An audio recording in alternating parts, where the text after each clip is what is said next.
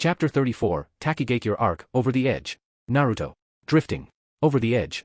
Back down at the base of the waterfall, Naruto, Fu and Shibuki had just finished cleaning up the shores at the bottom of the cascading falls.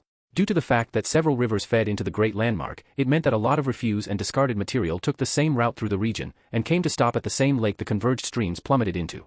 As this was a place of great importance and was also a significant part of the ecosystem surrounding the hidden village, it was up to the community's ever-vigilant population to keep an eye on the quality of their water and to take good care of the area surrounding the landmark as best as they could. Owing to the nature and location of the hidden village, the villagers had learned to be extra careful when venturing outside of the protection of their home. As this was essentially their front porch, it came as no surprise to the newcomer to the area that both the children and its shinobi knew this place incredibly well. But shinobi, villages, politics and process were nowhere in the minds of the two Jinchuriki Naruto and Fu, as the pair sat before the kids that had come out to greet them and caught up on the months that had passed since they'd last met. Taking turns in telling stories, it was this time the Kunoichi's role as an audience member to sit quietly and to hang on to every word spoken to her by her fellow Jinchuriki, as he went on raving about the exams and the exhausting stages that had involved both him and the other nations participating. There was no way she was going to argue that it had been an invigorating and hair-raising experience for the blonde-haired wanderer. As she listened to his tales of excitement and adventure, the green-haired girl wished more and more that she'd been a part of these trials as well. The children sitting in front of them as well were also enchanted. So the second stage of the exams was a race across a valley that was sitting right on top of a volcano, the young boy with the spiky brown hair asked, his eyes reflecting his interest and awe. Oh yeah, Naruto replied cheerfully, wiping a hand across his forehead protector at the mere memory of the stage. The entire course was lying on top of a volcanic area. There was lava right underneath the surface of the crust and it caused everything up above it to burn and boil. The trees that grew there had to adapt to the new conditions in order to survive, producing a thick liquid inside of them to keep them cool that became highly corrosive when exposed to the air. Even the pools of water meant to keep the valley cool were acidic. How did you survive, Naruto-san? The little girl sitting beside the boy asked, looking inquisitively towards the blonde-haired Jonin. The Jinchuriki grinned enthusiastically. We had to go up high where the ground and air wasn't poisonous. By climbing to the upper levels, we were able to avoid the deadly acid pools and were also able to find enough food that was safe enough to eat. Water too. Did other people do that? Or were you and your teammates the only ones that did? Scratching his head, Naruto tilted his head thoughtfully as he contemplated the events that took place then. Well, I'm not too sure about everybody else, but the Kumogakure team that you saw in the finals did the same thing that our team did. Since it was so dangerous in the lowlands and there were so many other squads running around, they also went up to the high grounds to find shelter. Their squad was seriously tough, and the blonde-haired Kunoichi with them was really smart. It was this that had the little girl's expression brighten up. Samui, right? That's right, Naruto nodded. This then prompted the boy to grin up at the young ninja with a smart aleck leer. Is she your girlfriend, Naruto-san? Blinking momentarily at the question, the shinobi from Konohagakure didn't need to think on it at all in order to come up with a response. Yes. Tayuya too? Yep, Naruto nodded again with a little more pride. 2 points. Fu shook her head across at the blonde at the cheerful look that came across his face. For such a nice guy, you really are a dirty man, Naruto-kun. This earned an immediate balk and a scowl from said Jinchuriki, while Shibuki, who was standing nearby and leaning against a tree with his arms folded across his chest, chuckled in amusement. You have girls coming at you left and right, you lucky dog, you. The blonde continued to stare back silently before breathing out an exasperated sigh. Perhaps it's a fact I should start feeling proud about. Perhaps. You exaggerate a lot. If your flamboyant displays in the exams were of any indication, and you can be really, really confident when you want to be, Fu responded with a careless shrug. Admitting that you're a lucky guy every now and again isn't a bad thing. Knowing where you're coming from and who you are, you deserve all the love you can get. The green-haired Kunoichi then began rocking back and forth in her seat while looking towards the sky in a contemplative manner. As for me, I'd like to find a guy who's smart, handsome and cool, someone who likes me for who I am and someone who can look out for me whenever I need his company.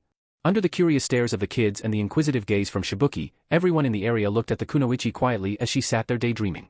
Taking in her expression and the tone of her words, Naruto beamed at her and reached out to pat his friend on the hand. I'm sure Mr. Right is out there somewhere, Fu-chan. You just have to find him or wait for him to come around. Yeah, the teen replied before giggling. There were so many cute guys fighting in the exams, I don't even know where to start. Oh? Naruto raised an eyebrow. Has someone perked your interests? Twirling her hair with her finger, the mint-haired Jinchuriki looked back at the blonde slyly. Maybe. Let me guess, was it Sasuke? Naruto asked, making gestures above his head to illustrate the boy in question. Uchiha? The one with the raven black hair cut in the style of a chicken's tail feathers and always wears that plastic expression he calls a face? Nope, Fu replied quickly, shaking her head. Niji? Hyuga, brown hair tied into a ponytail, looks like he's wearing a straight jacket and has lady hands. Norige, Fu chirped again. The boy sitting in front of the two shinobi blinked when he glanced across at the spiky-haired foreigner. How do you know he has lady hands? Naruto chuckled at the honest question and tapped his nose. Intuition. You'll find out for yourself when you're older and you come across somebody like that. Seeing the kids stare across at one another and shrug at the confusing adult banter, the blonde-haired Jonin went back to conversing with the Chunin from Takigakure. I'd like to keep guessing, but I'm a tad bit fearful of the answer waiting for me just around the corner. What? Are you scared? Fu asked cheekily. No. The kunoichi chuckled and punched him playfully in the side, getting the boy to bend and rub the affected area from the bruise. Then what are you afraid of? Come on. This is getting fun. As much as I would like to stand here and laugh with you guys over this whole boyfriend-girlfriend thing, I'm afraid it's time for us to split, Shibuki spoke up, wandering over to the children sitting in front of the bickering pair and getting them back to their feet. With both kids letting out a groan of disappointment, the son of their village leader shook his head and grinned at the pair of troublesome Jinchuriki. We've got important paperwork to see too, and I can't leave these kids out here on their own. It's been great hanging out with you, Naruto. If you're ever in the neighborhood, feel free to drop by and visit us. Just forward our village a memo before you do and we'll come meet you outside. Nodding in understanding, Naruto also rose to his feet while Fu hopped up onto hers, both of them coming to stand side by side. I had a great time speaking with you guys. And it was great seeing you again, Fu-chan. You too, the kunoichi exclaimed, at the same time jumping at the blonde and hugging him tightly. Squeezing the Ninetales container and lifting him off of the floor at the same time, the girl felt the boy return her gesture in kind while being suspended above the ground before setting him back to his feet. Till the next time we run into each other. Don't be a stranger now. Hey. I'm not a stranger to anyone and you know it, Naruto chuckled while stepping away with his arms held out to his sides in a showy gesture. I'm a celebrity, so everyone I bound to meet will probably know me on sight. More like a ninja finally starting to get a reputation in the world. All of his years of meddling and involving himself in the most impossible disputes were finally starting to pay off. Shibuki chuckled, a celebrity who everyone wants a piece of. Damn straight, the blonde replied with a quick salute to the teen before waving to both Fu and the kids. I'll see you guys later. Goodbye, Naruto-san. Come back soon, the children called while waving to the blonde-haired Jonin. Giving the kids the thumbs up, the Jinchuriki then turned heel and headed off. Exploding from his spot in an orange flash, he sprinted into the forest, his shadow fading away into the dense woodland and vanishing in a shower of leaves. Within seconds, he was gone, leaving behind the small contingent of Takigakure villagers standing in the clearing by the lake and staring after him. Upon seeing the youngster off and ensuring he was gone from sight, Fu and Shibuki turned to each other and beamed. Should we be going then? The villager leader's son asked. Sure. Answer given, Fu then took both the young boy and the girl by the shoulders and started harrying them towards the waterfall. Scurrying down the small hill toward the shore of their village's namesake, the small group began making tracks back to one of the secret entrances that would inevitably lead to their village. However, just before they could start working their way to any of the tunnels and passageways, the kunoichi leading the group suddenly jerked to a sudden and unexpected stop, prompting both Shibuki and the two children to do the same. The latter, confused by their halt in momentum, looked up towards the teen behind them in surprise. The young girl Yuna blinked in confusion. Fu-san? What's wrong? The moment the youngsters directed their questions towards said Jinchuriki, both of them were caught completely by surprise when they saw the green-haired kunoichi glaring off in some random direction with the most serious and intense look you would ever see on her, a stark contrast to her more common, cheerful demeanor. Eyes snapping left and right sharply, Fu kept a firm grip on the children's shoulders as they looked at her face worryingly, a feeling that was soon shared by the perplexed Shibuki, who also picked up on something off about the area they were in and began looking around just as his companion was. It took them a few seconds, but the pair eventually realized that the birds had stopped chirping and that a cold front had unexpectedly pulled over. This wasn't some ordinary change in the weather patterns though. No. This was something much more serious. Killing intent, and a lot of it, Fu thought, a bead of sweat running down her head when she wordlessly pulled the children behind her and heard Shibuki unclip his leg holster. Sniffing the air and feeling the breeze against her skin, the girl steeled herself and subtly took a wider stance. This isn't ordinary chakra. Whoever is emitting this is strong. Very strong. They were so strong in fact that they were practically perforating the air. After a minute or so of silence and attempting to gauge the source of the anomaly, the girl then balked when she sensed a change in the wind patterns and glared over her shoulder. Wait, they're moving? Whoever it was clear that they'd been watching them. However, for some strange and unexplained reason they decided to retreat just when the group was within running distance of the secret entrance to their village and with children under their protection. But why? It was then Fu worked out the direction the source of the killing intent had suddenly taken and recoiled when she realized that they were following Naruto. Then, just before she could come up with an appropriate response to the retreating threat, the sound of water flow being disturbed had the Jinchuriki's eyes snap back towards the large falls over the lake. The moment her eyes fixed on their landmark, a barrage of shuriken flew out of the falling wall of water and shot towards the group in a deadly hail of sharp, spinning metal. Shibuki spotted the incoming attack too and, upon burning through his surprise, yanked out a kunai and hurled it up at the incoming barrage. His blade collided with one of the stars in the center of the formation, the two weapons canceling each other out before the explosive tag the Chunin had attached to the blade exploded, knocking several of the other stars out of the air while the others further out of the arrangement continued spiraling towards the group. The children cried out in terror and huddled up, at the same time watching from under the shadow of Fu as she suddenly jumped towards the remaining projectiles and kicked them out of the air. A loud clang rang out when she struck them and scattered the blades into the lake at their feet. Upon landing and seeing the water settle, the mint-haired girl huffed and glared up at the waterfall. Whoever did that is a dead man. At that moment, the people that had attacked them decided to reveal themselves to the group of youngsters and emerged from their hiding place. The water of the falls exploding outwards in several different places, a band of figures suddenly leapt into the light, 3 of them adorned in common mercenary clothing, whereas the leader, a muscular, gray-haired man with a marking over his nose, led the charge with a wicked grin in play and killer reflected in his eyes. "You might want to rephrase that statement, little girl," said squad leader barked in amusement as his subordinates hurled another barrage of kunai and shuriken towards the party down below, seconds before all 4 of them landed across the lake surface. Seeing the weapons flying toward them en masse, Fu gave a wide smirk and stood her ground, waiting until the blades were within reach. At first the enemy contingent expected to see the team get cut down by the wave of deadly weaponry. However, both the enemy shinobi and the children positioned behind the kunoichi, all of whom had yet to see her in action, suddenly saw Fu do something completely outrageous when, standing in the exact same spot she was holding, her form blurred and warped in the air around her in a sudden show of agility, and the kunai that had previously been on course to cut her down disappeared. It was when Fu stopped moving around that Murasame and his group got the shock of their lives when, as they stared across at their target, they saw that the girl had caught every single blade thrown at her with her teeth. Flashing them a cocky grin with her mouth full of metal, the kunoichi then clenched her jaw tightly, a loud grinding noise echoing out before all of the blades she'd caught shattered and scattered across the ground. "Mashiki, bug bite," the girl chirped before licking her lips in a seductive manner. "If that's the best you clowns have got, then this won't take very long." The mercenaries were stunned. "How the hell did she do that?" one of the masked men asked out loud, keeping his terrified gaze squarely fixed on the teen. Gritting his teeth in frustration, Murasame glared at the foot soldiers under his wing and jabbed a finger in the direction of their targets. "Who cares? Don't just stand there gawking like idiots. Get them." Just as the squad of foot soldiers were trying to get their heads back into the game after witnessing the unbelievable sight, the squad failed to notice the waves on the lake beneath them suddenly changed their pattern and direction.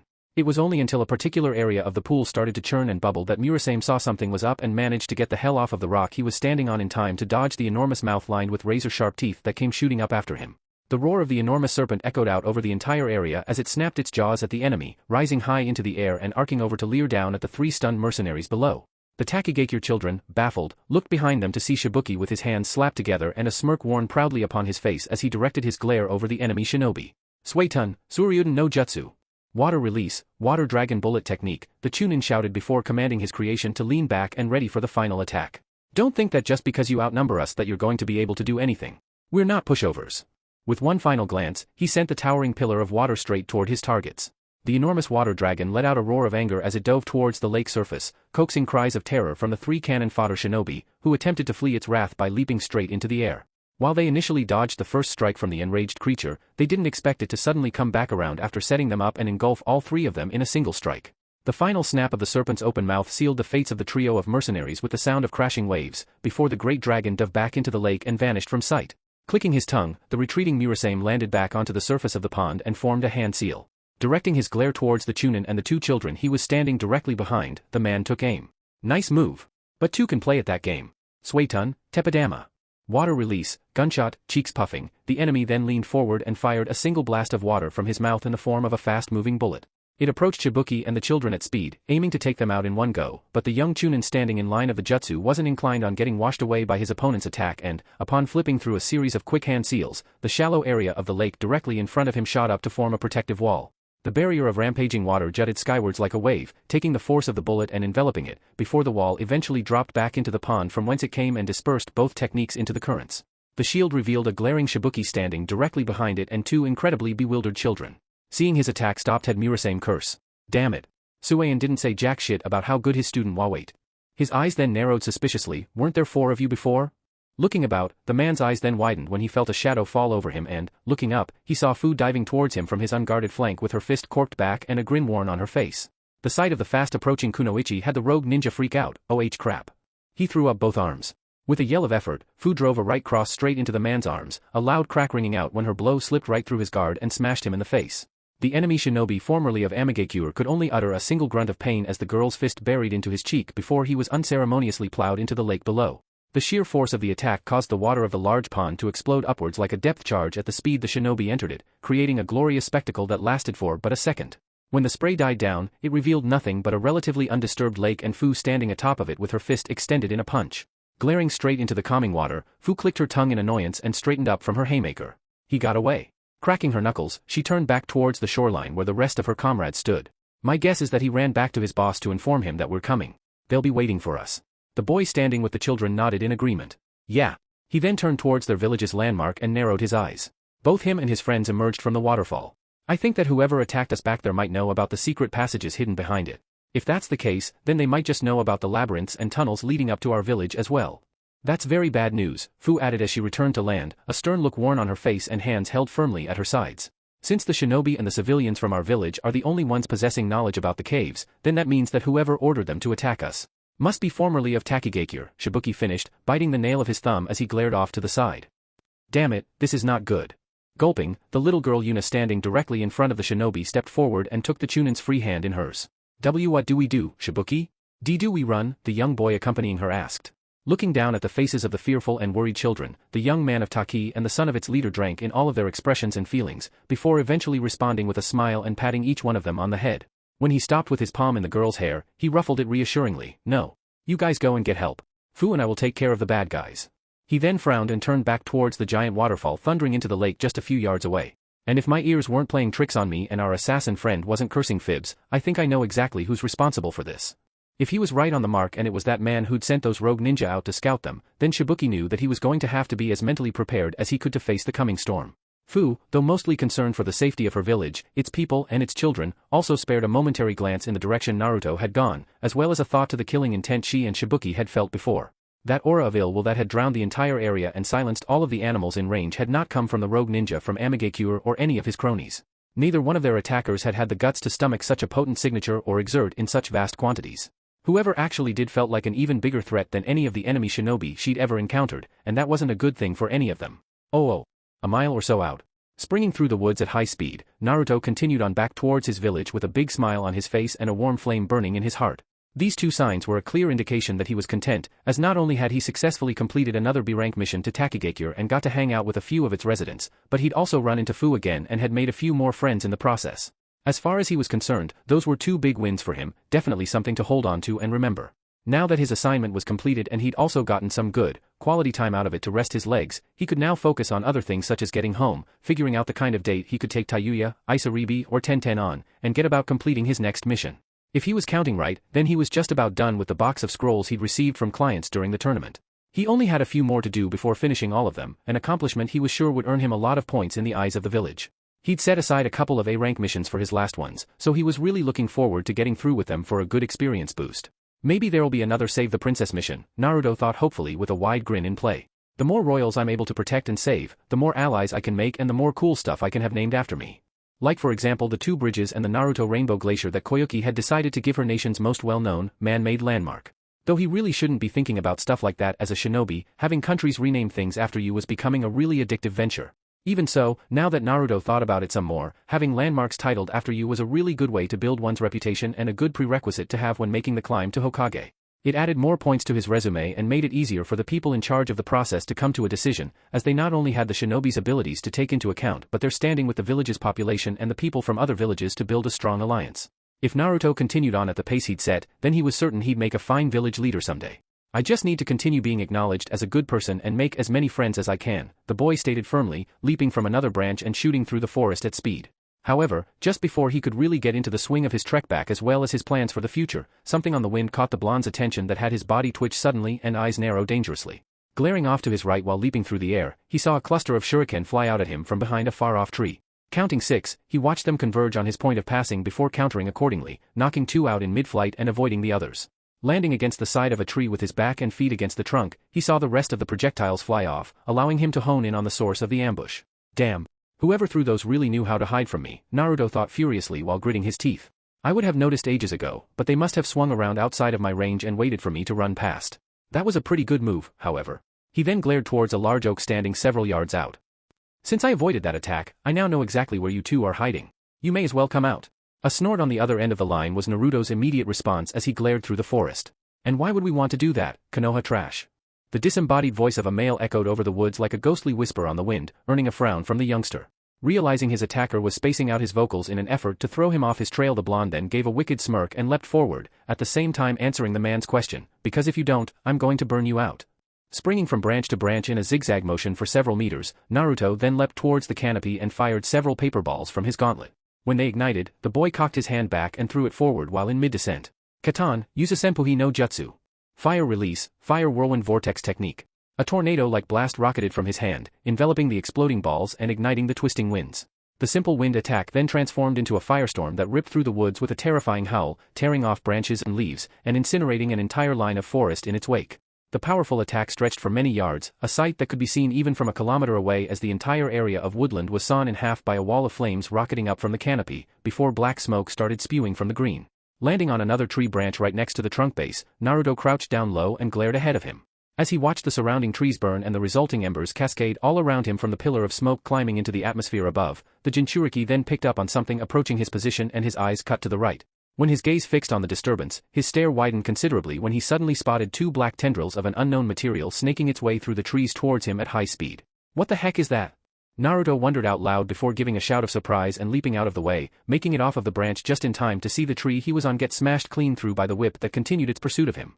Leaping backwards through the canopy, the boy slipped and ducked around a couple more swipes from the wires before they stopped and retreated back into the forest from the direction they'd come. Landing on a branch further away from his previous position, Naruto's eyes narrowed firmly onto the woods beyond his sight and watched the attacking appendages vanish, until the sound of leaves bursting next to him alerted him to a new incoming threat. Turning swiftly, the blonde looked in time to see a man with dark gray hair and a brown tunic and with a purple rope wrapped around his waist lunging at him with a punch. Responding in alarm when he saw the person's arm suddenly distort in mid-flight, like it had sprouted extra fists, Naruto crossed both his arms in front of his face and blocked the swinging hit, the impact of which was marked by a loud bang and the force of a mule's kick behind it. Tarinken. Multiple connected fists. What the fuck, was Naruto's one and only thought as he was lifted off of his branch and sent rocketing through the forest, crashing through a couple of trees before bursting out into an open clearing. Back slamming into the grass seconds later, the blonde slid and bounced along for several meters, before using his momentum to flip his body over and right himself on all fours. When he eventually skidded to a stop, now looking quite grungy from being dragged through the dirt, the blonde was then able to completely register to the blow he received and raised both of his hands in agony. Holy shit. It feels like I just tried to stop a train. His forearms had pins and needles in them from taking that punch. Or, 3 punches. What the hell was that anyway? Clicking his tongue in annoyance, Naruto looked up again when he sensed his attacker emerge from the forest, bursting out from the cover of trees and into the clearing. When the person landed on the grass at the very edge of the area, the Jinchuriki saw it was the gray-haired man again, only this time he could see him a lot more clearly. Aside from getting the significant parts of his description right on first glance, the guy was also wearing lipstick, had purple markings around his eyes, and was also noticeably smoldering from the body, with various burn marks visible on his skin and clothes.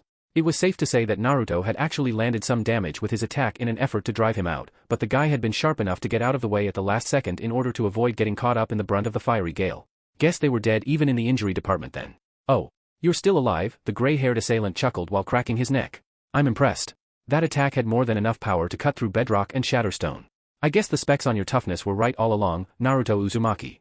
The moment he ended that sentence, the blonde crouching several yards away from him then watched in bewildered intrigue as fiery red markings of unknown origin suddenly started to creep across the man's face, before seemingly cooling down a second later and leaving a black, blotchy tattoo pattern on most of his skin. Frowning, the Jinchuriki stared across at the cross-dresser confronting him and huffed. Who are you?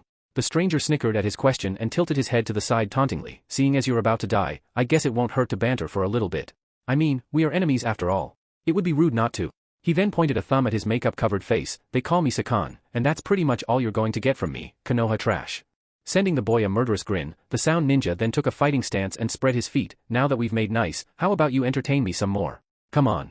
Massaging his arms to get feeling back into them, Naruto inhaled deeply and smirked, with pleasure.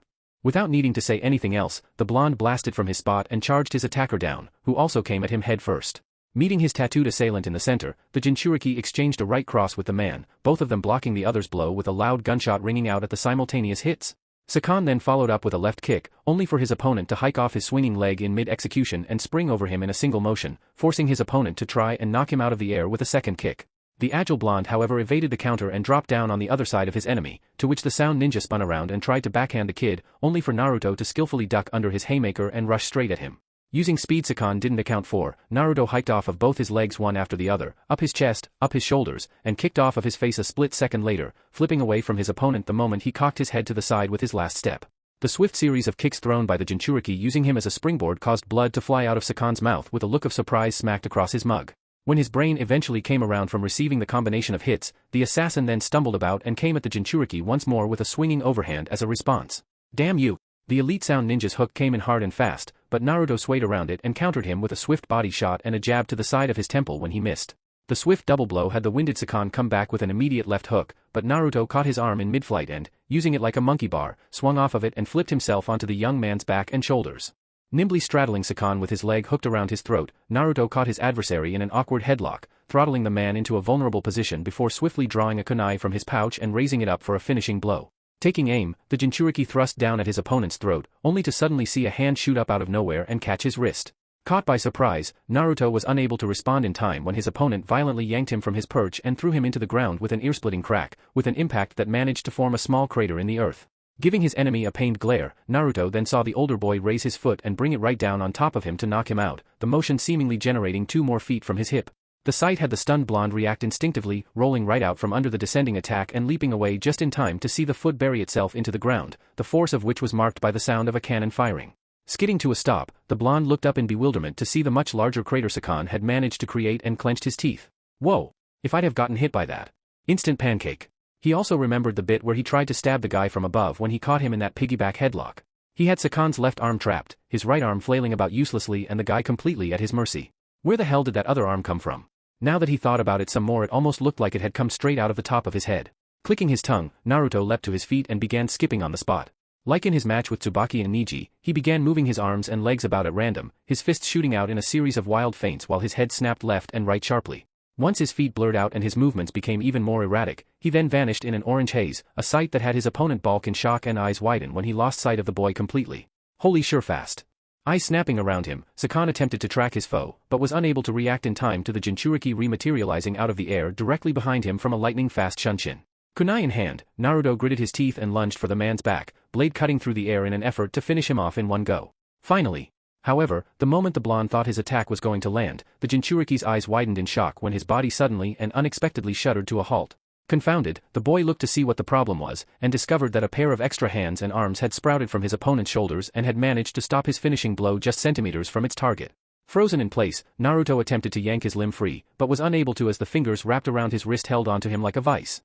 Hey! What the fuck? Glancing up, Naruto then recoiled when he saw another face, an exact mirror image of his opponent's ugly mug, grinning back at him from the extra mop of hair that had been sitting behind Sakan's head. And here he thought his eyes were just playing tricks on him and that it was actually a dummy that had been attached to the man's back. But no. It was an actual person's head protruding from the gray-haired assailant's shoulders, and it was alive. At that exact moment of stunned pause, Naruto saw Sakan look over his shoulder and, when their eyes met, the enemy shinobi's lips turned upwards into a malicious smirk and he rounded on him aggressively. Oh, there you are. The sound ninja spun around and, with his left leg, which suddenly multiplied into 3, uncorked a killer roundhouse kick straight into his opponent's torso, an attack that landed with the sound of a gunshot. Tarankyaku. Multiple connected feet. Naruto was thrown off his feet and sent rocketing across the field, a pained yell escaping his lips as his body careened into the undergrowth, blasting through trees and knocking 2 of them down in one go. A small portion of forest collapsed on top of him as a result, choking up the area in a cloud of dust and splinters. Seeing the fumes block out the view of his now buried target, Sakan smirked. Heh. That was surprisingly easy. Considering the shit he pulled during the exams, I was expecting him to be a lot more fun than this. Oh well. After a few more seconds of standing there and looking smug, the sound ninja's smile then vanished from his face when the cloud of dust hanging in the air suddenly parted, and the assassin was smacked full on by a blast of wind with the force of a horse's kick behind it. Hien. Flying swallow. The invisible shot knocking the wind out of him, Sakan had barely enough time to respond as he was suddenly bombarded by an onslaught of more invisibly fast attacks being fired from the thick of the woods. After receiving 2 more rounds that sent him barreling across the ground, another ball of wind smacked him into the air before knocking him back down into the clearing, where he landed with a loud and painful thud. Rolling onto all fours, Sakan coughed up blood and glared up. The second he did so, he saw his thought to be knocked out opponent leap out of the forest and uncork a right straight in his direction. Futon, Senpuken. Wind release, whirlwind fist, a tornado exploded from Naruto's fist, the head of which slammed full on into his dumbstruck opponent and sent him spiraling into the woods, just as his attack did to him. The technique collapsed many trees on top of the gray-haired attacker and tore through much of the forest, resulting in a similar eventuality that had almost sealed Naruto's fate. Looking back at the Kyuubi's Jinchuriki now withdrawing his fist from his spirited counterattack, the blonde looked pretty banged up. After having 2 trees crash on top of him and being kicked in the stomach by a force equivalent to that of a piston-powered horse, he was not only covered in splinters and bruises, but was also bleeding from the head. Breathing out from the combination attack he'd rained down upon his unsuspecting foe, Naruto then spat out the blood he'd collected in his mouth and turned his gaze onto the ruined forest ahead of him. A minute or so later of waiting and thinking he'd managed to put his assailant down for the count, the blonde suddenly saw one of the fallen trees get pushed aside and Sakan rise up out of the cloud of dust. This time however, when he made his grand re-entrance, he wasn't looking himself anymore. Not only grungy and bruised from being hit by the salvo of wind blasts, the head on his back had morphed into what Naruto initially believed to be a demon. With red skin, a pointed chin and a horn growing out of his skull, the extra head protruding from Sakan's back had taken on the appearance of an Oni, and had also had a pair of arms and legs protruding outwards, transformed to match his visage. God damn it, Sakan. This is why I tell you not to mess around with your opponents. When you stand there with your finger up your ass and trying to act all cool like, you get blindsided and fucked up, the figure on the boy's shoulder snarled while the man with tattoos cringed from the scolding. This is the third time this week I've had to save your useless ass. Don't get snappy at me, bro. I was just having a little bit of fun, that's all, Sakan replied with a slightly abashed expression in play. Despite the bruises he'd taken and the blood dripping out of the corner of his mouth, he was actually quite chipper. Besides, I thought I'd taken care of this pest. Well, obviously you didn't. Now what are you going to do? What am I going to do? What am I going to do? The gray-haired man asked as if it were the most obvious thing in the world. Eyes snapping to the Jinchuriki staring at the pair strangely, a sinister grin then formed on his face. I'll tell you what you and I are going to do. We're going to kick the crap out of this bastard and drag him back to Orochimaru-sama so that he can spend the next few months playing doctor with him. Heh. Fine. Since you're having such a tough time against this rat, it looks like I'm going to have to step in and help sort this out, the demon replied with a long, dreary sigh at the end. Honestly, you can be such a pain to live with sometimes. Naruto then watched with a firm glare in play as the original person he'd been fighting also underwent a transformation. The tattoo pattern Sakan had stretched across his skin expanded until his entire form became that of an Oni as well with red skin, a widened grin with fangs and claws, and long white hair with a pointed chin and a horn growing out of his forehead. His eye also became inverted, with yellow irises and black sclera as opposed to the normal coloration. It not only creeped the blonde out, as the guy now looked a whole lot more menacing, but also worried the Jinchuriki considerably as he felt the atmosphere become tense and the man's chakra take a massive jump. Okay. This is getting freaky. Who the hell are these guys? And how the hell are they fused together like that? Naruto asked, now assured he was fighting two people at once as opposed to one, seeing as how the pair of heads were addressing each other as siblings. After watching his opponent complete his transformation and leer in his general direction, the Jinchuriki shook his head, rushed forward and formed his familiar cross-fingered hand seal. I guess I'll ask them after I've kicked the shit out of them. Kagebunshin no Jutsu. Shadow Clone Jutsu, copies sprung up out of the air all around him and scattered, surrounding the red-skinned figure before converging on his position. Eyes cutting around him, Sakan chuckled and crouched down. You've boosted your numbers, huh? A smart move, considering there's only one of me. But no matter how many times you multiply yourself, the result will always be the same. Springing off of the ground, the now demon-morphed sound ninja began to spin, his body blurring and a harsh wind kicking up around him as he struck out at the approaching copies. 0. Taren Senpu. Multiple connected whirlwinds. A tornado rocketed up around the boy as the Naruto shadow clones launched themselves at their opponent, only to be blasted off when they slammed headlong into the vortex and sent spiraling away. The bodies vanished into puffs of white smoke, moments before the raging twister died down and the red-skinned Sakan dropped back to the ground, a bark of laughter escaping his lips. That was fun. Got any more tricks? Come on. I'm standing right here. Stop heckling the brat and hurry this up, the head on Sakan's back snapped impatiently. I don't want this fight dragging out any longer than it has to. You're going to make us look bad. Heh. Whatever. You're always so boring, Yukon. Head snapping towards the trees, Sakan saw several shuriken fly out at him in a wide arc and leapt out of the way, effectively avoiding them before coming to a soft landing. However, the moment the man's foot touched down and his body slid to a stop, the sole of his sandal scraped against something uneven, a feeling that had the sound ninja look down in alarm. When he did, he saw an explosive tag buried under a thin layer of earth ignite before going up in a fiery explosion. The blast was strong enough to rip a crater into the earth and send debris and black smoke spewing into the sky, a split second before an annoyed Sakan leapt out of the cloud trailing fumes. Sliding backwards upon touching down on the clearing's floor again, the demon shinobi looked up in annoyance and growled. Stupid Konoha trash. Leading me around like some sort of dog. The man then took a defensive stance when he saw the black smoke part sharply and his opponent come charging out at him, with agility that had Sakan bare his teeth and cock his hand back. You want to go? However, just as the blonde was only a few feet away from him, the blonde's hand was suddenly thrown forward and, following a sharp cracking of wind, Sakan found his eyesight blinded by a white light and his ears ringing from a flash bang going off right in front of his face. Gah! What the hell? Ah, fuck. See. What did I tell you, Sakan? Flash pellets fired, Naruto dove right for the opening presented to him as both the main body of Sakan and the other head belonging to his brother Yukon were stunned. With their hands covering their eyes and their form staggered, the Jinchuriki went for it with an open hand. Two heads may be better than one, but in this case, both of them are still attached to the same neck. Palm cocking back, he prepared to launch the pair from the ground as he closed in on his temporarily disabled target. This time, for sure. With a yell, the blonde lunged forward. Only to stop dead in his tracks when his right foot landed and wouldn't come off of the ground. Jerking to a stop, the Jinchuriki gasped and looked down. When he did, he saw the same black tendrils that had attacked him earlier in the woods had jutted out of the earth and had wrapped around both his ankles. The lengths of what looked like thick, black wire held him down, with the youngster trying to force himself free. What? Again, he shouted, trying to squirm free but was unable to move thanks to the awkward positioning of his feet. Due to the speed the material traveled at and its weird makeup, Naruto was unable to pick up on its approaches as accurately as he would with living beings. What the heck was this stuff? Feeling it tighten, Naruto took a closer and longer look at it. After gauging its feeling and the strength it possessed, he then blinked in surprise when he recognized the all-too-familiar texture rubbing against his skin and stared at it in disbelief.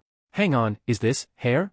Unfortunately, as his attention was so fixed on the stuff that was trapping him, Naruto was unable to respond appropriately to the incoming threat in Sakan when the man eventually recovered from the flashbangs and lunged at the Jinchuriki with a punch. Naruto had but a split second to throw up his guard and block the triple punch that plowed into him. The force knocked him off his feet and sent him tumbling across the field again, where he eventually flew through a tree and crashed into the shrubs. The giant trunk was smashed to pieces as the rest of it toppled to the ground, shaking the earth with a thunderous bang. Grinning, Sakan drew back his fist and chuckled, "You let your guard down, brat. I hope that hurt."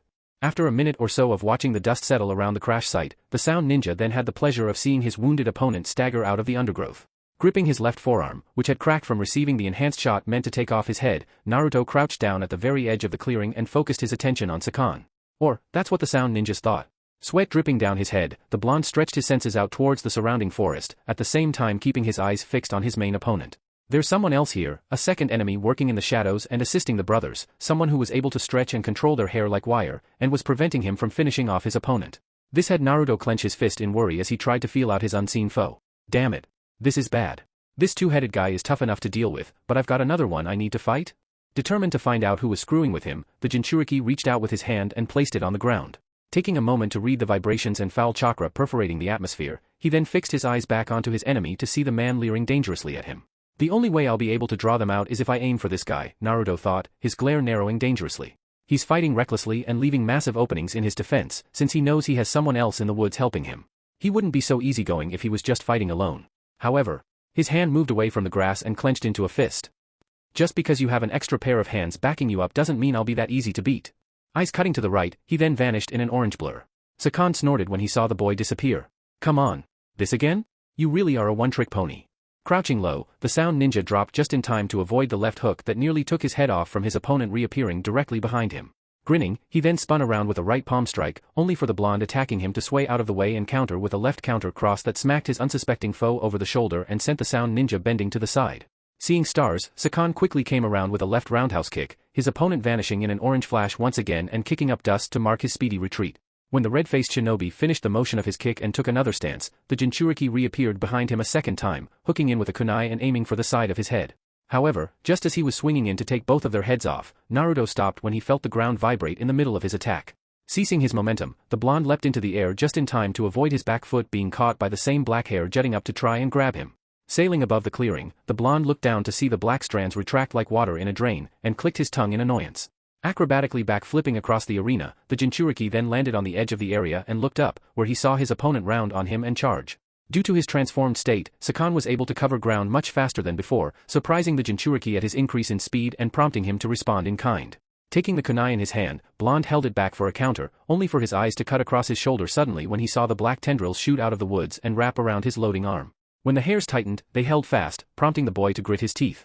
Damn! Looking ahead, he saw the approaching Sakan rear his own fist back, which multiplied into 3 and was now bearing down upon him. In that instant, the quick-thinking Naruto smirked and dropped down, pulling his bound fist forward as best as he could, meaning when his attacker swung and missed, the assailant's attack ended up catching the hairs wrapped around Naruto's arm, which struck and ripped through them without thought or hesitation. The sound of the strands ripping like fabric was cringeworthy, as was the blood-curdling shriek that followed. Kai-a-a-wea. Barrel rolling out of the way once his wrist was free, Naruto managed to get his distance again and looked back to see his opponent frozen in place and a nervous look slapped across his once smug expression. Even his brother, the head that was normally silent, was looking ahead of him nervously. Ah, shit, Sakan murmured. You've done it now, bro, Yukon followed up. Sakan, you ass. You fucking ripped the hairs right out of my head by the roots, the voice of a girl echoed out over the woods, earning a wince from the transformed Sound Ninja. I swear, when this is all over I'm going to castrate you while you're asleep and feed your balls to the rats. Cringing, Sakan turned to glare across at his opponent, who he could see was now looking around the area for the source of the enraged voice. Eventually, the person owning the harpy-like calls decided to emerge from her hiding spot on her own accord, jumping down from a nearby tree to land directly next to the two-headed Oni, and allowing Naruto to get a good look at her.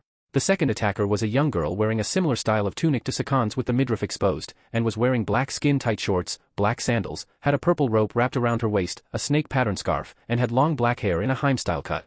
On first glance, Naruto initially mistook her for Kin, but on closer inspection the boy saw that she was a couple years older than her, yet still possessed a fierce and aggressive nature about her person.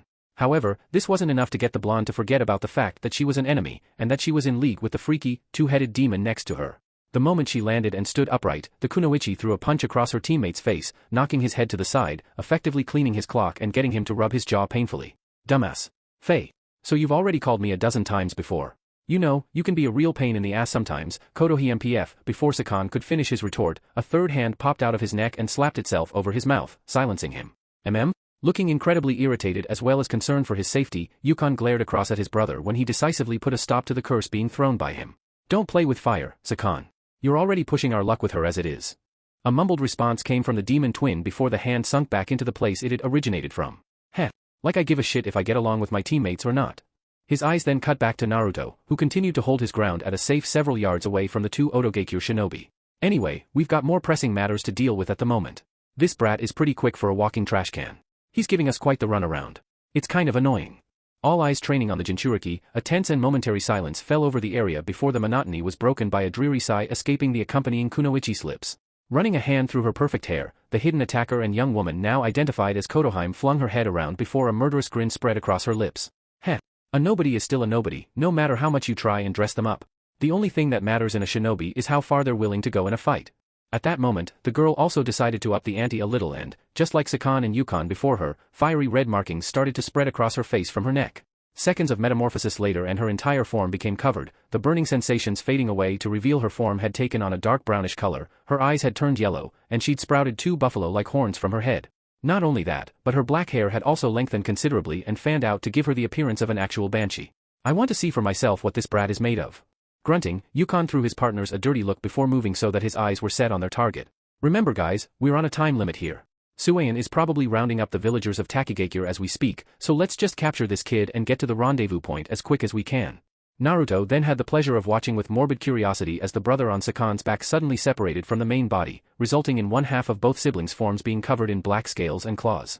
When they completed the split, the Jinchuriki found he was facing off against 3 adversaries in total, and all of them were bearing down on him with menacing grins in play and weapons drawn. The sight had the blonde break a sweat and take on a defensive stance. I have a feeling that this is going to get real ugly. That Sakan character hit a lot harder than Lee or Kyoko ever did, and he only had a faint idea of what the other one was capable of. Somehow she used her hair as a part of her fighting style and that it was as strong as military-grade ninja wire. If he wasn't careful with that one, she was going to chop off something that he considered extremely valuable on his person. Not something he wanted to explain to Tayuya when he got back home. While this was Naruto's initial concern, his second came as a bit more mental stress to his person when he eventually processed what one of the two demon brothers in front of him said about Taki. Is there a bigger thing going on in the shadows? Briefly glancing in the direction of the waterfall he'd left far behind, the boy then set himself into another defensive stance and narrowed his eyes. If there is, then I don't have time to be playing around with these guys. I'll take them out one at a time as fast as I can, then head back to the village. Maybe then I'll actually get some answers. That is, if he was able to. Huffing, Naruto wiped the blood dripping over his eye and drew a kunai. As much as I'd like to ask what the hell this is all about, I think I'd rather drop you sorry lot and move on with my life. Sakan perked up at the voice and chuckled, oh look. The Konoha trash wants to play with us some more. Interesting. Dogs tend to bark their loudest when they're cornered, not to mention bite. Yukon also chuckled before setting himself into a stance, just as the other two did. Come on. Let's muzzle this brat. Like I'm going to give you that chance. Naruto snapped before exploding from his spot in a blur, startling his 3 opponents when he immediately went for Yukon in the center and lashed out with his kunai. The white-haired man hastily retreated, ducking and slipping under deadly strikes from the boy's blade until his opponent caught up and blocked his strike, catching the blonde's wrist while the point of the kunai hovered just next to the man's temple. The Jinchuriki gritted his teeth and glared furiously at the Oni he was facing off with. Don't underestimate me. Naruto then continued his assault. Proceeding to drive his opponent across the clearing, Naruto was then forced to duck a kick from Sakan coming up behind him, avoiding the blow that would have knocked him flying before lunging at the guy with his knife. He traded shots between the two, before his blade was eventually knocked out of his hand by Sakan parrying him at the wrist, leading to a 2-on-1 taijutsu scrap, with the Jinchuriki, dancing, jumping and exchanging hits between the brothers. Leaping over 2 simultaneous kicks aimed for his stomach, Naruto rolled across the ground and leapt away to avoid another kick aimed for his head by Kotohime leaping into the fray. The blonde clicked his tongue as he was then pursued by the girl dashing towards him, throwing punches and palm strikes his way and forcing him onto the defensive, before eventually driving him into the path of Sakan coming up behind him once more. The wily young jonin sprang back and kicked at the man, hitting him in a guard that eventually threw him off and into Kotohime's range, who fired a right cross toward his incoming back, only for the blonde to slip around it and backhand her in the face. His foot landed on her forward leg at the same time, and he used her as a springboard to jump off of her and avoid a clawed slash from Yukon coming at him from the side.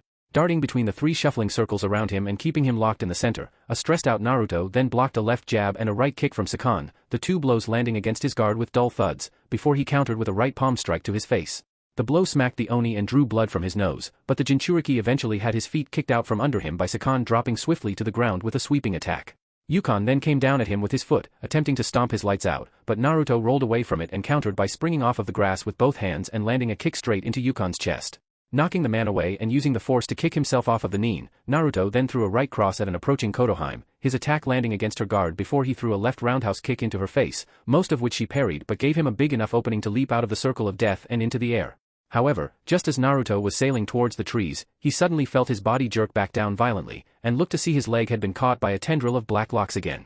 Using her bundled length of hair like a lasso, Kotohime grinned when she managed to catch her opponent in mid-jump and yanked him out of the sky. With a grunt of effort she threw him into the ground several yards away, watching him slam into it with a dull thud before she used her hair to pick him up again and slam him onto the other side of the clearing, another loud crack ringing out and a pained shout escaping Naruto's lips. Giggling maniacally, Kotohime pulled the blonde up a 3rd time and, using strength enhanced by the power of her cursed seal, let out a roar of effort and chucked the boy straight into the forest. Have a nice flight. The second she threw him, she released him, watching the Jinchuriki get whipped straight into the thick of the woods and plow through several trees along the way, all of which collapsed in the wake of his body crashing through their bases. Flying through the forest at breakneck speed, Naruto eventually emerged in another open area of the woods, his body tumbling down a rocky hillside and inevitably crashing into a wide stream at the bottom of the incline with a heavy splash. Lying in the water for several seconds and attempting to regain his bearings, Naruto slowly pushed himself up onto all 4s, shaking his head to rid himself of his blurry vision and looking up with a growl. He absently wiped the blood running down from the corner of his mouth, giving the pain racking his figure and the stain on his hand a moment of thought before dispersing it in the water. Now even more banged up than before, the young Jonin struggled to his feet and glared over his shoulder, just in time to see his 3 opponents leap out of the forest in hot pursuit of him and land atop of the water further up the river. Sakan snickered, "Heh. You're looking pretty messed up there, trash. Need some help?" Narrowing his eyes, Naruto turned to stare at the 3 ninja from Otogekyure. Taking a second to look them over, he then raised his right hand and massaged his wrist, having hit it pretty badly during his rough landing. Before we continue, I have a few quick questions I want to ask you 3. First of all, what's with the freaky change in costumes? You guys look like those little imps I see in the pictures on temple doors. Yeah. The ones that told stories about spirituality and all that stuff. Balking at the runt's little comparison and jab at their appearances, Yukon clenched his teeth and snapped at the boy. You really know how to piss people off, don't you, you little smartass? Naruto blinked. Well, aren't you? Sakan chuckled at the kid's inquisitive stare. You wish, kid. Our strength comes from a much higher power, Kotohime continued, pulling back on her scarf while craning her head in a confident manner. Being Orochimaru's elite, his strongest followers and his most loyal servants, our master bequeathed to us the gift of the Cursed Seal, a Fuinjutsu that forcefully draws upon the body's chakra, enhancing it with our master's Senjutsu chakra and increasing both our physical strength and the strengths and effectiveness of our other unique abilities. Utilizing our master's chakra by sacrificing our own results in the forms that you see standing before you, Sakan concluded, raising a clawed hand and flashing his talons. By altering the structure of our bodies, we are also able to perform techniques that we would otherwise be unable to sustain or execute with our previous forms, thus we choose to rely on the strengths given to us by Orochimaru-sama. Yukon clicked his tongue and looked away distastefully. Ugh. You two really don't know how to keep your mouth shut.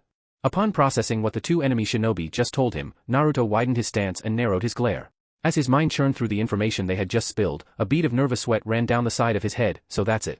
Those freaky transformations come from a cursed seal that has been placed somewhere on their bodies. The same thing he remembered Enko telling him about when she showed him the mark she'd been branded with by her previous teacher. Though it had come as a shock to the boy when he learned exactly who the woman's teacher was and what he did to her, it had left him wondering what else could be achieved through leaving such a permanent scar on a victim other than the power to control them. Now he knew. It seems I'm running into Orochimaru everywhere nowadays. If these clowns were working for the bastard, then Naruto knew he was going to be in for a long haul. From what Kin and Isaribi had told him about the Sannin and his minions, they were not only strong, but downright cruel, vicious and dangerous. They were not the kind of guys you would want to mess around with, nor were they the kind of people he'd want to run into on a bad day. Still, they were awfully chatty for being elites under whatever flag, ideal or insert reason for living here they were fighting for. The Jinchuriki figured it came with the territory of being a favorite to the boss. Corrupting power and overwhelming arrogance really did open up one's tongue to spilling details that would otherwise be considered private. Nevertheless, the boy nodded his head in understanding and cracked his knuckles by tightening his fists. Good to know. Kotohime smirked at him and ran a hand through her hair. Orochimaru-sama told us all about you and what you were capable of, Naruto Uzumaki. In fact, he gave us all a very thorough description on all of your little tricks and habits, and told us that if we were to ever run into you that we were to dispatch you with extreme prejudice and have you brought in for dissection, preferably alive. Upon running her hand over her forward bangs, her eyes narrowed dangerously. Your unorthodox nature and ability to traverse the field like you owned it was something Master expressed extreme concern over, and instructed us on how we should fight you. With that said, the girl then suddenly drew several lengths of hair before throwing it out. In a surprising change of pace to the fight thus far, Naruto then watched with vested interest as the raven-haired woman began throwing masses of hair out in all directions, the lines stretching a considerable and ridiculous distance across the field. Like lengths of taut, overhanging wire, she began crisscrossing the strands over the entire valley, covering the area in webbing and forming an intricate system of nets and zip lines that encompassed the entire group, leaving the four of them confined to a small section of land and stream, with the only good space available being the space standing between them. Hell, even Kotoheim had strewn the air above them with lengths of hair, essentially boxing them in. Ninpo, Kukakiyami.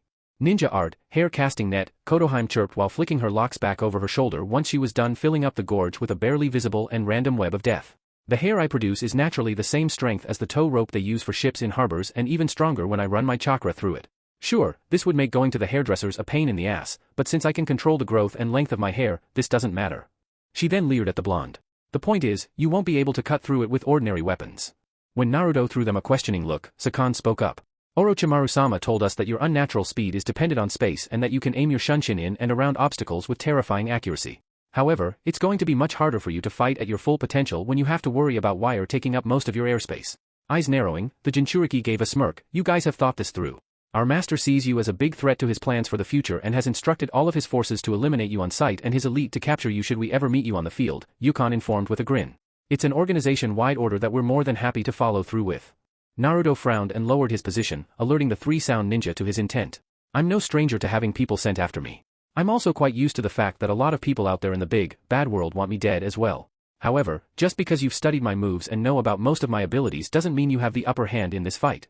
He then shot from his spot and charged straight at his attackers, fist cranked back and ready to run them through. Reacting immediately, the trio of sound ninja sprang into action, scattering themselves over the small area while at the same time keeping away from the hair barriers. Sakan met Naruto halfway, lashing out at him with his claws, only for the blonde to nimbly weave and sway between his hits while stepping back from his approach. The Jinchuriki retreated, avoiding several more wild swings from his opponent, before parrying a right overhand that plowed into him with blunt force. Frowning, Naruto's bullet time allowed him to break down his adversary's agility and work out an appropriate opening. His strength and speed are great, but the guy has absolutely no technique. It's all wild and unbound. That means when he swings in big, I can simply do this.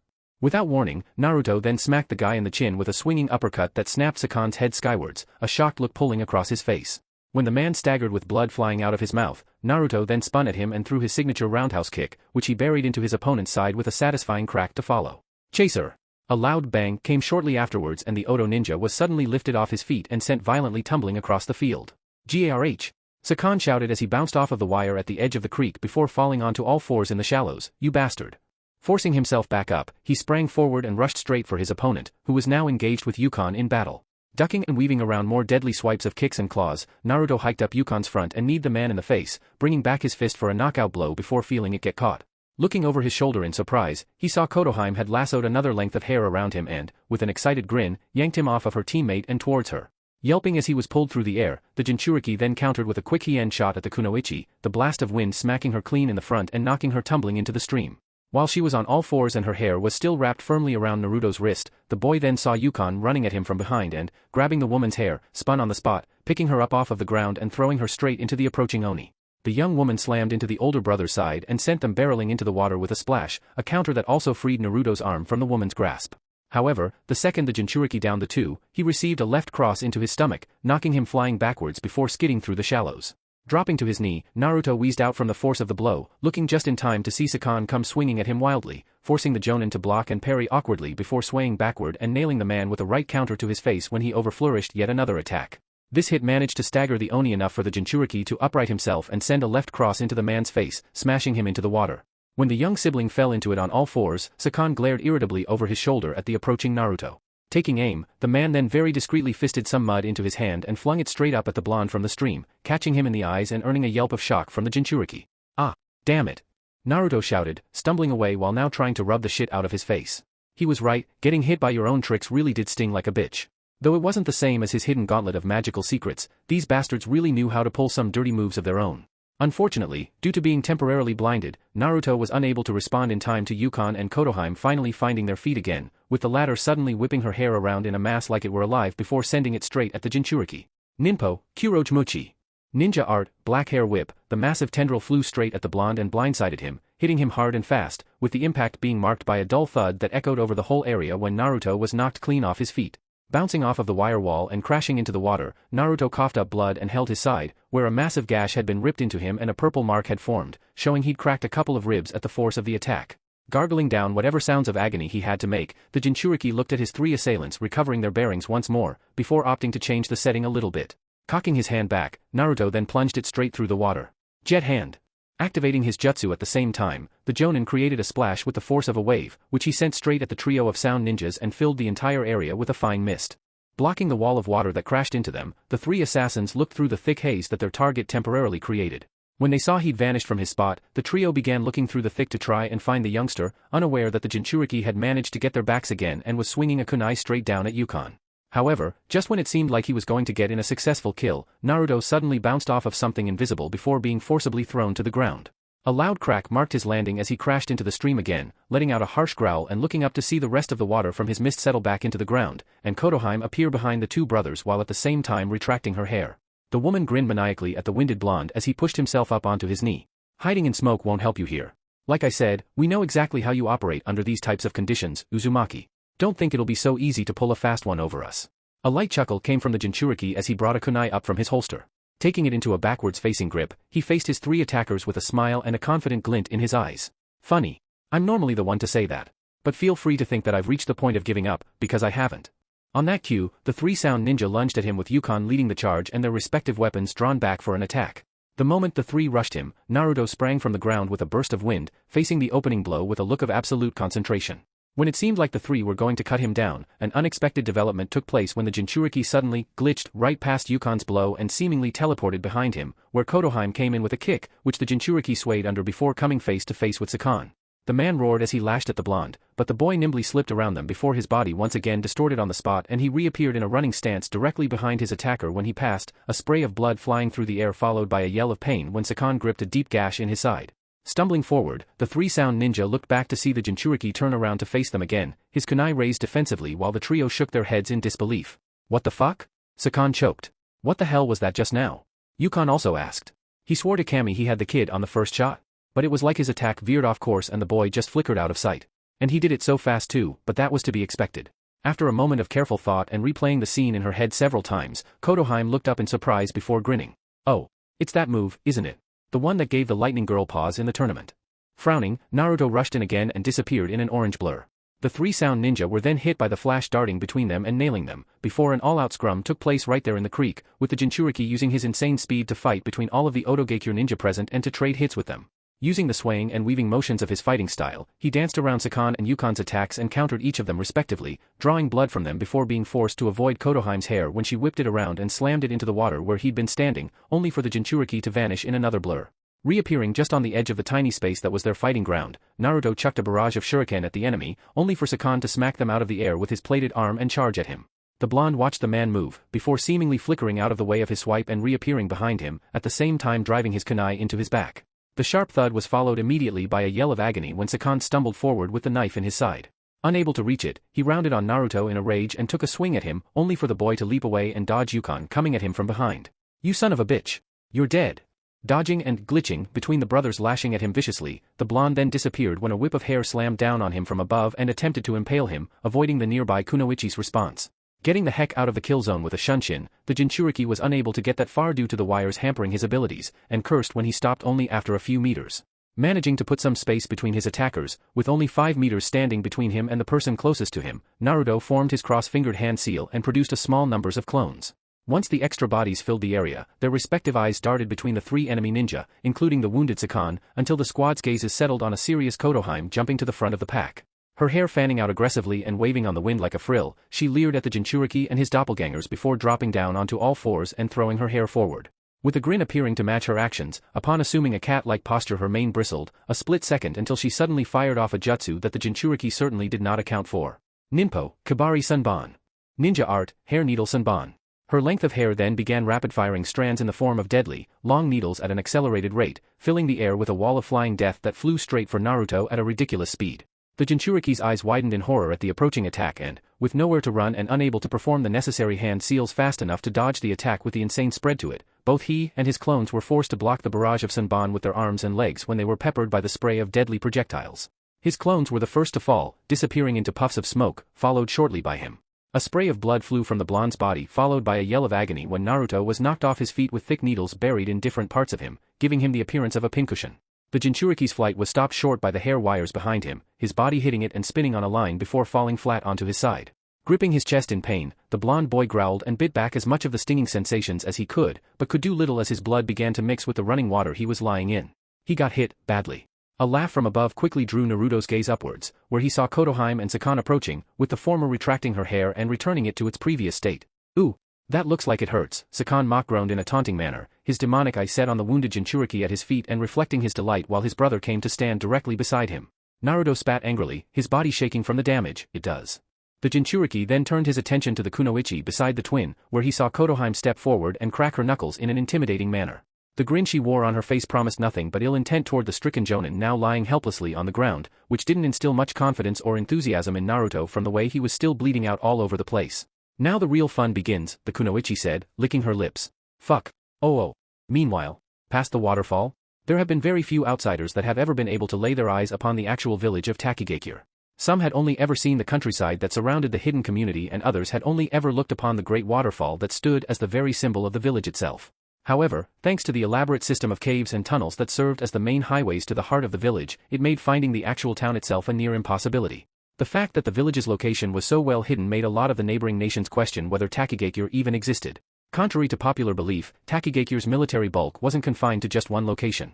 The giant waterfall that served as the front for the nation's shinobi community hid only the heart of the village itself, the place where most of the civilians lived, while its forces were scattered across an entire countryside made up of rivers and dense forestation. The shinobi stayed around these parts, at outposts and towns that would allow them to keep a better eye on the countryside and the nation's borders, sort of like the wall that surrounded the village of Konohagakure, and would periodically return to the hidden waterfall to receive orders from their leader. It was a complicated setup that ensured that the village of Takigakure would be well protected, even if disaster should befall them. Countermeasures were set in place in case the village was ever threatened, a routine that every single shinobi under the banner was familiar with. The instant Shibuki and Fu realized that their home was in danger, the two of them wasted no time in sending the children with them away to call for reinforcements, while they entered the hidden village via one of its hidden entrances. Making their way through the elaborate labyrinth of tunnels, including underwater passages and tight corridors, the pair eventually ended up inside the village's main lake, a massive pool surrounding one of the largest trees a person would ever see. The enormous pillar of wood, leaves and branches towered over the entire village of Takigakure, with a canopy that blocked out the sky and sheltered the entire community from the outside world. The main portion of the village sat along the shoreline of the water surrounding the island the tree was built upon, with a bridge that allowed the civilians access to another, smaller portion of huts built at the base of the tree. The whole island stood as another great landmark of the village, one even fewer on the outside world have even seen. Not wishing to surface, for fear of drawing attention to themselves from the people invading their village, both Shibuki and Fu remained underwater, with the latter following after the boy as he led her towards the tree and its roots. In actuality, the tree didn't grow up from an island in the middle of the lake. Soil and sand had accumulated on the surface of the water surrounding the base of its trunk, creating the illusion of an island. The tree in fact grew right up out of the lagoon like a mangrove, with roots stretching deep into the water, allowing it access to the richest minerals in the area. Since the villagers had taken such great care of it, it was no wonder the tree had grown to such an enormous size. Of course, its purpose in the village didn't just serve as a landmark or a marker on a map. Its other purpose to the people lay deep within it. Accessing the tree via its underwater ducts, Shibuki emerged inside of a hidden chamber inside of the trunk. A pocket of air sat here, with enough breathing space for over 24 people. It was there, nestled within a collection of roots coming down from above, situated on top of a raised surface, a small shrine had been built. It was this very construct that the son of the village leader was searching for, and as he stepped onto land and ascended the gradient to the structure, Fu followed shortly in his wake. Emerging from the lake and shaking the water off of her like a dog, the girl looked back in the direction they had come and frowned. "Are you sure Ken and Yuna-chan will be alright?" Shibuki smiled, drying off his hands before reaching for the building's doors. "They'll be fine. If they keep heading in the direction I told them to and keep moving, they'll be able to reach the nearest outpost without encountering any problems." Gingerly opening the gate to the shrine, the boy's gaze immediately fell upon a glass gourd filled with water and hanging from the ceiling like a lamp. Due to the secretive nature of this place, it was quite clear that the flask was not filled with ordinary water, a fact that was made more obvious when Shibuki reached out and gently removed the bottle from its place of suspension. "I don't want to get the villagers involved. If Suayan is really behind this, then I think I know what he's after. Fu looked back at the boy with a serious look pulled over her. Do we give it to him?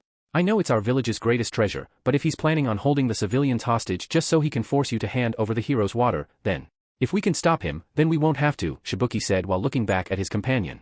With the flask held firmly in his grasp, he flashed the girl a determined look, one that spoke more words than his next ones did, and narrowed his eyes. I will not let anything happen to the villagers or our home, that I can promise you. Blinking, Fu grinned and nodded back to her friend with an equally determined expression befalling her. That's exactly how a future village leader should sound, Shibuki-kun.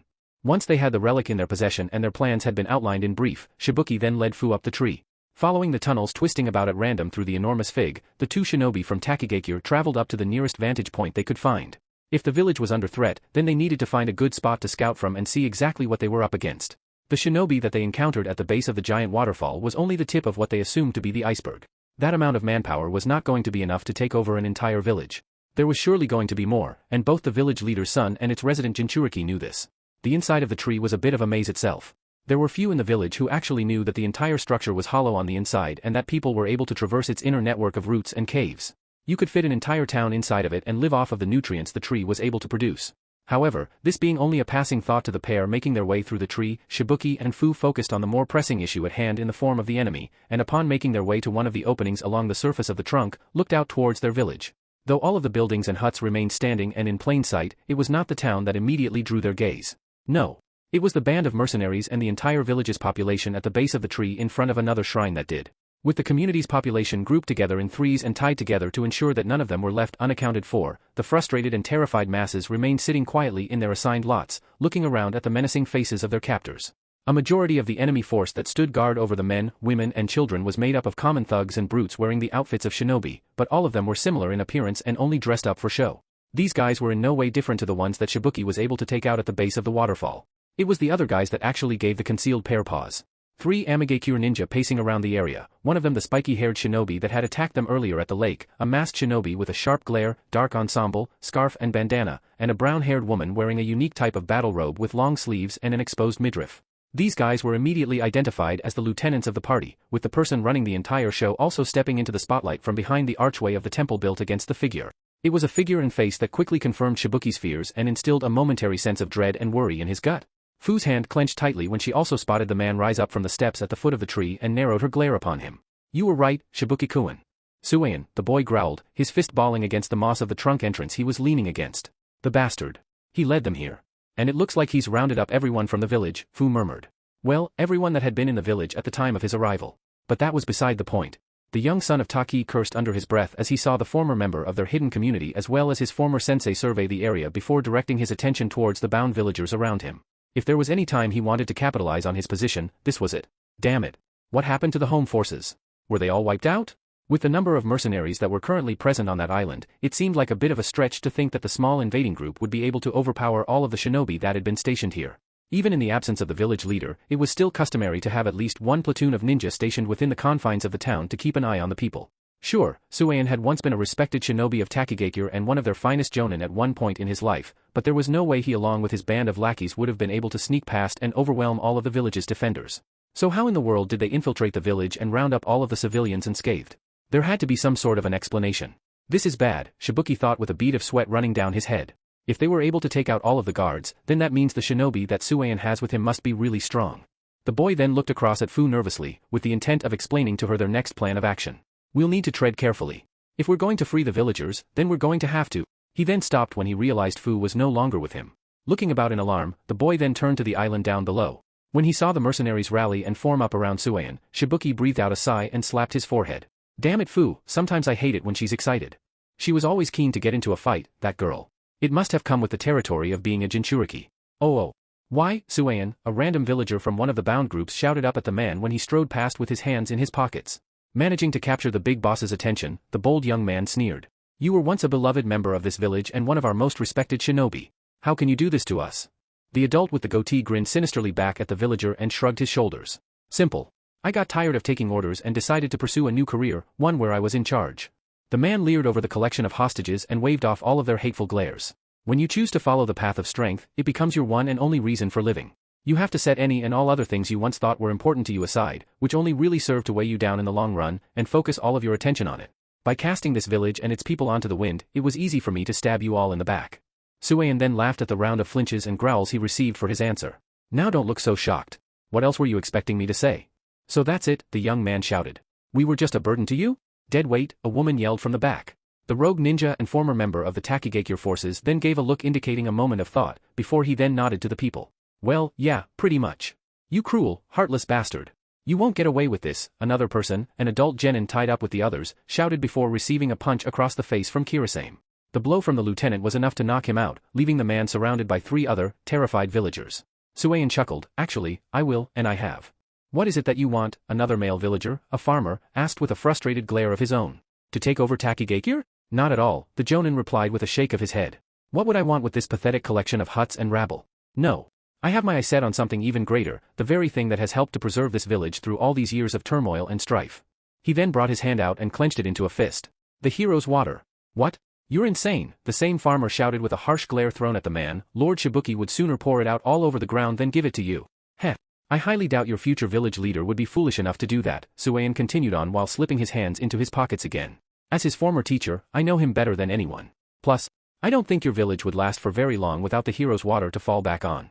It's too precious an artifact to simply take and spill every single drop of, and Shibuki knows this. The way he said it silenced a great majority of the villagers in the area, filling them with a sense of trepidation above the hope they held out that help would come. His aim giggled in amusement. Look, it's not that difficult a deal to make. In exchange for all of your pathetic lives, all the little runt has to do is hand over the hero's water and we'll be out of your hair. It's something even a child can understand. No complications, Murasame chuckled as he folded his arms. But if he gives us any trouble, we'll be sure to make his life and the lives of all of you all the more unpleasant, the masked Kirasame stated with a leer towards the women and children sitting nearby. His blast of killing intent had all of the civilians around him shiver with fear. That we can promise you. After several minutes ticked by and silence prevailed amongst the waiting mercenaries and villagers, the man in charge of the attack on Takigakure then looked down at his wrist and flexed his arms. Well then, time to move into the final phase of our plan. Now that all of the sheep have been rounded up, it's time to call out the shepherd. I'm sure that he'll be willing to negotiate. Stepping further into the open, the jonin grinned and trained his attention on the village across the way. Even though he had no idea where his intended target was, if he spoke loud enough he was sure that the boy would be able to catch wind of him. Shibuki, I know you can hear me. It's time for you to come out and play. Don't be shy. Everyone is out here waiting for you. Watching from the sidelines eagerly, Kirasame chuckled and nudged his fellow male compatriot in the side with a grin clearly outlined by his facial cloth. Tenryo says he shows up after the second hostage is killed. Murasame thought about it for a moment before grinning, you're on. Smirking widely, Suan stepped out into the open while his lieutenants flanked him, at the same time facing the town across the way. Well? Are you here or what? Come on, boy. Surely you don't want anything to happen to your precious villagers. Your father would be absolutely ashamed to hear that you chose to run and hide rather than step out and save your people. The man yelled on, goading the son of the community's beloved leader to appear and face him. However, just when the rogue was about to start directing his men to pick some civilians to line up for the firing squad, the sound of shouting and dull thuds ringing out from behind suddenly drew Suan's attention to a break in his program. What's going on? When his eyes cut to the mercenaries guarding the civilians, he received a rather unwelcome surprise. A young girl with tan skin, wearing white and with a mop of green hair atop her head could be seen jumping between the mercenaries and beating all of them senseless. When everyone finally noticed her presence, she'd already taken out 3 of them and was now moving to dispose of the rest. The moment everyone's eyes landed on the newcomer, relief flooded every single villager sitting in that clearing. It's Fu, the farmer from before shouted. Fu-chan, a child cried out happily, a beaming smile formed on her face. She's here. Fu has come to save us. Ducking under a stabbing attempt from an infuriated brute, a lightning-fast and obviously pissed-off Fu grabbed her assailant by the wrist, twisted and shoulder-tossed him into his friend coming at her from behind, sending both men violently crashing to the ground before they wound up smashing their backs against the roots of the giant tree behind them. Upon knocking them unconscious, the girl then turned her attention to another attacker coming at her from above, who threw a hail of kunai and shuriken in her direction. Counting the number of deadly projectiles quickly, Fu dodged them effortlessly before springing into the air straight at the man and appearing directly in front of him. Seeing the look of instant shock come over him, the young Chunin grinned his way before performing an elegant spin and kicking him across the face, sending the man spiraling to the ground and smashing a crater into the hard soil. The villagers sitting nearby stared in astonishment and then seeing their savior land and tackle 2 more men rushing at her from her blind spots, ramming into one head first and knocking him flat out before jumping to the other, straddling his chest and grabbing hold of him while he was still upright. Hello there. Fu chirped, giving him a devilishly sly grin. Going up. Suddenly sprouting a pair of insect wings from her back, the girl shot straight up into the sky, earning a manly scream from the mercenary she was holding onto. Almost breaking the sound barrier at the speed she ascended, the girl climbed several stories high and, albeit the panicked cries of her victim, spun through the air and dove straight towards the lake. Just when it seemed she was about to crash straight into the water's surface, the girl pulled up at the last second, at the same time releasing her hostage and sending him shooting into the water like a torpedo, where he vanished in a towering splash. The Amigakure shinobi down below could only watch in awe as the green blur that was the village's Jinchuriki performed several impressive and acrobatic maneuvers through the airspace, just to show off, before diving for the remaining 2 mercenaries still conscious and on the ground at the edge of the lake. Fu dove right for them in a blur, startling the 2 shocked men at her speed before crashing into both with a pair of kunai in her hands. She slammed the pair of hapless mercenaries into the earth and buried them, along with the blades she used to impale them with. When the dust settled on the bank where she landed, it revealed the girl perched on top of 2 dead bodies, still holding the kunai in place, and glaring across at the leader of the rogues. After looking her in the eyes, Suein smirked. Well, isn't this a surprise?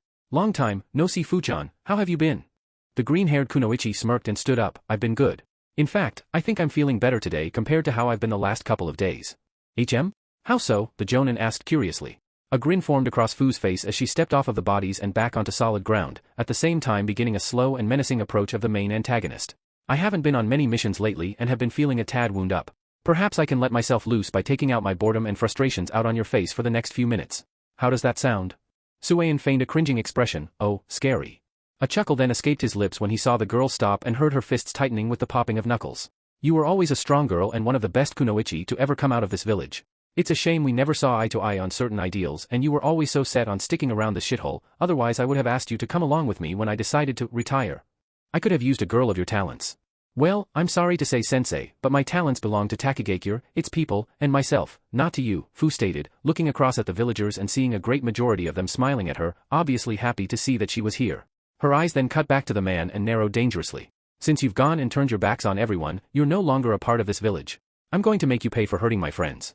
The Jonin with the goatee chuckled and closed his eyes. Whatever you say.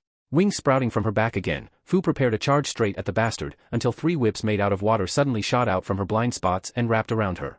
Binding her tightly, the girl jittered to a stop and glared over her shoulder towards the 3 Amigakure shinobi that now surrounded her on all sides.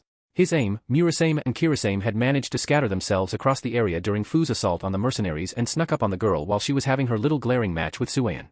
Once they were certain she had all of her attention fixed on him, they pounced, and now had her bound in 3 whips of water that had her fastened to the ground and her arms snapped at her sides, keeping her from forming any hand seals. The wings on her back were also bound by the technique, temporarily disabling her ability to fly. Murasame grinned as he struggled to hold down the surprisingly strong girl. You're not going anywhere, kid. Fu gritted her teeth and thrashed against her bounds, but found the ninja were determined to hold on to her. Damn it. Let go of me. Just sit down and be quiet, his aim chirped, before suddenly all 3 shinobi began running lightning-style chakra down the binds towards their target. The 3 currents of electricity converged on Fu's position and lit her up, the girl letting out a pained cry as she was hit with how many thousands of volts were now coursing through her. After several seconds of being subjected to the simultaneous shocks from the 3 ninja formerly of the Hidden Rain village, the mint-haired girl then collapsed to her knees. Sparks flashing off of her a couple more times, the now singed and smoldering youngster glared up at her antagonists and the smugly grinning Suein several yards in front of her.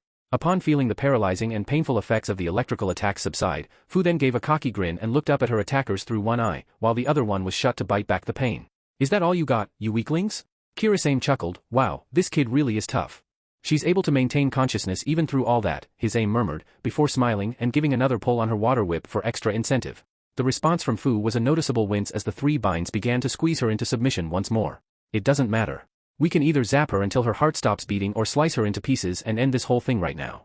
Whatever she chooses is fine with me. At hearing this, the villagers looked up in alarm. No. Don't, the male farmer shouted, not wanting the kids to be exposed to such a sight or have to experience the loss of another fellow villager. Please. Don't hurt her. Go ahead, Fu growled, her fists clenching tightly once more as she glared around at the 3 assassins trying to keep her bound. If you jokers think you can kill me, then give it your best shot. You'd better do it fast, because all you've done so far is piss me off. Komi-kun too. Noisy brat, Murasame sneered before tightening his grip on his own whip. If that's how you want to play it, fine. Prepare to get cut in half.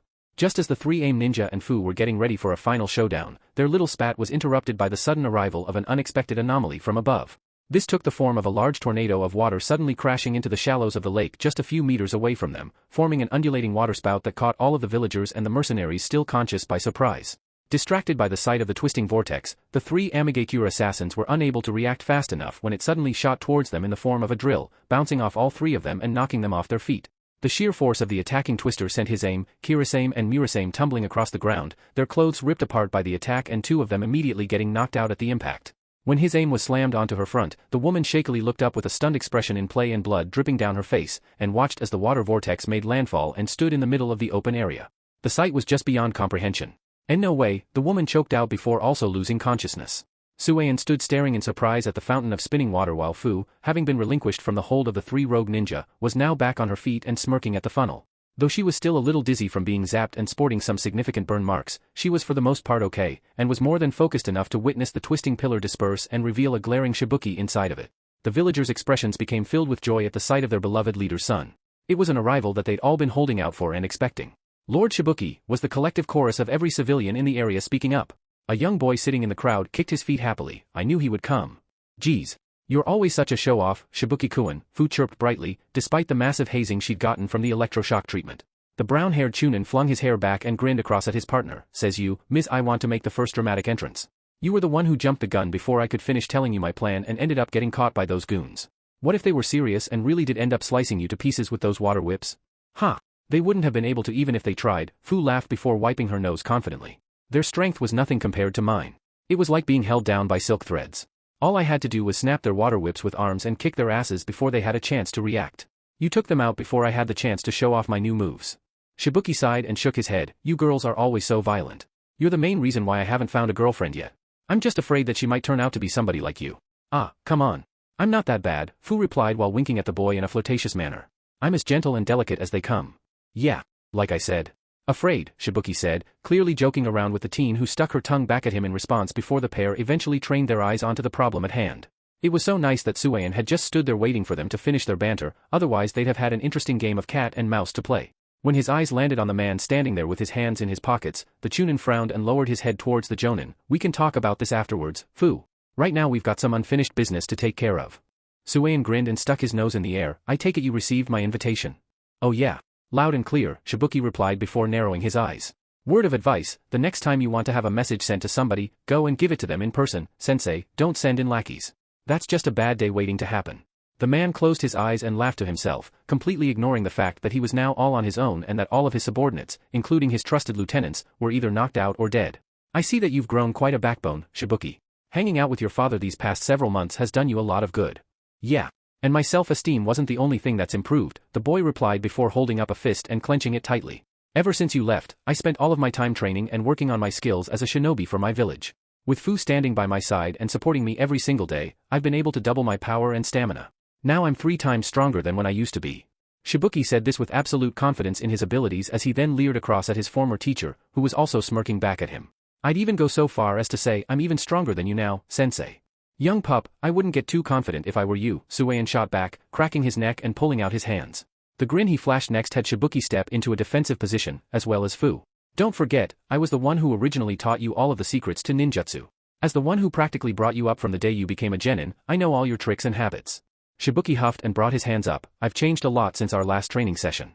I'm not a child anymore." "Well, to me you are," Suan shot back before turning his gaze towards Fu. Eyeing both teenagers momentarily, the man then allowed a roguish smile to form and turned his head on them. "As much as I would like to stand here and catch up with you two for the rest of the afternoon, I'm afraid I have a very important business meeting to attend to, so I'll make this quick."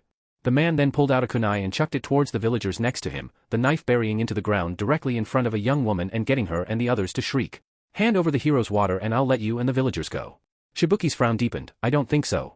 He crouched down, preparing for an attack to run right through the man. "You're in no position to bargain with us," Fu also spoke up, a frown of her own appearing across her normally chipper expression. "We've taken out all of your guys and you're all alone now. We also have backup on its way from one of the village's outposts. What makes you think you'll be able to get away when you have Takigakir's wild child and the village leader's son to deal with?" At that, Suan's grin widened considerably as he then trained his gaze towards the Jinchuriki of the Seven Tails. His next look was filled with nothing but amusement and malice. "Oh, my dear Fu-chan, what makes you think that you've taken out all of my guys?" Their expressions appearing puzzled, Fu and Shibuki were about to comment on the man's statement before, all of a sudden, the entire village was shaken by the sound of an enormous explosion going off a few kilometers away. With Suan, the villagers and the 2 Takigakir shinobi holding their ground against the violent tremors, all eyes eventually trained towards the horizon over the treetops and cliffs, where they then saw the sight of a mushroom cloud of dust and smoke rising high into the air, followed by more plumes further in the distance. Though many of the pillars of smoke had been there for a while, nobody had seemed to take notice them, as they were too busy concentrating on business in this region of the community. However, in the advent of the large explosion that came from Kami knows where, it quickly left most of those present on that island underneath the large tree baffled as to what had caused that blast. It was a question that Shibuki felt he needed to address. What was that? That was no ordinary blast. Hell, there wasn't even any fire in the explosion, so what in the world was going on over there? Unfortunately, the boy didn't get his answer right away, as a loud murmur from over his shoulder caught his and Fu's attention. Suan and the villagers looked as well, where they then saw the distinct form of a tall figure marching across the lake with a collection of about 5 bodies held over his shoulder. A man with long brown hair, a beard that had strands tied with beads, and adorned in a long-sleeved, pinstriped top, black pants and leg warmers, and wearing a slashed-out Kirigakure headband and a patch over his left eye, strolled into view of the Takigakure residence. Also carrying an enormous sword over his back, the person could be seen looking in the direction the explosion had come from and mumbled irritably to himself at the sight of it. Needless to say, in spite of the way he was casually walking into the midst of the conflict between Suan and his former comrades, he was a little bit annoyed at the other event he suspected were taking place not too far outside of the village walls. Those two fools are getting carried away with their target, the swordsman formerly of Kiri grumbled as he stepped in the shallows of the water. They're supposed to kill that Naruto Maki whatever the hell his name is and meet us back here. Why are they just messing around? The bearded man then looked back towards the island and blinked when he saw Suan, the bound villagers, the 2 teenagers looking at him, and the mass of unconscious mercenaries lying all about the place. Oh? Suan smirked. Jinpachi. Perfect timing. It was hearing that name that had Shibuki's eyes widen a little. Jinpachi? Fu, also surprised at seeing the man, then took note of the people he was carrying with him. Slung over his one shoulder and piled up on top of each other, the mint-haired girl saw the man was hauling 5 of their village's shinobi on his back, all of them chunin and all of them were unconscious. Though it was glaringly obvious the man could have killed them at any time, it wasn't like he'd let them all off easily. All of them looked messed up and burnt from whatever fight this man was able to give them. It had the Jinchuriki tense up worryingly when she saw the one-eyed swordsman look around at all of them. Who is this guy? The rogue Jonin leading the attack on Taki grinned across at his other, hired help. Did you have fun playing around with the shinobi in the village square? Hearing the question, said mercenary looked around and shrugged. Yeah, I guess. It's a shame you didn't let me kill them though. He then dumped the bodies unceremoniously into the shallows and watched them roll and groan as they struggled to regain conscious. Upon depositing them onto the bank, the man trained his gaze onto the teenagers now looking at him with intent and bewilderment, a sight that brought an amused smirk to his face. But never mind that. It seems to me like you're having your own fun over here. Suan chuckled and waved towards the kunoichi standing several yards away. Yeah, this girl jumped in and started beating up all of my men. She's really starting to get on my nerves. Do you think you could kill her while I continue talking with Shibuki, please? Sure. No problem, Jinpachi replied, reaching up and grabbing the sword on his back before drawing it. With lightning-fast speed and force, the rogue slammed the tip of his weapon into the shallows, causing a large splash before he settled it in place, at the same time leering across at the 2 youngsters now rounding on him. It's part of my contract anyway. The other shinobi stationed here didn't put up much of a fight. I figured a village so hard up about security and protecting their people would at least put some effort into training their dogs. Hopefully this little one will let me stretch my legs. After several moments of thinking, Shibuki finally realized who it was he was speaking with and looked at the man in shock. I recognize that sword. The headband too also helped with the boy's analysis as he then looked at the face of the individual now glaring them down. You're Jinpachi Munashi, former shinobi of Kirigakure and member of the 7 ninja swordsmen of the mist. The name had all of the villagers sitting within earshot freeze up. The mercenary grinned. You know my name. I'm flattered. The assassin then brought up his weapon and propped it over his shoulder with a heavy clunk. Being a part of the strongest generation of swordsmen, I'm not surprised that people as far out as Takigakure would know me. Everybody knows you, Shibuki said before frowning deeply. What are you doing here? Heh, isn't it obvious? Jinpachi asked with a bit of an amused laugh. I'm here earning my next big paycheck.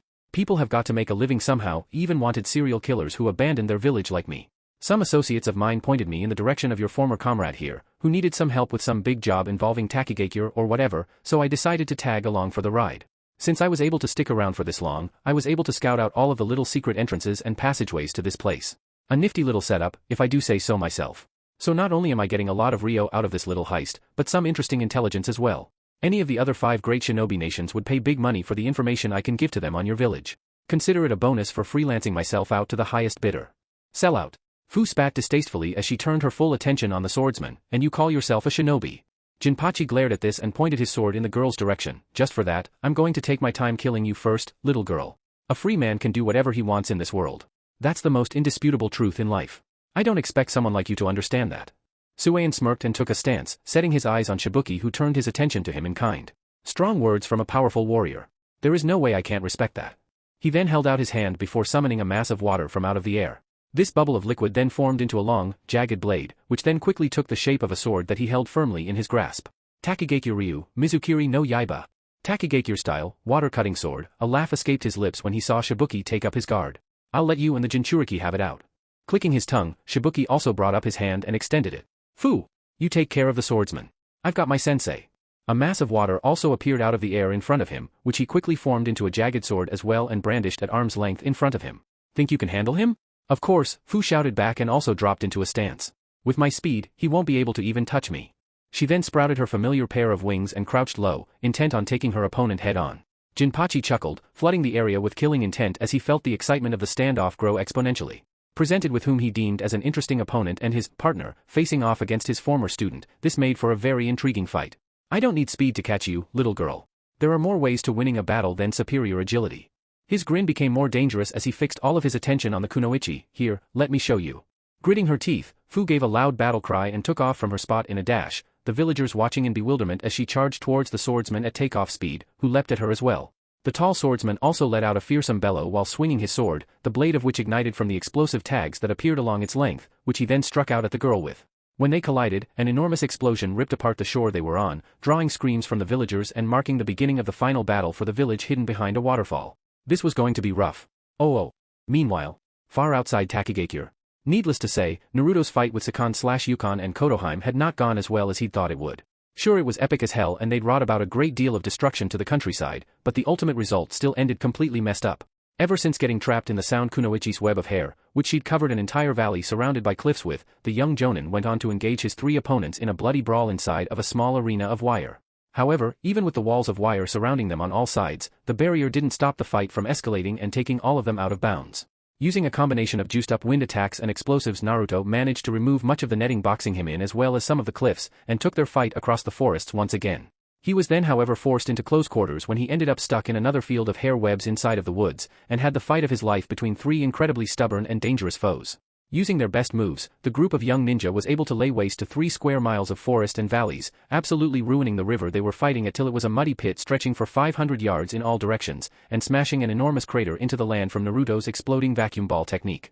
Sakan and Yukon however had been able to block the nuke of raging winds with a weird gate thing they summoned from the ground, which protected them from much of the blast before the battle carried on. Eventually, the group's fight boiled down to a scrap in a now ruined clearing and a mostly decimated forest, where Sakan, Yukon and Kotoheim stood panting exhaustedly and bleeding while looking across at their opponent who, after doing his best to overcome the damage that he'd been receiving from fighting his high-level enemies, had paid the price for it big time. Naruto was fucked up. That wasn't even sugarcoating it. He looked even worse than when he did coming out of his fight with Tsubaki. Not only was he bound and strung up by a web of hair flung by Kotoheim between 2 trees, with his arms and legs sprawled out and trapped, his body was also riddled with Senbon, kunai and shuriken, and the entire area surrounding all of the ninja was covered in spent weapons and craters. His knees had kunai buried in them, his front was gashed up and had massive scars crisscrossing his chest, he was beaten, bruised, his face was swollen, his body was burnt, and he had kunai sticking out of his back like a porcupine. What's more, he had blood dripping out of his many gaping wounds, down his head, and was pooling at his feet. While Sakan, Yukon and Kotoheim had suffered serious injuries themselves, with scars, bruises, bloody cuts, kunai lodged in them and were absolutely fatigued to the point of collapse, Naruto was the worse off out of all of them. He was pretty much close to dead, while his opponent stood victorious and looking at his utterly broken body. Managing to catch his breath from their prolonged battle, Sakan breathed out and looked around. After glancing about the ruined countryside, which he could see had taken them way out of the way of their starting point, the young man huffed and turned back to his still transformed companions. Geez, do you think we overdid it a little bit? Maybe. But hey, can you blame us?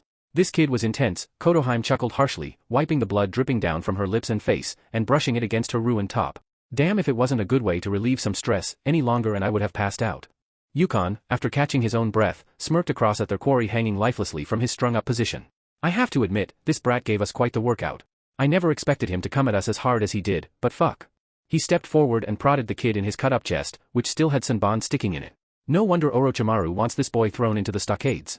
With this kind of body, he could take on an entire army and keep on going for days. Yeah. Too bad all of that stamina is wasted on this runt. He's too much of a punching bag, Kotoheim said, also stepping closer when the 3 of them figured it was safe. The kid was unconscious and bleeding heavily. He was done. Good thing we knew how to stop him from using his ridiculous speed to fight us, otherwise he would have been running circles around us the entire time. Heh. Kimimaro would have a ball with this brat if we were to introduce them. He's clearly a lot tougher than a lot of the other squids they're dishing out of the other villages, Sakan remarked with a bit of a chuckle. I think he'd do pretty well against old bones. With that said, Kotoheim reverted back to her tattooed form, dropping the demonic appearance she'd taken in the second stage of her cursed seal. Upon doing so, she breathed out exhaustedly and started picking the kunai out of her arm. Damn it. This kid was nasty. I'm definitely going to be sore in the morning. She added to this by pulling out the shuriken stuck in her shoulder and dropping them to the floor. The brat was still able to jump around quite a bit in a confined space. If it was one-on-one, we would have been screwed, Yukon replied, looking around at his grinning brother to see him step towards him. Guess his rank of Jonin wasn't all for nothing. Yeah. But he's still trash from the Hidden Leaf, and that's really as close to nothing as you can possibly get without being called completely worthless, Sakan chuckled, placing his hands on his hips and glaring at their foe. Stepping into the boy's shadow, the sound ninja reached up with his clawed hand and lifted his chin, checking out his bloodied-up face before letting it drop. Still, we did our job and came out on top. Now what are we supposed to do with him? Kotohime scoffed, do you need to ask? We tie him up and take him back to Orochimaru-sama, preferably alive and in one piece. She then looked over her shoulder across the ruined field and in the direction of the giant waterfall that served as the basis for Takigakure. But first we have to meet up with the gangly bunch in the village and get our hands on the hero's water to take back to our master. Man, I hate meager chores like this. They're always so tiring. You're only saying that because this kid spent the better part of the last hour kicking us around like a couple of training dummies, Yukon commented dryly. Do you want to die, asshole? Kotohime asked, earning a couple of raised hands from the Oni before the Kunoichi rubbed the back of her head and massaged the soreness out of the affected area. Look, like it or not, we've still got several more missions to do over the next few weeks. After we take this rat back to base and recover, Orochimaru-sama will then send us after that Tsubaki girl and the rest of this blonde idiot's friends. Sakan chuckled and ran his tongue over his upper lip. Oh yeah. I forgot about them. Aren't we going to be taking on Sasuke Uchiha as well? This question, though it was specifically being passed between the three sound ninja, was one that was picked up by the supposedly unconscious Naruto. When the name Sasuke was mentioned, unbeknownst to the group of elite, the boy's finger discreetly and unexpectedly twitched in response. Kotohime nodded and smiled. Yeah. Sasuke Uchiha, Gaara, Tsubaki, Kyoko and Tayuya. Orochimaru-sama wants all of them. Another twitch from Naruto went unnoticed. Yukon sighed and rubbed his head. Damn it, how bothersome. Oh, come on bro. It'll be fun, Sakan exclaimed with a sneer. I mean, sure the Uchiha might give us a bit of a runaround, but in the end he'll fold, just like this runt did. I'm especially looking forward to taking on that fine-looking thing Tayuya. Man, have you seen the shots of her during the tournament? That girl is one hot little item. As the man chuckled on freely about their next targets, the group again failed to notice Naruto's hand clench into a fist, followed by the kid's teeth baring and starting to grind. In spite of his close-to-death state, the boy's consciousness slowly, but surely started to return as the trio's conversation, namely Sakan's wicked tongue, continued on. Orochimaru would love to stamp, bag and grab that one. If he can add her to his collection, he'll have himself a full house. Can't have a party without one girl in it, right? Getting a bit annoyed at her teammate's rant, Kotohime glared distastefully at him. You're a disgusting man, you know that? Hey, only around family, the Oni shrugged while nudging his brother in the side, who leaned away from him with a glare thrown his way. Come on, I'm being honest here. That Tayuya girl could grow up to be a really fine piece of ass one day. He wagged his eyebrows at that note. Too bad this brat won't be around to appreciate her when she grows up. He's going to end up Orochimaru's lab rat and future new coat, while we'll be reshaping his girlfriend, training her up and making her work for us. If she's lucky, she might even become Master's favorite plaything someday. And this was the last thing Sakan said on the subject? Because the second he finished, a low growl came from Naruto's throat with a tone matching that of a tiger's, a sound that drew the three sound ninjas' attention to him. When their eyes fixed onto his battered form, they suddenly saw a strange orange chakra start to bubble off of him and shape into a cloak, which bled out of his skin before encasing him completely. Once it trickled into the open and enveloped the boy, it then formed what looked like a pair of ears atop his head, which continued to hang along with the rest of his body until it started to twitch, tighten and jitter. The low growl he was emitting now coming out in a louder, much more menacing snarl, the blonde-haired Jonin started to hit the area with insane amounts of killing intent, a feeling that had Sakan, Yukon and Kotohime stiffen if the sight of the weird chakra now coming out of him didn't. Stepping back warily, Yukon flinched when he saw the boy's fingernails sharpen and the whiskers on his cheeks sharpen, before swallowing hard and whispering to his teammates. Sakan? I think he heard you. In response, Kotohime activated her second stage of her cursed seal again. Just in time to, because the second she did so, three chakra tails suddenly shot out from behind Naruto and fanned out behind him, at the same time his head shot upwards and his blue eyes flashed a bloody red, with slits forming out of the pupils. The sight startled the hell out of the three Otogakure ninja who jumped away, seconds before the formerly unconscious Jonin let out the most terrifying roar you'd ever hear from him, followed swiftly by him ripping apart the steel hairs holding him up and disintegrating half of the weapon stuck in his body.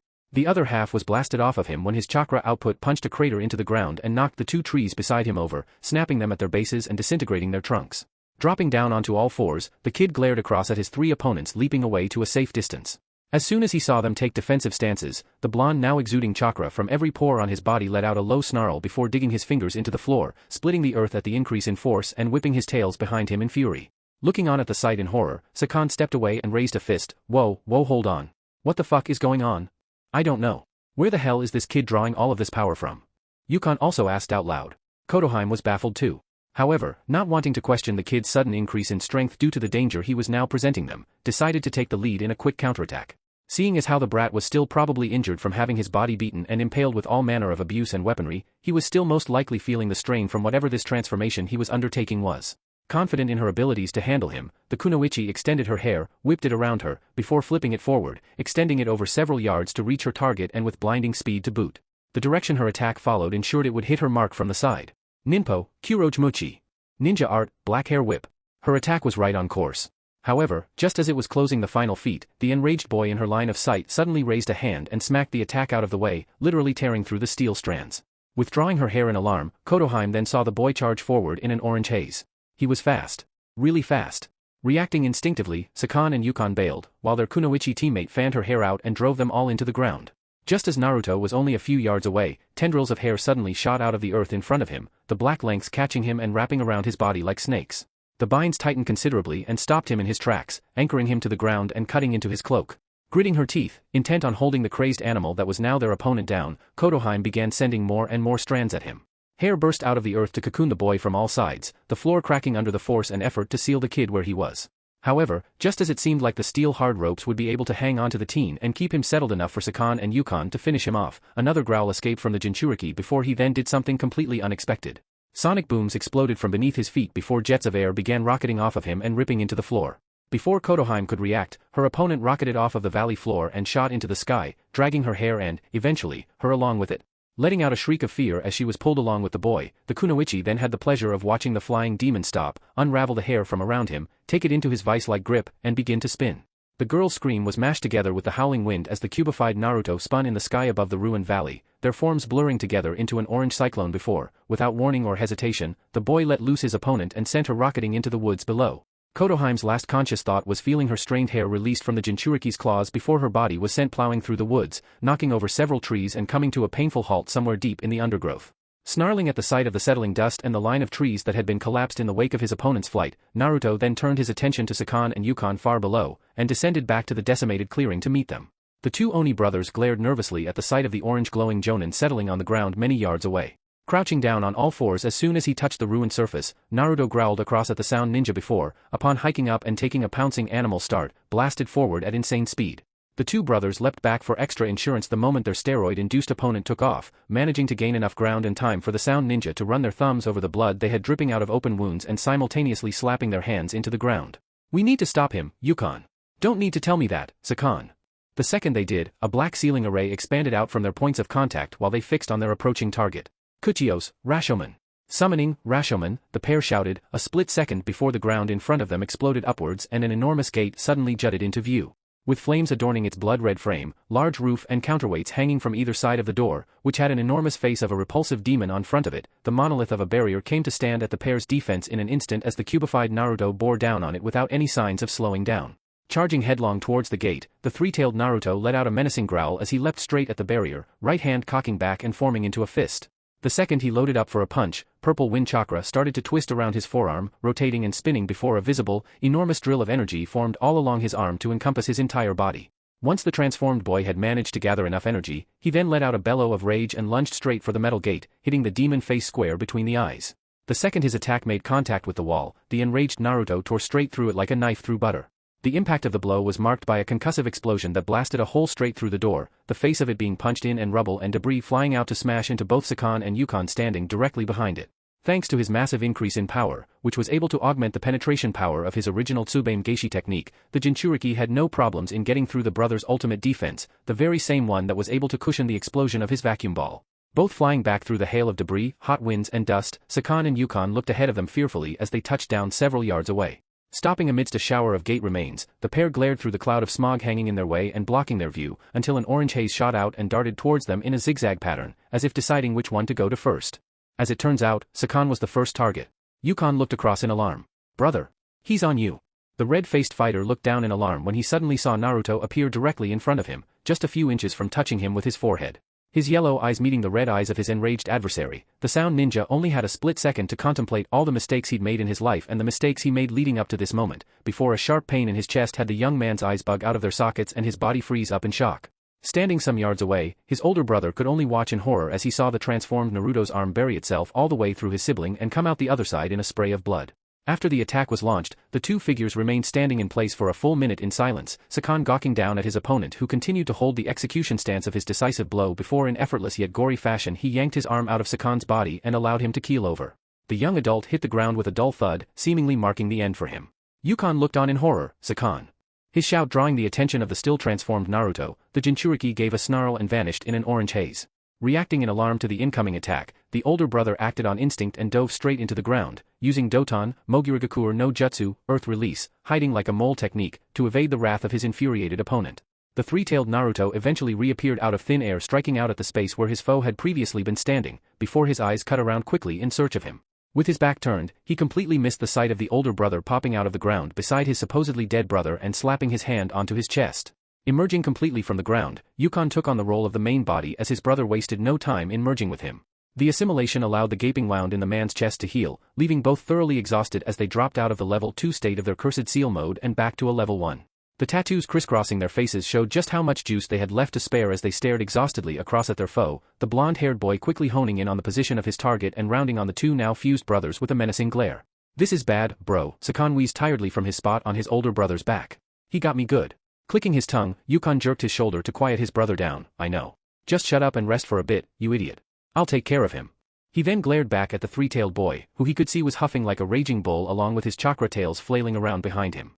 You could tell that he was still pissed and that even though Sakan was safe for now, that they were in for a one-way trip straight to hell. The sight of their shockingly powerful foe had Yukon sweating nervously. "This is great. Now what the fuck are we supposed to do? Why the hell did Sakan have to go and open his big, fat mouth? And who the fuck is this kid? What happened to the smart aleck, cocky blonde with the impressive moves from before, and where did this monster come from?" Unfortunately for the older brother, he didn't have time to contemplate on the stupidity of his sibling or the ludicrousness of his situation, as his opponent had once again restarted his attack. Seeing the glowing, orange boy suddenly vanish in another orange flash had Yukon's eyes widen and the sound ninja take a step back, before he then threw his fist forward in an attempt to hit his invisibly fast foe. He launched his attack hoping he'd hit the bastard, anything really. Hell, he'd even settle for clipping the guy in the shoulder.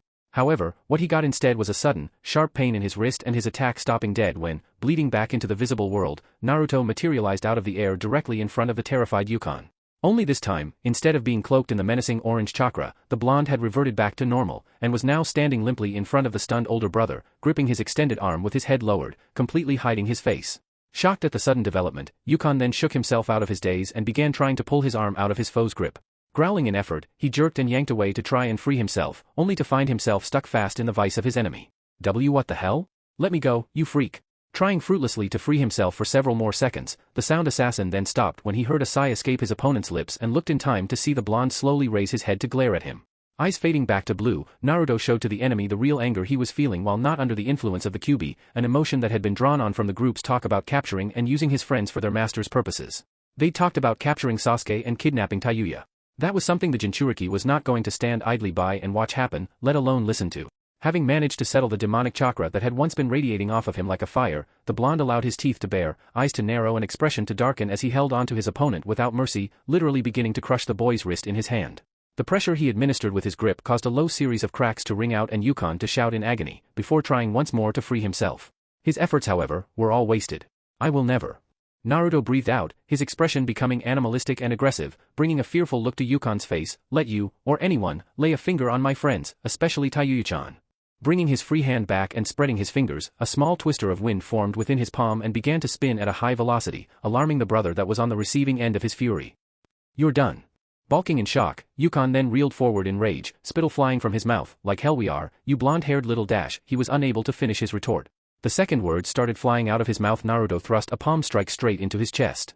A roar of effort escaping his lips, the Jinchuriki plowed his hand straight into his enemy, Jet Hand.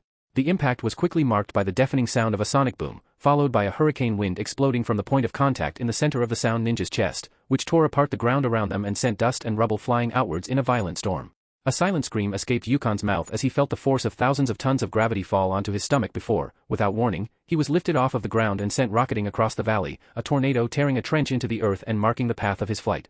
Spinning and spiraling uncontrollably, the gray-haired man and his sibling literally broke the sound barrier several times as they not only flew straight through the forest behind them, but continued on for well over 2 kilometers until their flight was cut off by a mountain standing in their path. The sound ninja crashed straight into the rock face, a massive explosion rocking the entire region with tremors as over half of the tor collapsed in on itself from the projectile slamming into it. Once the slabs of boulders had stopped cascading and a cloud of dust hung in the air as a result of the violent impact, silence once more fell over the valley.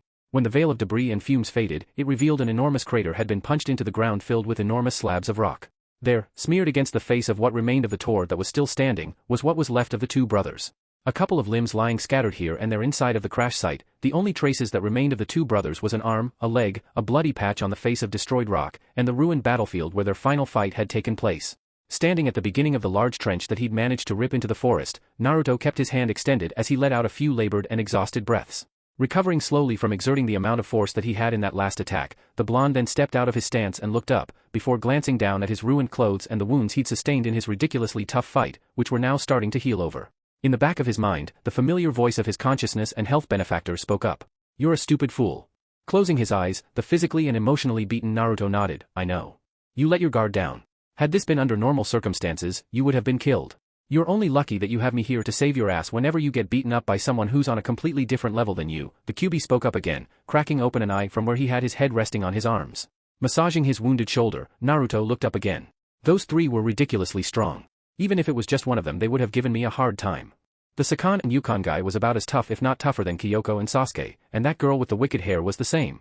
Thinking about the fight that had taken them across the entire region around Takigakure, the blonde once again looked at his stomach and rubbed the area he knew where his seal was.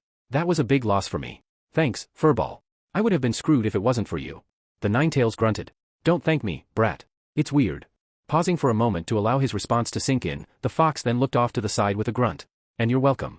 Sensing the half-sad, half-happy smile that sprouted on the boy's face, the Kyuubi's ears perked and the enormous demon looked back towards the gate that stood in his path. "But now is not the time for you to be worrying about your screw-up. Don't you have something else you have to do?"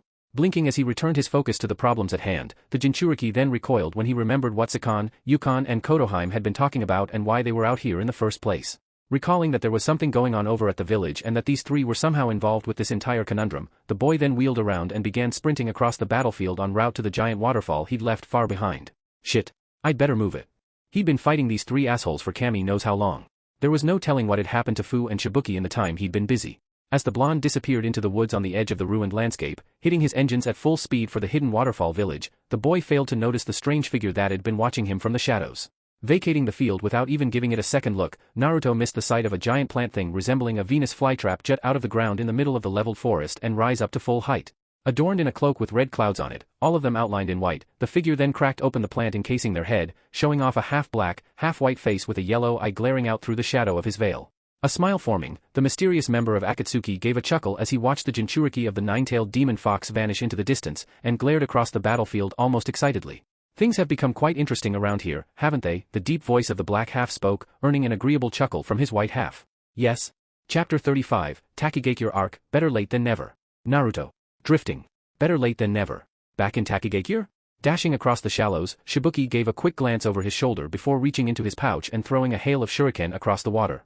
The second he let the barrage fly, he then saw the distinct form of his former teacher and opponent spring out of the water directly in front of them, a notable look of surprise appearing on his face when he saw the hail of deadly weapons bearing down on him. Reacting immediately, Suein brought his hand around and, once again summoning a sword of water, smacked the projectiles out of the air before pitching his elemental weapon at his target. Seeing the man throw his water sword at him, the young Chunin gave an alarmed reaction and barreled out of the way, rolling across the water surface when he avoided the blade before stopping crouched atop a much deeper part of the lake. As soon as he stopped, he threw his right hand around, at the same time dragging a length of water compressed into a rope with him, which continued to extend like he was drawing it from a spool. "Suetun, Sueben.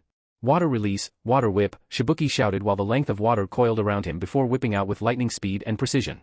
Falling in line of the incoming attack, Suein gave a frustrated snarl and dashed to the right, quickly dodging the whip that slammed into the lake around him as his young opponent lashed at him with it repeatedly. The stream of water struck this way and that, before attempting to blindside him and catch him in the ribs. Reacting quickly, the Jonin managed to avoid it and, crouching down on top of the water, flew through hand seals before beginning to chuck his hands forward. Suetun, Mizu Kamakiri Rundan. Water release, rising water slicer shots. At the same time as he struck out, blades of water began flying out from the lake around him and toward Shibuki in a salvo. The crescent-shaped blades of water followed a straight, almost arrow-like path towards their target, threatening to cut him to ribbons one after the other should they make their marks. Gritting his teeth at the incoming onslaught, Shibuki responded immediately by raising his hand and throwing it towards the lake in front of him. As if on cue, a large explosion occurred directly in front of him, sending up a wall of water that stood between him and the barrage of water blades, which quickly began slicing the blast of perspiration apart. The offensive shots tore into the wall of falling water, cutting it and the mist away and giving Suan a moment of pause. Stopping his attack, the enemy ninja remained crouched in place, glaring across at the spot where he believed his student to be, and narrowed his eyes when he saw the air clear and saw that he was no longer there. This is getting frustrating, Suan thought while making a spitting noise. He never suspected Shibuki to have become this strong over the last few months, going into a year now. The boy had certainly improved since the last time he'd seen him. He was no longer the one-dimensional fighter using the same direct approaches and retreats he did before when he was on the learner's trek. The kid had actually gotten good at holding his own in combat against a supposedly superior foe. As much as Suan prided himself on his own abilities to take on several opponents at once, his student had seemed to have added a few more tricks and skills to his resume. Confidence, elusiveness, stamina and speed appear to be the prevailing factors. Eyes cutting across the field, Suan then looked behind him sharply and leapt forward, avoiding the two kunai pitched at his back before returning fire with one of his own while flipping through the air. His knife was knocked out of the air by another held by Shibuki, who was in the process of clambering out of the water he'd submerged himself in to pull that fast one over his opponent. Once both ninja were back on the surface of the lake, the two glared each other down, at the same time breathing out a sigh of exhaustion. Master's fighting prowess is exactly the same as I remember it, Shibuki thought, brushing the water off of his face and resting his arm over his knee. Strong, sharp and fast, just like a shinobi should be. His frown deepened when he recalled his memories as the man's student and how much fun he used to have under him. Back then, Suan was a completely different person, always smiling, laughing and making jokes. But the ninja standing before him now was not the same teacher he'd come to idolize, at least, not in character. The man had become cold, cruel, ruthless and sadistic, unafraid to put others in harm's way to get what he wanted. This was just a shadow of his former teacher, a demon forged by all the ill influences of his life. I still don't understand why you left us. Suan chuckled and stepped forward. Everyone wants more out of life, Shibuki. Those with the strength to achieve greatness will do whatever it takes to climb to the top of the food chain. But strength achieved through shortcuts isn't worth anything, the Chunin replied, clearly in reference to his village's sacred artifact that he currently had in his possession. Real strength is achieved through hard work, pain and time. It's something that my father and Fuchan taught me. Well, your old man is a fool for thinking that. You're wrong, Shibuki shot back, jumping to his feet. My father is a great man, much greater than this thing that I see standing before me. Suan balked before snarling, what was that? You heard me, Shibuki said in volume, slamming his hands together and beginning to fly through seals one after the other in a blur. The speed at which he exerted each sign had his teacher grit his teeth in annoyance. The Suan I once knew was a great shinobi from Takigakure, who put the safety and well-being of his village and its people before himself. He taught us many great things and would have sacrificed everything to keep us safe from danger. But that man is long gone, and now all that stands in his place is the one and only mistake he's ever made.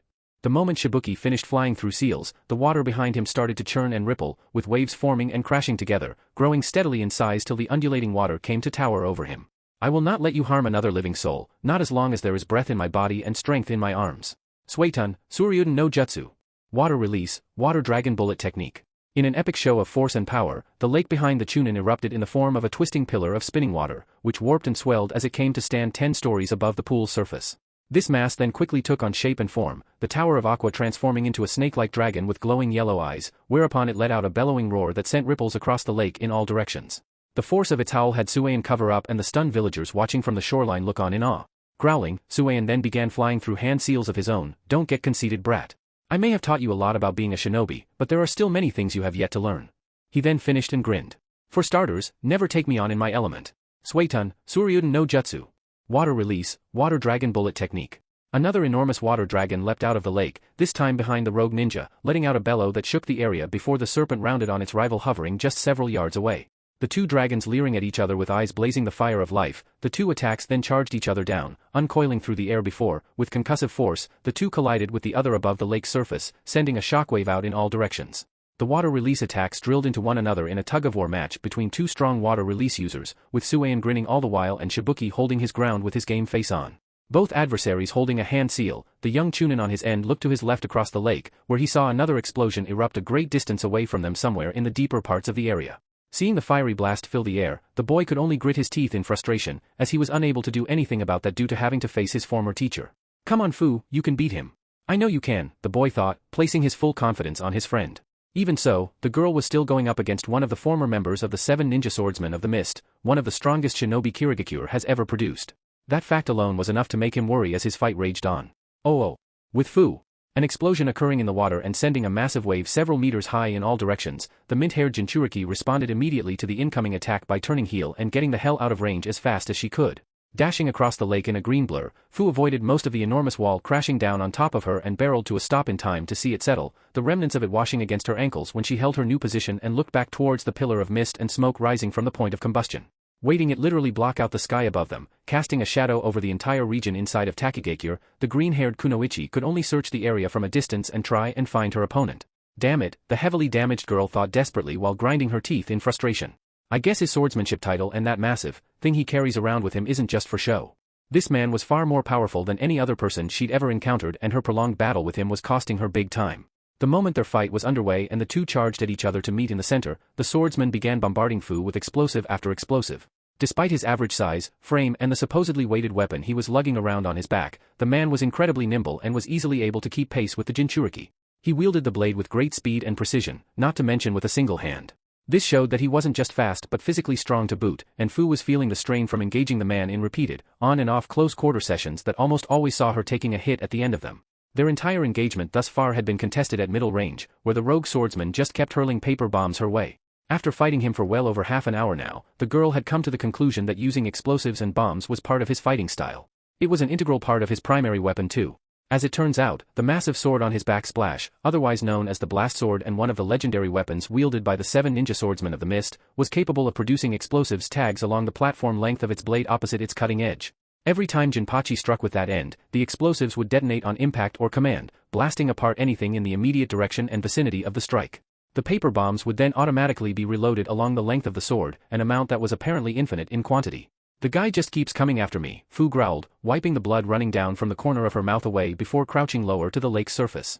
This is getting ridiculous. Unfortunately, she didn't have much time to dawn on the issue of her relentless adversary, as the Jinchuriki's senses were prematurely drawn to the lake directly beneath her. Responding in alarm, the mint-haired Kunoichi leapt into the air as high as she could, avoiding a stream of paper bombs that unexpectedly floated up to the surface in an attempt to wrap around her, before the several dozen slips all went up in flames. Seconds later, another great explosion enveloped the entire area of water, sending a blast of water and fire into the air. In spite of managing to avoid getting caught by the seemingly sentient weapons, Fu still managed to get wrapped up in the blast radius and sent spiraling through the air. It would be several stories later that the girl eventually regained control of her flight and, upon sprouting a pair of wings, suspended herself in the sky. World spinning in a haze, the girl shook her head to clear her senses. Damn, that was close.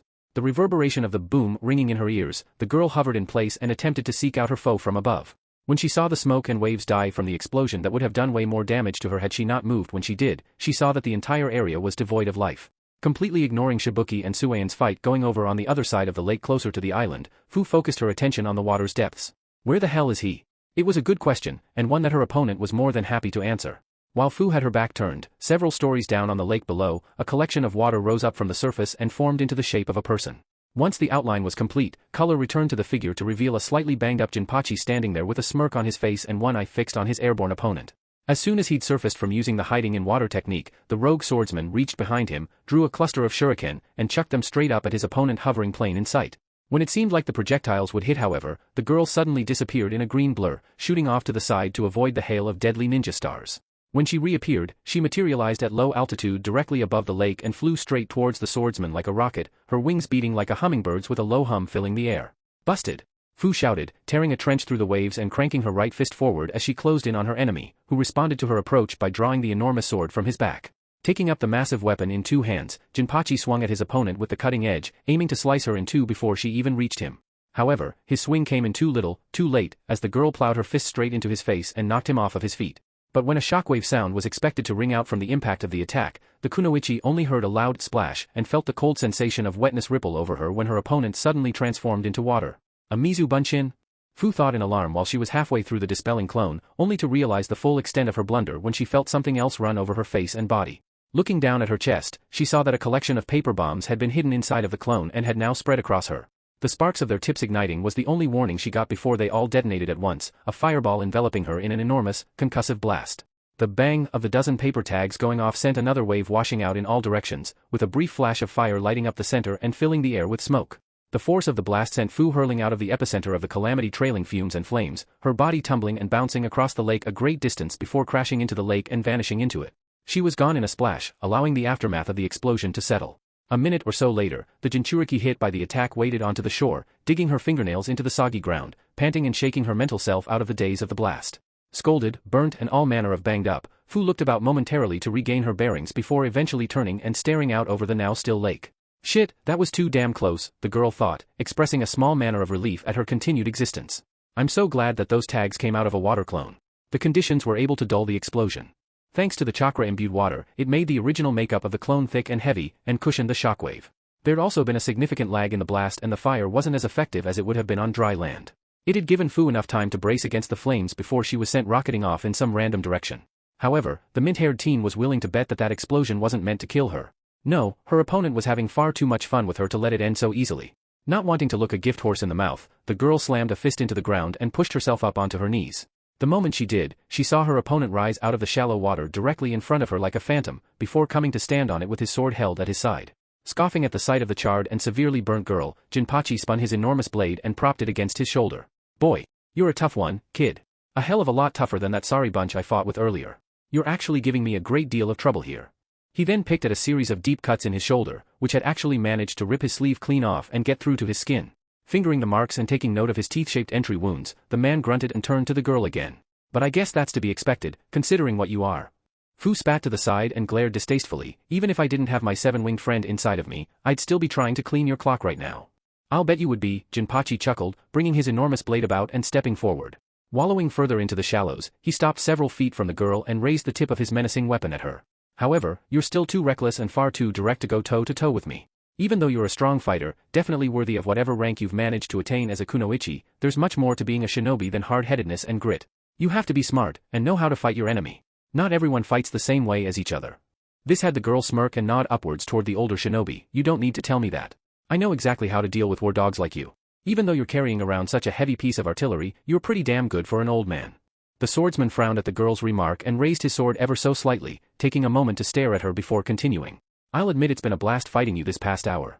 Though I usually like to play around with my food and watch it squirm underneath my heel, a lot of my opponents die right from the get-go without putting up any kind of resistance. Maybe that's because I'm so overwhelmingly powerful, or that I'm just too good at my job. He then narrowed his eyes and cracked some more explosive tags along the base of his blade, which extended and began to spark. In any case, I think I've eaten my fill in this one. We're done here. The mint-haired Fu, managing to recover from being smacked around, chuckled at his glare and boldly stared back at him as she tried to push herself up, getting right to it. I like that. The girl grinned at him childishly as she prepared to make her escape. You'd better not miss on the first swing, otherwise you're going to regret it. Jinpachi scoffed, I doubt it.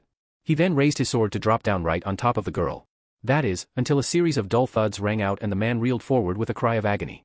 Reaching for his neck where one of the kunai had landed and buried itself, Jinpachi then leapt back as fast as he could when Naruto exploded out of the shallows beside him and attempted to drill a kunai right into the side of his head. Managing to avoid the initial swing, the swordsman jumped again, but overshot his leap and ended up tripping over his own feet, bouncing across the mud and shoreline before tumbling to a painful stop several yards away. Rolling onto his feet, the rogue ninja growled in anger and pain, and started individually pulling the kunai out from his back. Fuck! Where the hell did that brat come from? Putting distance between him and his enemy, while at the same time keeping a close eye on them, Jinpachi went on to catching his breath at the same time as his adversaries, giving everyone a moment of reprieve. Skidding to a stop, a thoroughly beaten, exhausted and wet Naruto panted heavily and looked down at the surprised Fu kneeling beside him. At that exact moment, several shadow clones came to land all around him, before each of them dispelled one after the other, giving their master a few seconds to wipe his arm over his face and focus upon his shaken friend from Takigakure. Damn, this place wasn't easy to find. Good thing I asked Mikuru-chan for directions, the boy said while extending a hand to Fu. Are you alright? The mint-haired kunoichi stared silently at the boy for a moment, looking like she'd just seen a ghost, before eventually accepting his gesture. Getting pulled to her feet, Fu looked the thoroughly ruined boy over. What happened to you, Naruto-kun? Why are you all beaten up? Breathing out, the blonde pointed over his shoulder. I was attacked in the woods outside of your village by these two freaky-looking guys working for Orochimaru. I would have beaten them easily if they didn't know all of my tricks and abilities. They were able to counter me at every turn and spent the better part of the last hour beating the stuffing out of me. I'd have been carted off to Otogakure if it hadn't been for old Fuzzball in here. He slapped himself in the gut gratefully. Fu blinked in surprise, so that's what those two presences I felt earlier today were. She then frowned when she ran it through her head a few times. No wonder they smelt so foul. I could practically feel them staring at me from wherever they were hiding. So they chased after you? Yeah, and they apparently wanted to bring me back with them too, Naruto answered and shook his head. There's no way in hell I was going to let that happen. I'd rather die than be turned into some stinking lab rat. Smiling at his tone, Fu then balked a little and stared at him again. Wait a second. We left you back at the base of the waterfall and went our separate ways. How did you find your way into our village? Fair question. No one had ever successfully infiltrated their village before, at least not before today. There hasn't been a shinobi outside of Takigakure that had been able to enter their territory and look upon their little community without receiving a thorough lashing at the entrance. This place was next to inaccessible, save for a handful of tunnels. So how did Naruto manage to find them when hundreds of other shinobi before him have tried and failed? Recapping briefly on his search, the boy grinned and held out his finger, allowing a small finch flying circles overhead to land on his extended digit before he pointed down into the lake. It's called the village hidden by a waterfall for a reason, right? Sometimes the best way to find something is to either follow your instincts, he then pointed at the bird resting on him, or ask for directions. He then made a climbing gesture with his fingers, showing how he'd made the vertical ascent into their other, less used, entrance. Or at least from his point of view. For others, it was more like an exit. Fu blinked at him again. You found your own way in? Yep. There was a cave entrance behind the waterfall about 10 stories up that was big enough for a small child to fit through. It was a good thing I'm so flexible, otherwise I never would have made it in. There was a small colony of finches living in there too. Naruto then added to this by coughing out a few feathers he'd swallowed from clambering through the dozens of nests before grinning wryly at his fellow Jinchuriki, who stifled an amused giggle. After thanking his newfound finch friend and bidding her farewell, the blonde then focused his complete and utter attention back on the swordsman he'd nailed and watched the man get up from a distance. Anyhow, I think I've rested up long enough. Problems? Oh yeah, big time, the kunoichi chirped while limping forward, something that Naruto noticed and took a few seconds to look the girl over for. Watch out. This guy is ridiculously strong. He may not look it, but he's powerful, and really knows how to move in this terrain. Who is he anyway? Naruto asked, glancing briefly to the left at the tug-of-war match of water dragons between Suien and Shibuki across the way, before fixing his sights back onto Jinpachi, who was right now yanking the kunai that remained out of his upper back. He's obviously working with the guy fighting your friend, but he's wearing the headband of a Kirigakure ninja. What beef does the hidden mist have with this place? He thought Konoha and their allies were on good terms with that village. That's what the old man Hokage said to him last time they met. Well, that's easy. He's a rogue ninja who's getting by working as a hired hand, Fu answered, her expression becoming more serious. Not only that, but he's also a former member of the 7 ninja swordsmen of the mist. Taking a stance, the girl ignored the slight recoil in her friend's expression and just kept all her attention focused on the enemy. 7 ninja? Swordsman Naruto murmured before his eyes completely widened and he gazed across at the bearded man in shock. Oh shit, so, he's just like Zabuza Momochi? Right? Yeah. That's right, Fu replied, glancing at the boy briefly in surprise. Wait, you know the guy? I met him in the Land of Waves along with his apprentice, and became friends with them. He'd left the Hidden Mist a long time ago during one of their wars and spent the last few months working for a guy named Gato, but was killed in a fight against a silver-haired, immortal bastard carrying a scythe, Naruto replied and gave the man an intent stare. So, he's from where Zabuza came from. Shaking his head of the damage and biting back the pain, Jinpachi looked across the several yards of space towards the newcomer and narrowed his eyes dangerously. Another one? Where in the— hang on a minute. Isn't he that kid? The one those two were supposed to take care of? Why is he here? The swordsman asked, before his brain eventually worked out what may have happened and gritted his teeth, ignoring the blood dripping down from the corner of his mouth. So, they fucked up. They couldn't kill him. That was a surprise. From the way those two Oto guys had spoken to him before with such confidence, he figured that the pair were quite strong. Knowing that they were working for one of the 3 legendary Sannin, Orochimaru, he'd assumed that any subordinate working under that snake was at least competent. However, seeing their target standing before him and seeing that his former associates were nowhere in sight, made Jinpachi believe that most of the things they'd probably said to him were just talk. If not, then this kid that they were supposed to have rubbed out was a lot stronger than they'd previously anticipated. Either way, it made his job of fighting these lowlifes a lot more difficult than he'd initially hoped. Managing to regain his sense of balance, the swordsman huffed and faced his now 2 opponents. It looks like you managed to fight your way out of your little dilemma, Jinpachi said with a smirk. Impressive. Naruto frowned. So, you guys really were working together. His displeasure increased when he saw the disgusting grin thrown his way. Well, isn't that just fun? You got out of a fight against 2 of Orochimaru's elites. That's a good effort, considering you were outnumbered and matched against an enemy force that knew exactly how to fight and bring you down. However, it's not like you'd been able to emerge completely unscathed, Jinpachi said. He took a moment to look him over, noting the number of wounds and bruises that had been inflicted upon him in his scrap. It looks like those 2 had put you through hell. Funny. I almost ended up on a one-way trip there, Naruto shot back. Regardless, even though you managed to dodge the metaphorical arrow, you've now fallen into my line of sight, the swordsman continued with a hard gaze, taking a stance and preparing to set off. The older man surveyed his young targets and chuckled excitedly. Unlike those 2 mongrels, I'm no amateur, and I'm not near foolish enough to fall for the same tricks twice. I'll be sure to finish off their half-assed work and blast you into the next world. Tensing up, Naruto then skipped on the spot and dropped into another stance, bringing his hands up and glaring. I'd like to see you try, bastard. He was still pissed from the shit he'd heard spouted by the younger brother of the Sakan/Yukon pair and still hurting from his fight. This was more than enough to give him the adrenaline boost he needed to put an end to this battle. Even though he was half past dead before, his sudden transformation into his 3-tailed mode had managed to heal over the most serious of his wounds and plug up the massive holes that had been punched into him by his opponents. In spite of his exhaustion, he was still good for another round. Seeing Naruto was pumped up like she was, Fu smiled at him before frowning when they saw their opponent also prepare for a charge. Be careful, Naruto-kun.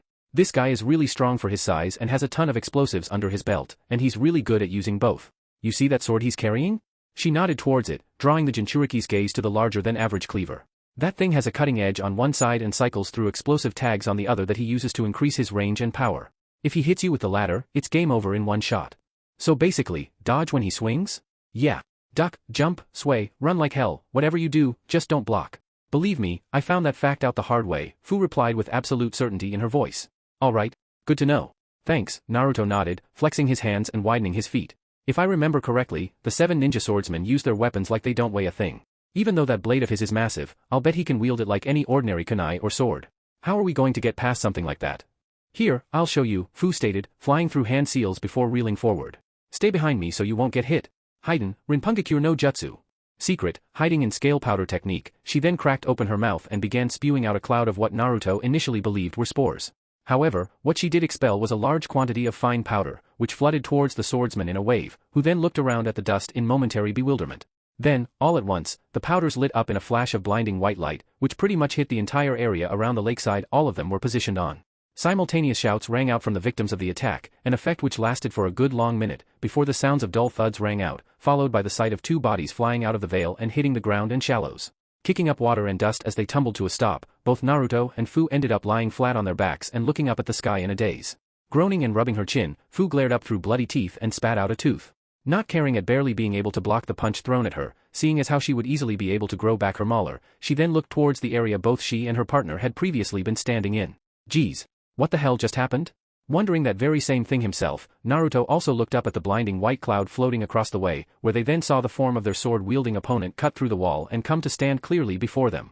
The grin he wore showed how unaffected he'd been by the flashbang, which had the youngsters questioning how he'd been able to get them, until realization struck the blonde. Clenching his jaw, the boy rubbed the bruise on his forearm from blocking the kick he'd been able to telegraph in the mist and stared hard at the swordsman. I can't believe I forgot about that. All of the 7 ninja swordsmen are masters of the silent killing technique.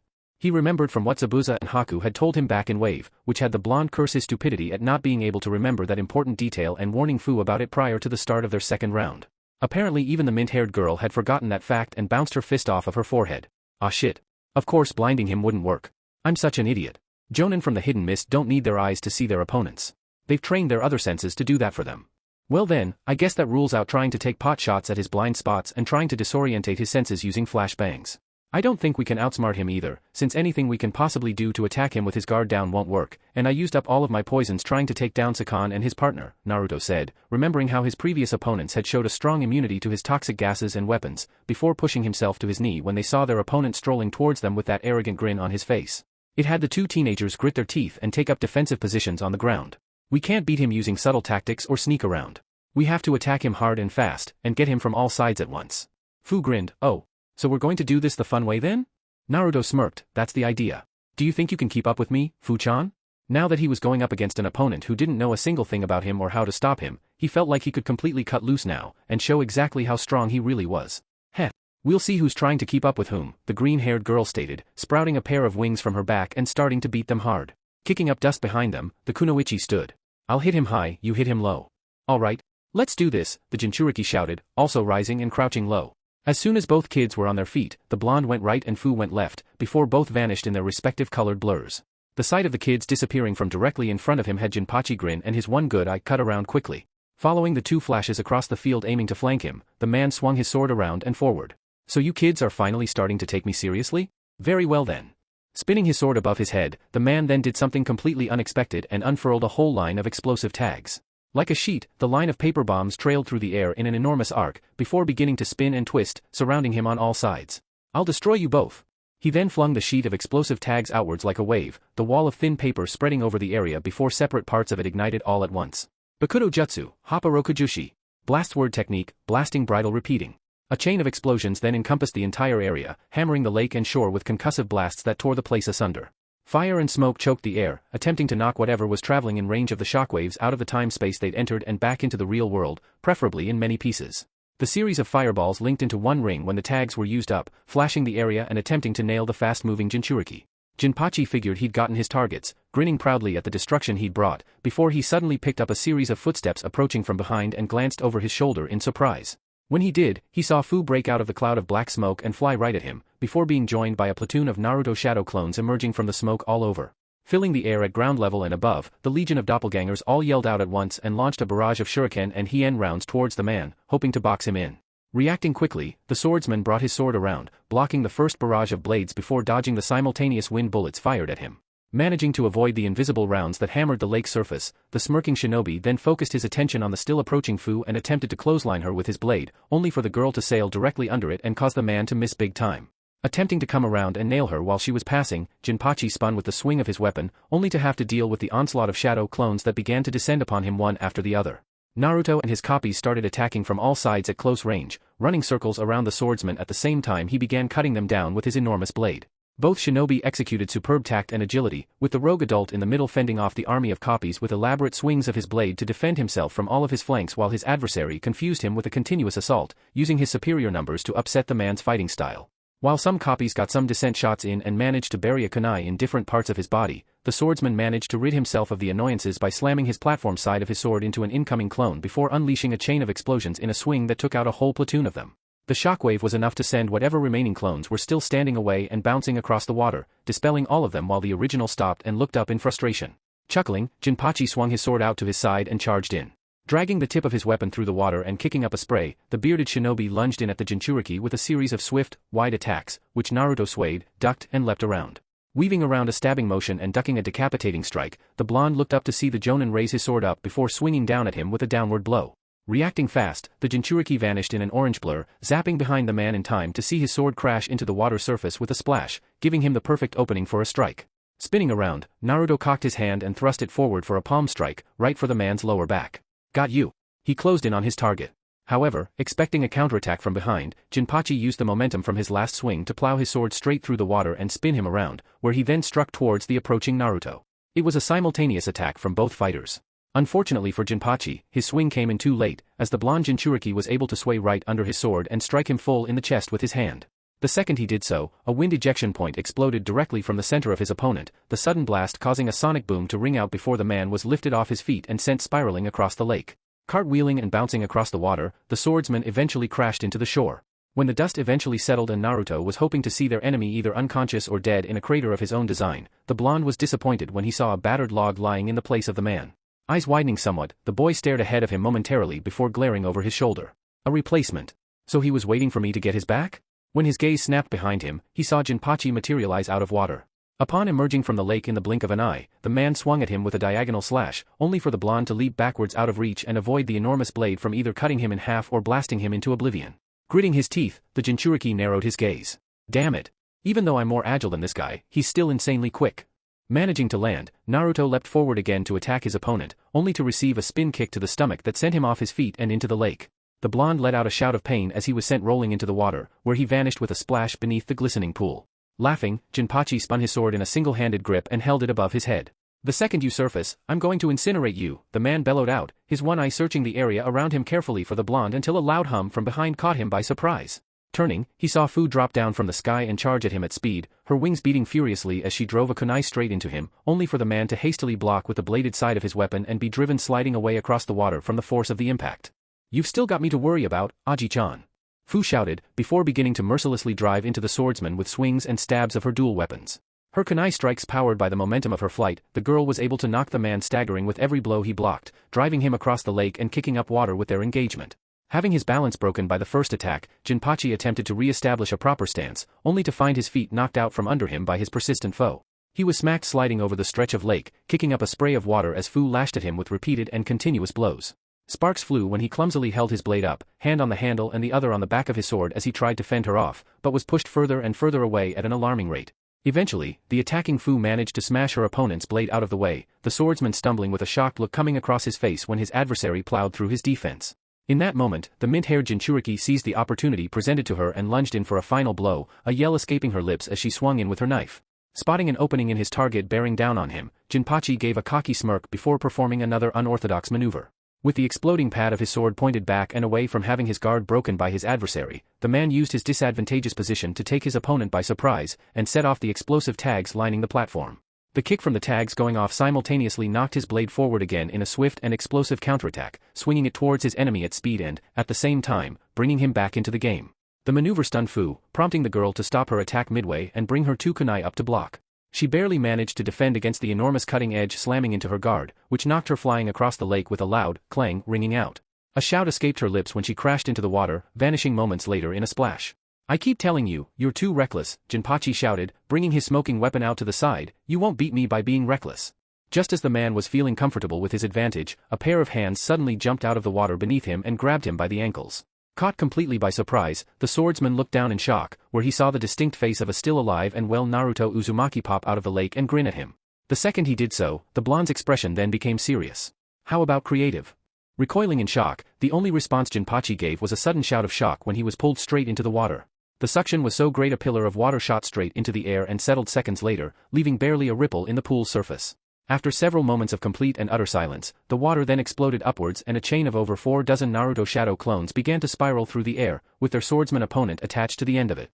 Spinning around in circles like a whip several stories above the ground, awing the nearby villagers at the display of strength and dexterity, the original Naruto holding the other end of the chain then bellowed out as he changed the rotation pattern and pulled sharply to the side, hurling the whip end towards the enormous tree on the center island. "Try this. Bunshin Kusari Neijinawa. Clone chain lasso," Naruto hollered before ramming the end of the weapon straight into the tree.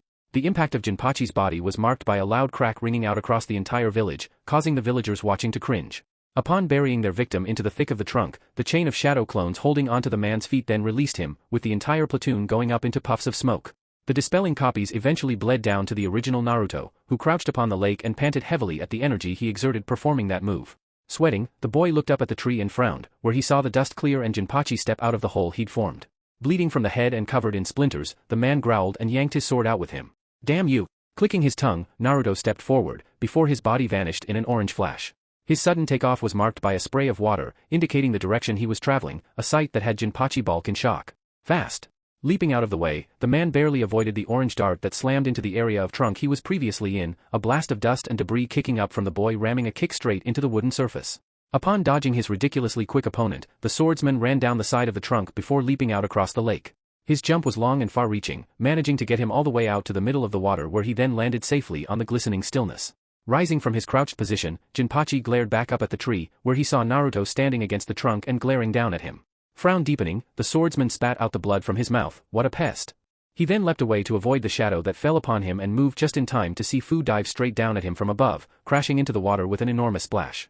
Skating backwards, the swordsman grinned. "Nice try. But like I told you, I won't fall for the same tricks twice." Spinning his sword, the man then swung his sword down in time to intercept the water beneath him exploding upwards and Fu lunging up at him, kunai first. A loud clang rang out when the girl collided with his sword, sparks flying when she then flew off. Coming around in a sweeping arc, the girl began a continuous onslaught of hit and run attacks, where she would ram into the man with a single hit and trade blows with him, before shooting off again in flight and getting some distance so as to possibly avoid any fatal counterattacks he had waiting for her. Fu circled him persistently, hitting the rogue from all sides repeatedly and tirelessly causing sparks to fly as the pair traded shots. The attack frustrated Jinpachi completely, especially when his other opponent also joined in, materializing out of the air behind him and swinging in with his blade. The two Jinchuriki began attacking the swordsman from all sides, forcing him to fight at his absolute best in close combat to try and shake them off. Ducking a swing from his sword, Naruto dove at him with 2 body blows. His hits rang out on impact, causing the swordsman to reel forward in shock before countering with another swing of his heavy blade. Skipping on the spot, the Jinchuriki flashed away and reappeared directly behind him using his untraceable speed. With Jinpachi losing sight of the blonde, he was then forced to block a hit from Fu ramming into him from the front, the girl growling as she ground her kunai into his weapon before flipping over him and kicking him in the back, sending him stumbling forward. Frustrated, Jinpachi let out a roar and sent another swing behind him, only for Naruto to spring off of his blade when it passed and rammed a knee right into his face. This blow cocked the man's head back with blood flying from his mouth, before a sharp sting in his front had the jonin bend over forward when Fu came in immediately after Naruto and buried her blade into his stomach. The 2 hits staggered the man who, after biting back the pain, countered with a kick straight towards the mint-haired Jinchuriki, who flew off before his blow could land. Managing to pass Jinpachi, Naruto stood behind him while Fu hovered on the other side, forcing the swordsman to split his attention between the two. After seeing them stop, the hidden mist ninja then spat out the blood in his mouth again and yanked the knife buried in his abdominals out as well. Upon tossing it into the water, he sheathed his sword onto his back and flew through hand seals. "You brats have been trying my patience long enough. I'm wiping all of you out right here and now." Ending on the Dragon Sea, Jinpachi then threw his hand straight up into the air above him, and grinned when he saw the 2 teenagers react defensively. "Let's see you dodge this." Suetun, Suryuban. Water release, water dragon whip. All of a sudden, the lake around both Naruto and Fu began to kick up, with massive waves blasting outwards that smacked into the blonde-haired Jinchuriki and sent him barreling across the now churning water. The mint-haired girl however had to avoid a wall of water that suddenly exploded up around Jinpachi and began to twist around him, before the lake he summoned formed into an enormous orb of water that he then held above him. The flying kunoichi eyed the undulating sphere with concern when it spun and turned, as if it had a life of its own. However, the technique being used was not sentient, as it was being dictated completely by its wielder. A wide smirk forming on his face, Jinpachi then let loose his attack and began firing numerous jets of water from the orb above him. These whips shot towards Fu, homing in on the girl who reacted in alarm and took off at full speed, intent on staying ahead of the spears. The girl tried to outmaneuver the streams, but the jets were able to change directions in mid-flight and stuck to her like missiles. Cursing her luck, Fu then tried to put some distance between herself and her enemy, avoiding a few more whips coming around from ahead and ascending higher into the sky. Grinning manically, Jinpachi then looked over his shoulder towards Naruto, who had just recovered from being knocked away by the waves and was now glaring towards him. Staring snidely, the man then sent several whips in the boy's direction. Spotting the jets shoot out of the orb on his side, the Jinchuriki's hair bristled and he barreled out of the way, avoiding the initial shots before taking off in an orange flash to avoid more of them. However, the sheer number of water whips that shot out cut off any escape attempts and forced Naruto to change directions repeatedly, pissing the boy off and prompting him to put more distance between himself and his enemy, just as Fu had done. Back-flipping across the lake to avoid water spears coming down from above, the Jinchuriki then threw both hands forward and blasted back using his ejection points for an extra boost, which allowed him to dodge several more whips coming in from the side. Damn it. This guy's jutsu is ridiculous. Naruto thought before dashing off again, using his body flicker technique to repeatedly dodge the attacks through use of his after images. He had the privilege of watching the transparent copies of himself get hit by the attacks before fading away, showing just how fast this damn jutsu was. How can water move so fast? Is it even possible? This just showed what kind of level this man was really at. He was strong, surprisingly quick, and insanely durable. Even though he could avoid well, he could also take kunai to the body and keep on coming, staying true to the fact that Kirigakure shinobi were incredibly vicious and relentless fighters. Along with his unique kenjutsu skills and weapon, the guy also had a good set of skills on him and a great deal of experience in combat. If Naruto had to guess, this guy could definitely give his teacher a run for his money. Kakashi-sensei would have a ball fighting Hi-Shit, the Jinchuriki thought, only to be cut off when more whips of water jumped out of the water ahead of him and forced him to dodge to the right, vanishing in an orange blur and sliding to a stop now several hundred meters away from his opponent still standing in the same place as before. Okay. You know what? Screw this. Forming his cross-fingered hand seal he produced an entire battalion of shadow clones and sent them all forward at once, the mass of bodies charging out with a resounding battle cry.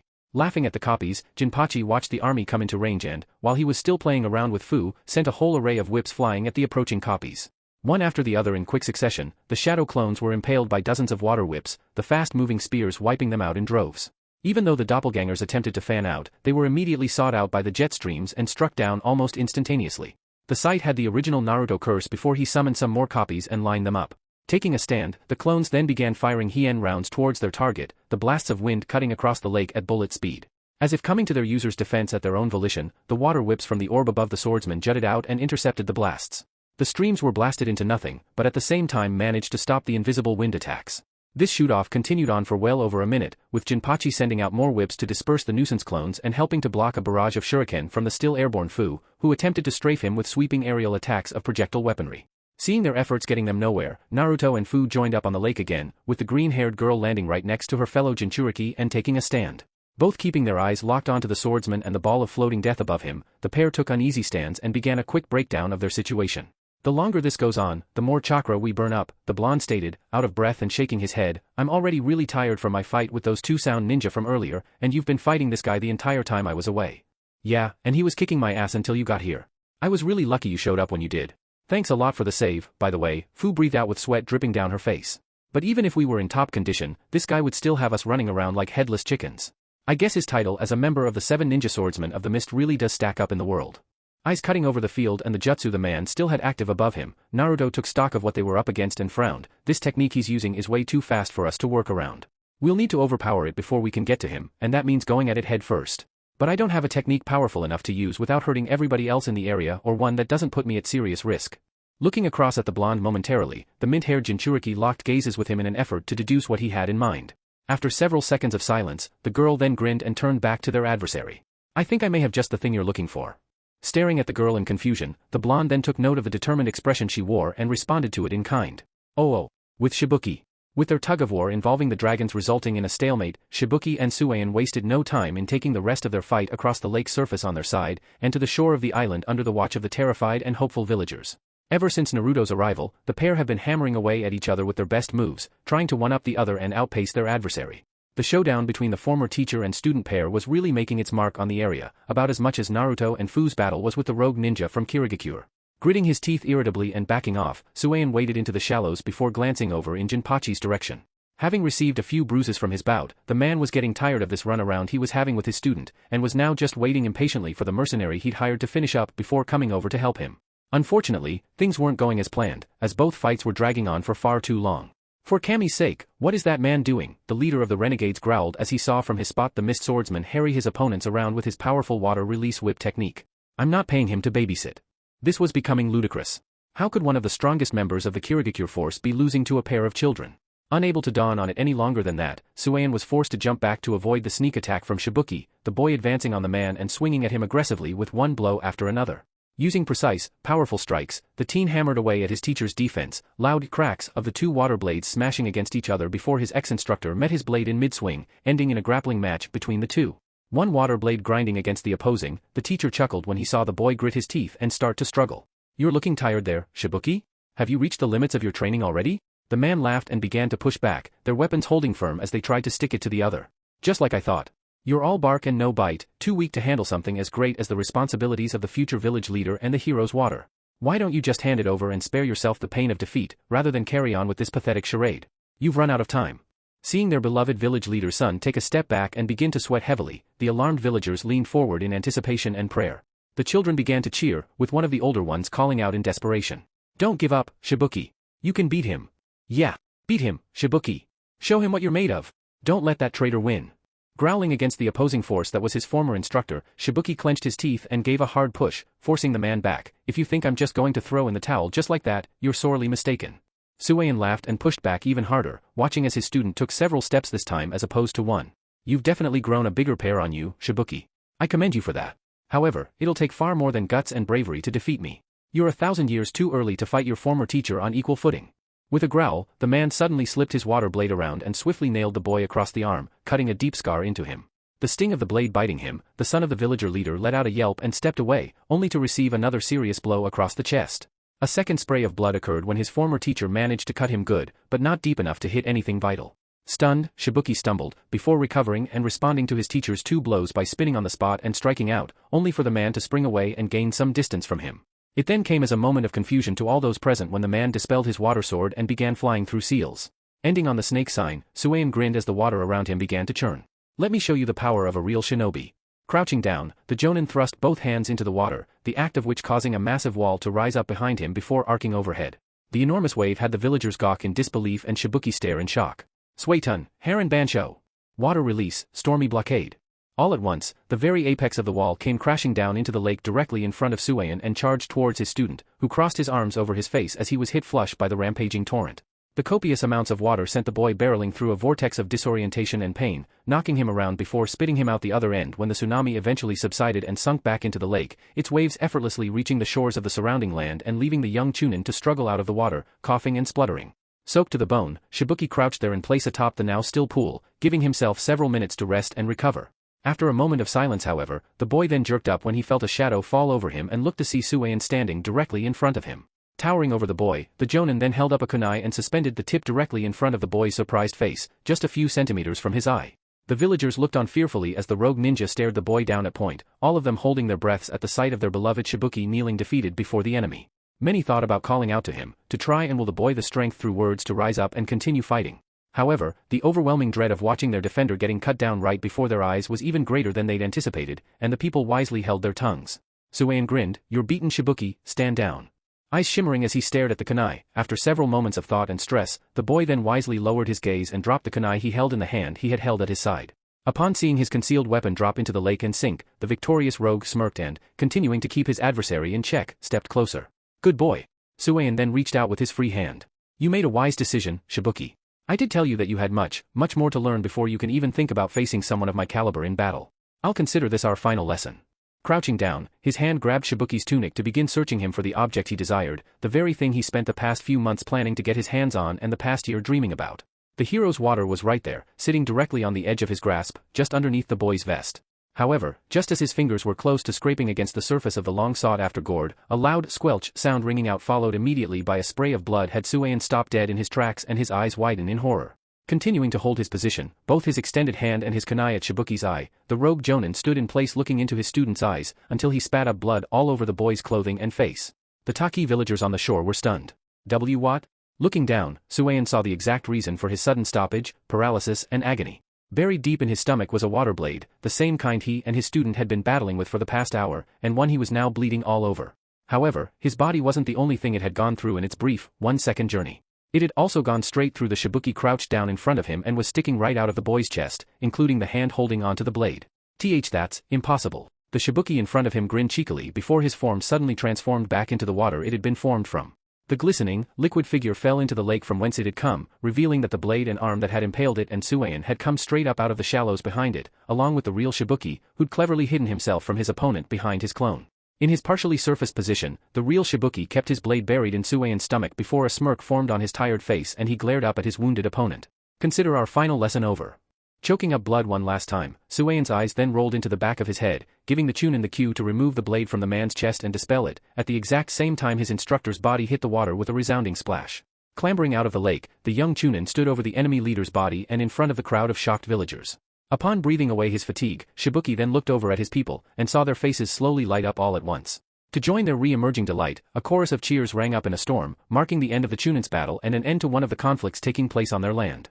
Of course, remembering they still had one more problem remaining, all eyes quickly trained back to Fu and Naruto's position, and their opponent still standing dead center of the lake. Thoroughly exhausted from his bout, Shibuki stood and watched as the swordsman recalled all of the water whips he'd sent out after his targets, and remained fixed in place glaring at them. The young Chunin of Takigakure clenched his fists with worry, looking on from his place just like everybody else, as he saw Naruto and Fu prepare for a final confrontation. Win, the boy thought with a determined expression coming into play. Oh, with Naruto and Fu. Frowning at the sight of the two kids whispering, Jinpachi grunted and formed a new hand seal with one hand. Boy, you two are getting awfully comfortable over there. Stop talking. The moment he made the gesture, the sphere of water above him undulated violently until it shot forward in one giant mass. Coiling through the air like a stream, it then suddenly formed into an enormous dragon-like creature with a gaping maw. The creature let out a roar as it charged towards its two stationary targets, who watched it approach in surprise, as they weren't expecting their foe to move so soon. The swordsman wasted no time in setting his technique upon the hapless pair, and grinned maniacally while doing so. Suetun, Suishu Goragon. Water release, water attacking strong flow downpour. The enormous serpent dove straight towards the Jinchuriki and collided with them in an enormous splash. The impact was marked by a shockwave that sent water tearing across the field in all directions, shocking the observing villagers and entertaining the blasting swordsman Jinpachi. When the lake eventually settled, the rogue ninja initially believed he'd managed to wipe out his targets in one shot. However, when the mist from the exploding water dragon hitting them eventually cleared, the man recoiled in disbelief when he saw that they were both still standing, and that one of them was leading the duo in a completely new form. Looking at Fu in surprise, Naruto saw that the girl had encased herself in a bubbling orange chakra cloak with two wings sprouted from her back. Hands extended forward defensively, the girl had held her ground against the full force of the attacking dragon, and continued to stand in front of her friend while glaring across at their swordsman adversary with great anger and focus. Upon taking in the girl's new appearance, the blonde then smiled when he saw the more feral-looking Kunoichi glance back at him. Whoa! The glowing, mint-haired Jinchuriki grinned and nodded to herself, as if feeling the need to point out her new form. Pretty cool, huh, Naruto-kun? Yeah, the Konoha Jonin exclaimed before staring at the Kunoichi with a little more enthusiasm. Is this what a Jinchuriki can do when they have full control over their friend's powers? Fu shrugged. Well, not full control, but enough practice to do this consciously without hurting yourself. The girl then turned to look ahead of her again. When she saw Jinpachi back down at the sight of her fixed gaze, the Kunoichi frowned and flashed him a wave of killing intent, which caused a visible ripple to blast out from her feet. Anyway, I've gotten rid of the water dragon. Let's take him out now while he's still scratching his head. Remembering they had a battle to finish up, Naruto's expression became serious again and he nodded in acknowledgement. Right. Once their eyes had locked back onto the rogue ninja, both of them crouched down and vanished in a flash, kicking up an enormous splash of water as they both rocketed towards the enemy at invisible speed. Seeing them begin their counterattack, Jinpachi quickly jumped into action. Getting serious, the man drew his sword from his back and with a yell, swung it through the air in front of him. The resulting maneuver pulled a great length of explosive tags in the form of a sheet through the air across him. This trail of paper filled the space above the lake ahead of the rogue and created a flying barrier between both him and his approaching targets. As soon as he'd drawn enough, the Kiri-nin formed a hand seal. Don't get conceited, you cocky brats. Bakudo Jutsu, Happa Rokujushi. The chain of explosions that followed produced an enormous wall of flames that shot outwards and covered most of the lake, boiling it and sending a shockwave ripping out in all directions. It tore through the water in the form of a wave, with the potential to decimate any targets lying in its path. However, when the blast rang out, it was immediately blocked by an opposing shockwave from Fu emerging out of her charge with a howl, the girl tearing head first into the approaching explosion with the chakra horn that appeared out of her head.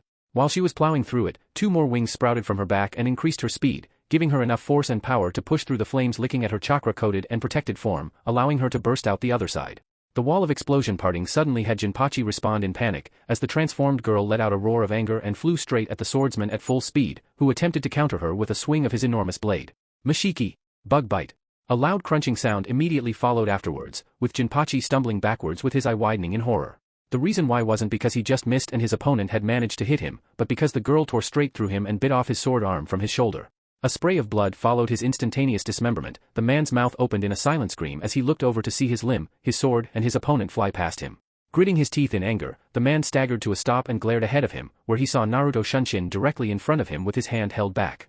These two, what superb teamwork, Jinpachi thought, his remaining moments passing by in super slow motion as he watched the boy lunge at him with a look of blind fury on his face. The girl used her Biju's chakra cloak to increase the offensive power of her attacks and plowed straight through my defenses, disarming me and leaving her partner a big enough opening to take me out. This entire fight the two of them had been in sync, attacking him together and disorientating him throughout. It was a thrill that brought a wide grin to the man's face, even with the face of death bearing down on him. Defeated by the Jinchuriki of Takigakure and a Jonin from Konohagakure, what a way to go. Cracking his one good arm back, Jinpachi drew a kunai and swung down at his approaching enemy, attempting to make one last stand. However, using his superior reflexes, taijutsu speed and timing, Naruto ducked right under it and thrust his hand forward.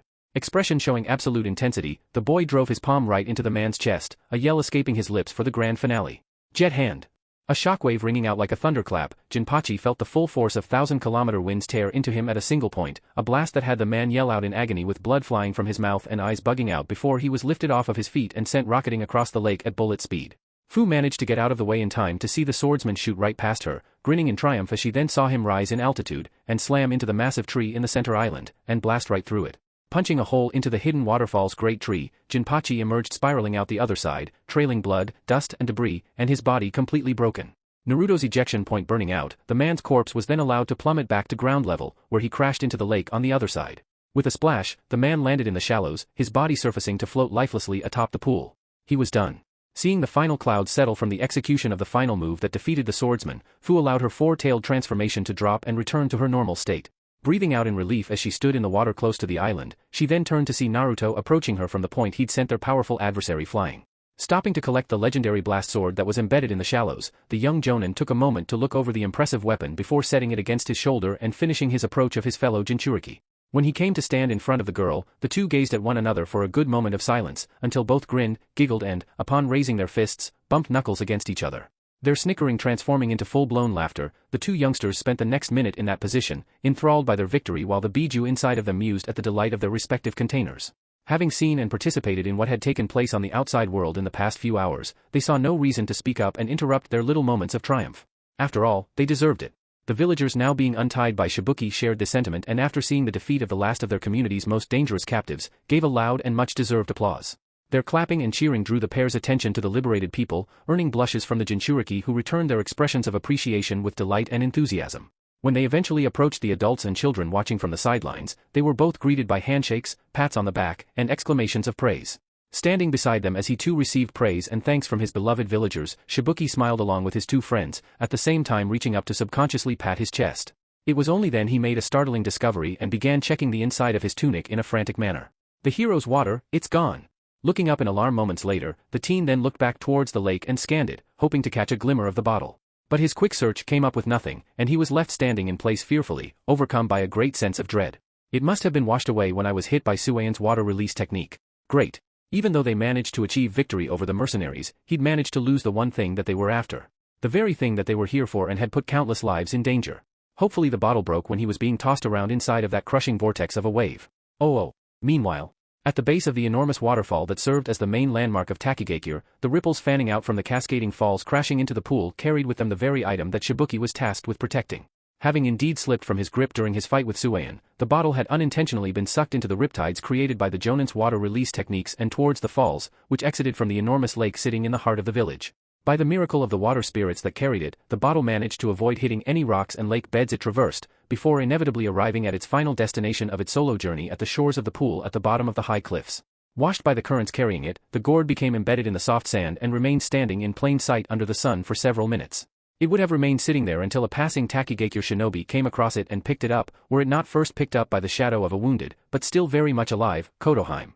Reverted back to her normal form and covered it various cuts, bruises and splinters, with bits of wood sticking into her battered body, the kunoichi reached down and took a hold of the treasured artifact. Weighing it in her hand for a few good seconds and getting a feel for the total weight of the liquid, the beaten-up girl then gave a toothy grin through bloody teeth, before looking back up at the waterfall the bottle had traveled down. "I'll consider this my consolation prize," Kotohime chirped, giving one last giggle and pocketing the item, before slowly limping back to headquarters. It was a good thing that luck was on her side today.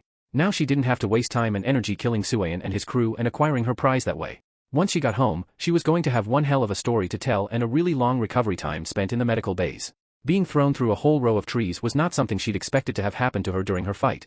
Hopefully her punishment would be less severe when she made her final report to Orochimaru. XXX. Late afternoon.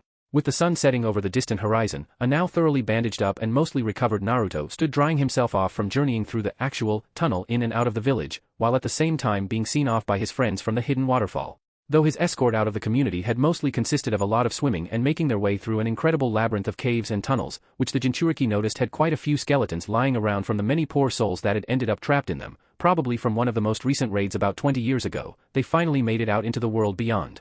As much as it looked like Takigakure had actually been built above ground, the enormous tree that was in fact the heart of the village grew out of a cave at the very top of the cliffs and shielded the community from sight. The hidden waterfall was basically constructed inside of a large pothole, one that had gone on unnoticed and unexplored by outsiders for years now. Thanks to the combined natural and man-made defenses of the surrounding forests and countryside, this essentially made Takigakure one of the hardest villages to invade and attack in force. Unless you had prior, inside knowledge of the network of tunnels surrounding the community and knew all about its routines and protocols like Suayan did, the villagers would be able to live on and prosper without any fear of attack for decades. Now that the assault by the mercenary force had come and gone, and the ones responsible for the incident that were still alive and kicking had been rounded up and taken to the stockades, village life in Takigakure could quickly return to normal. When reinforcements finally arrived from the nearest outposts, the entire conflict had already come to a close, leaving the shinobi and kunoichi of the village to finish clean up. It had been a rough day for everyone that had been involved. Wincing when he adjusted his jacket, as he was still sore from having the crap pounded out of him and being stabbed repeatedly by Harrison-ban and Kunai, Naruto then gave a light-hearted chuckle when he turned to face Shibuki and Fu standing nearby, who were also accompanied by Ken and Yuna, the two children he'd also met outside the village. Upon looking at all of their faces, including the bandaged one of his fellow Jinchurikis and the slightly bruised one of the village leader's son, the Jinchuriki breathed a sigh and ran a hand through his hair. "Man, after today's mission, I think I'm going to try and take it easy from now on. Those last two fights nearly killed me, literally," the blonde exclaimed, giving his friends a bit of a cringing grin before reverting back to a less than enthusiastic smile. "If I told Tayuya-chan or Isaribi-chan about what happened to me today, they'd probably chew my ass out. I probably still will if I walk in looking like this." He gestured to his partially mummified state. Upon listening to his drab speech and processing his statements, Fu gave a childish giggle and hopped over to him, tilting her head right in his face and getting the blonde to balk at her sudden teleportation to him. "Be careful, Naruto-kun. You're starting to sound like an old man." Holding back a laugh, the Jinchuriki of the seven-tailed beast gave her blonde companion the V sign and grinned. "Whatever happened to that boy I played tag with by the river when I first met him all those months ago? Where'd that awesome guy go? Surely he hasn't up and vanished, and been replaced by this geezer of a shinobi, because that would never happened. He was the kind of guy a girl like me could fall for, the kind of person who could take on the world, no matter what hardships he encountered, and move aside any obstacle that stood in his path. Aren't you that guy, Naruto-kun, or have you forgotten all about him?" The girl winked at the jonin in the end. Hearing her words loud and clear, especially with her face hovering directly in front of his, Naruto responded to her passionate exclamations with momentary surprise, before a sudden spark of clarity hit him like a ton of bricks and shook him out of his fatigued reverie. Shaking his head as well to rid himself of whatever negativity was infecting his system, the boy then sprang onto his toes and glared back determinedly. "Hey, you're right. Whatever happened to that little, blonde-haired bastard?" He then took Fu's extended hand in his and stepped closer to her, so close that his nose became suspended just in front of hers. His action surprised the girl so much that she actually blushed at how close he came. "Sorry, Fu-chan. I don't know what came over me." Eyes shimmering, Fu gazed back into the boy's sapphire blue eyes and gulped, "And no problem. I shouldn't be saying or thinking such depressing things. No way. To me, that's just the first step to admitting defeat." Naruto then looked up momentarily before giving the girl a firm and unflinching stare, which made her heart skip a beat. "Well, I'm not going to let the fact that I just had my butt skewered and handed to me today stop me. I need to keep pushing forward, just like everybody else. Yeah. Seeing the young man grin at her up close had Fu's knees tremble, and for a second she started regretting getting him pumped up and prompting him to grab her hand. Geez. For an afternoon where the sun was starting to set it sure was getting hot. I think. I can see why a lot of girls have fallen for him. The boy was completely regal, absolutely glowing. Getting my face pounded into the ground never stopped me. It didn't stop me when I was 5 and it is not going to stop me now, Naruto said, at the same time releasing his friend's hand and stepping away. Bringing up both, he slapped himself in the cheeks a few times to get some red back into them, before gazing up at the Takigakure crew and beaming. He saw Fu step back and rub her arm in an anxious manner, at the same time he saw Shibuki look at the kunoichi strangely and the two children next to him look at the young Jonin in awe as he stood before them with renewed vigor and confidence. I hope you guys will be able to fix all of the damage that idiot Suain caused. His attention drawn, Shibuki beamed at his former escort and newfound friend, don't worry. Even though a lot of the village was damaged in the attack, as long as the people survive and they have strength in them to move on, Takigakure can be rebuilt. The boy nodded toward the blonde when he saw the young Jonin nod in understanding. Thanks a lot for your help today, Naruto. If it hadn't been for you, I don't think our victory today would have been possible. The young, brown-haired boy Ken stepped forward with a happy glimmer in his eyes. Yeah, you were awesome. Thank you so much, Naruto-san, the young girl Yuna chirped as well, her eyes shimmering as she smiled up at the shinobi from another village. Blushing under the praise, Naruto gazed at them in kind. I'm just glad I was able to help out. Even though I technically lost my battle against those other two, we were still able to win the war, and that's all that matters. He then looked toward Fu, seeing the girl rocking on the spot with a notable shade of red still in her cheeks as she shot furtive glances in his direction. By the way, were you guys able to find the hero's water? Seeing Fu glance at him, a small frown returned to Shibuki, who then shook his head. Unfortunately, the bottle got washed away in my fight with Suan. The scout searched high and low for it, but couldn't find anything. Hopefully, it was broken in the currents. That's what he was really hoping for, because if someone had been able to pick it up. The blonde standing in front of him grinned. Well, you don't need a bottle of water to help you out of a tight spot. Seeing the surprised look Shibuki returned, Naruto then responded with an upward nod. The hero's water is something that strengthens a person's chakra for a short time, right, and you guys have been using it for centuries to defend your homeland from invaders? That's a pretty good fallback to have when your village is facing tough times during war and stuff. But I wouldn't go relying on it too much. Shibuki blinked. How come? I mean, sure, the hero's water has helped you and your village out of some tricky situations in the past, but if you become too dependent on it, then the quality of your shinobi will decrease and you'll be forced to rely on an old relic for the rest of your lives, Naruto said, looking into the young man's eyes with a strong smile and absolute certainty in his gaze. Don't let some jug of water be your courage and your savior. If you become too attached to it, then you'll lose sight of everything else that's important and, eventually, you'll hit a dead end when you run out of it. The Shibuki I saw fighting today was awesome, a future leader who relied on his own strength to achieve victory, and not some cup of chakra-boosting juice. The boy made a fist and, stepping forward, jabbed it into the young man's chest. Rely on the strength you can achieve with your own 2 hands, and the strength of your friends.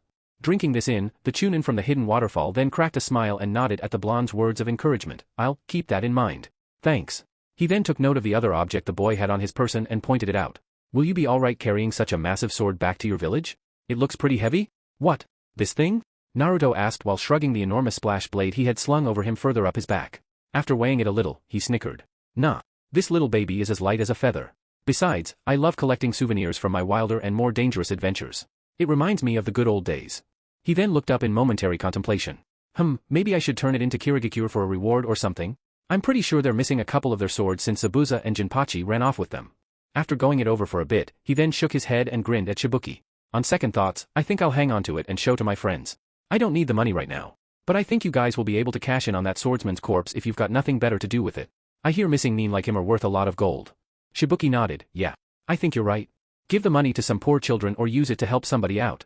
It'll be good for you guys, Naruto waved, earning another chuckle from his friend before then turning his attention to the others not part of their conversation. Crouching down in front of the 2 kids that were present, the Jinchuriki then held a hand out. You two did super today. Make sure you behave yourselves and look after your families. He gave each of them a high five, earning giggles and laughs from the ankle biters when they stepped up to him. We will, Ken chirped. Still beaming, Yuna nodded to the blonde when he glanced in her direction. When I grow up, I want to become a strong ninja like you and Fu-chan. I'm sure you will. Work hard, alright, the Jonin laughed, rising to his feet and grabbing the strap of his bag. Biting away the pain and testing his legs to make sure they were alright, Naruto then turned heel and faced both his friends and the road ahead of him side on. When his eyes cast over the smiling Shibuki and back down to Fu, who was still struggling to face the blonde for some weird, unexplained reason, the whisker-marked boy then waved to her. See you around? Jumping a bit at his sudden question, Fu took a moment to think before bucking up the courage to smile back at the Jonin and nodded affirmatively, her face still glowing red. Why yeah. ELL, see you soon, Naruto-kun. I'll be sure to write this time. That's a promise, Naruto saluted, earning another nod from his fellow Jinchuriki before deciding to take off. With great speed and haste, the boy exploded from his spot and disappeared into the forest, leaving the Takigakure group under the fading light of the sun. Upon waving their friend from Konohagakure off, Shibuki then instructed the kids to return home. While he was walking away and the children ran ahead, he then noticed Fu was still standing in place and looking in the direction her friend had vanished in. When he spotted the faraway expression she wore and the way she stared off into the sunset, the boy chuckled and spoke up. "I can see why you like him so much. That Naruto, he's pretty incredible." Visibly cringing, the girl lowered her head to hide the shade of red that came and lit her face up like a light bulb. Shut up, Shibuki. XXX. Later that night, standing before a desk covered in all sorts of scientific clutter, including flasks, a potion-making set, medical equipment, and bodies of countless small animals of all shapes and sizes, the tall, long-haired form of Orochimaru could be seen smiling down at the newest addition to his collection. Holding onto the oddly shaped bottle containing the hero's water from the hidden waterfall village, the man allowed a wide grin to spread across his face as he juggled it in his hand before setting it onto a neatly placed stand provided. Upon tentatively brushing his fingers over the cool surface of the container, the man then wordlessly looked over his shoulder towards the second in command of the Sound Four, Kotoheim, kneeling directly behind him. "It seems you had quite a tough time on your mission, my dear." Despite its success, the man exclaimed in his hoarse, snake-like voice as his yellow eyes pierced the dark of one of his many laboratories. "I take it things didn't all go according to plan." The girl lowered her head humbly. "Unfortunately not, my master. Our intention to invade the hidden village of Takigakure started off as we'd intended and was well on its way to becoming a complete success. However, events we did not account for caused the entire expedition to spiral out of control." How so?" the Sannin asked curiously. Ignoring the injuries still covering her, the girl bit her bottom lip nervously before looking away. Just being in the presence of the Sannin was nerve-rattling enough as it was. Sakan and Yukon were killed in their battle against Naruto Uzumaki, the young jonin from Konohagakure whom you wish to have brought in to be tested on, should any of us encounter him on the field. Apparently, he was sent on a mission from his village to escort the leader of Taki's son back home. We attempted to subdue him, but he proved to be much more powerful than we initially thought. Twitching at the news, Orochimaru murmured uncomfortably as he then glared ahead of him. Kotoheim remained as she was, swallowing silently while at the same time dreading the man's ultimate response to her brief retelling of the account. After several seconds of waiting, the girl eventually heard the man speak up again, and instinctively braced herself. "That's such a shame," the snake Sannin breathed out while shaking his head pitifully. "I expected so much more from young Sakan and Yukon, hoping they would be of further use to me in the future. After all, I gave them more than enough power to be able to defeat even the most stubborn of opposition from the Hidden Leaf. Even you, Kotoheim, I consider to be on the same level as Kimimaro-kun in terms of combat prowess. But even with the cursed seal of earth I bestowed upon you on top of your augmented abilities, you still let me down." His seemingly sincere words had said Kunoichi bow her head even lower and grit her teeth fearfully, sweat starting to drip down her head in buckets. "However, I cannot reprimand you for this. Naruto Uzumaki has obviously exceeded my expectations." "How was he?" Surprised by the sudden question, having been expecting the man to lash out of her in anger, Kotoheim clenched her fist tightly before speaking up. "He was incredible, Orochimaru-sama. The boy's speed and combat strength is exactly as you described it to us. Had we not had prior knowledge of his abilities and had not come up with a strategy to defeat him beforehand, I am positive he would have defeated both of us swiftly. I'd even go so far as to say he would be able to defeat all the members of the Sound Four at once. I'm pretty certain he can give Kimimaro a run for his money as well." Chuckling with his characteristic chortle, the Sannin allowed his tongue to run over his upper lip excitedly before widening his grin. "Interesting. 5 days later. Land of Water? This is so boring." The groan of a familiar Kunoichi spoke up as she sat on the balcony of a restaurant overlooking the pier. Picking at her seafood fried rice with her chopsticks absently, the girl plucked a piece of fish before sticking it into her mouth, chewing slowly before swallowing, with an equally dissatisfied moan following immediately afterwards. Chojuro-kun, why are we all the way out here again?"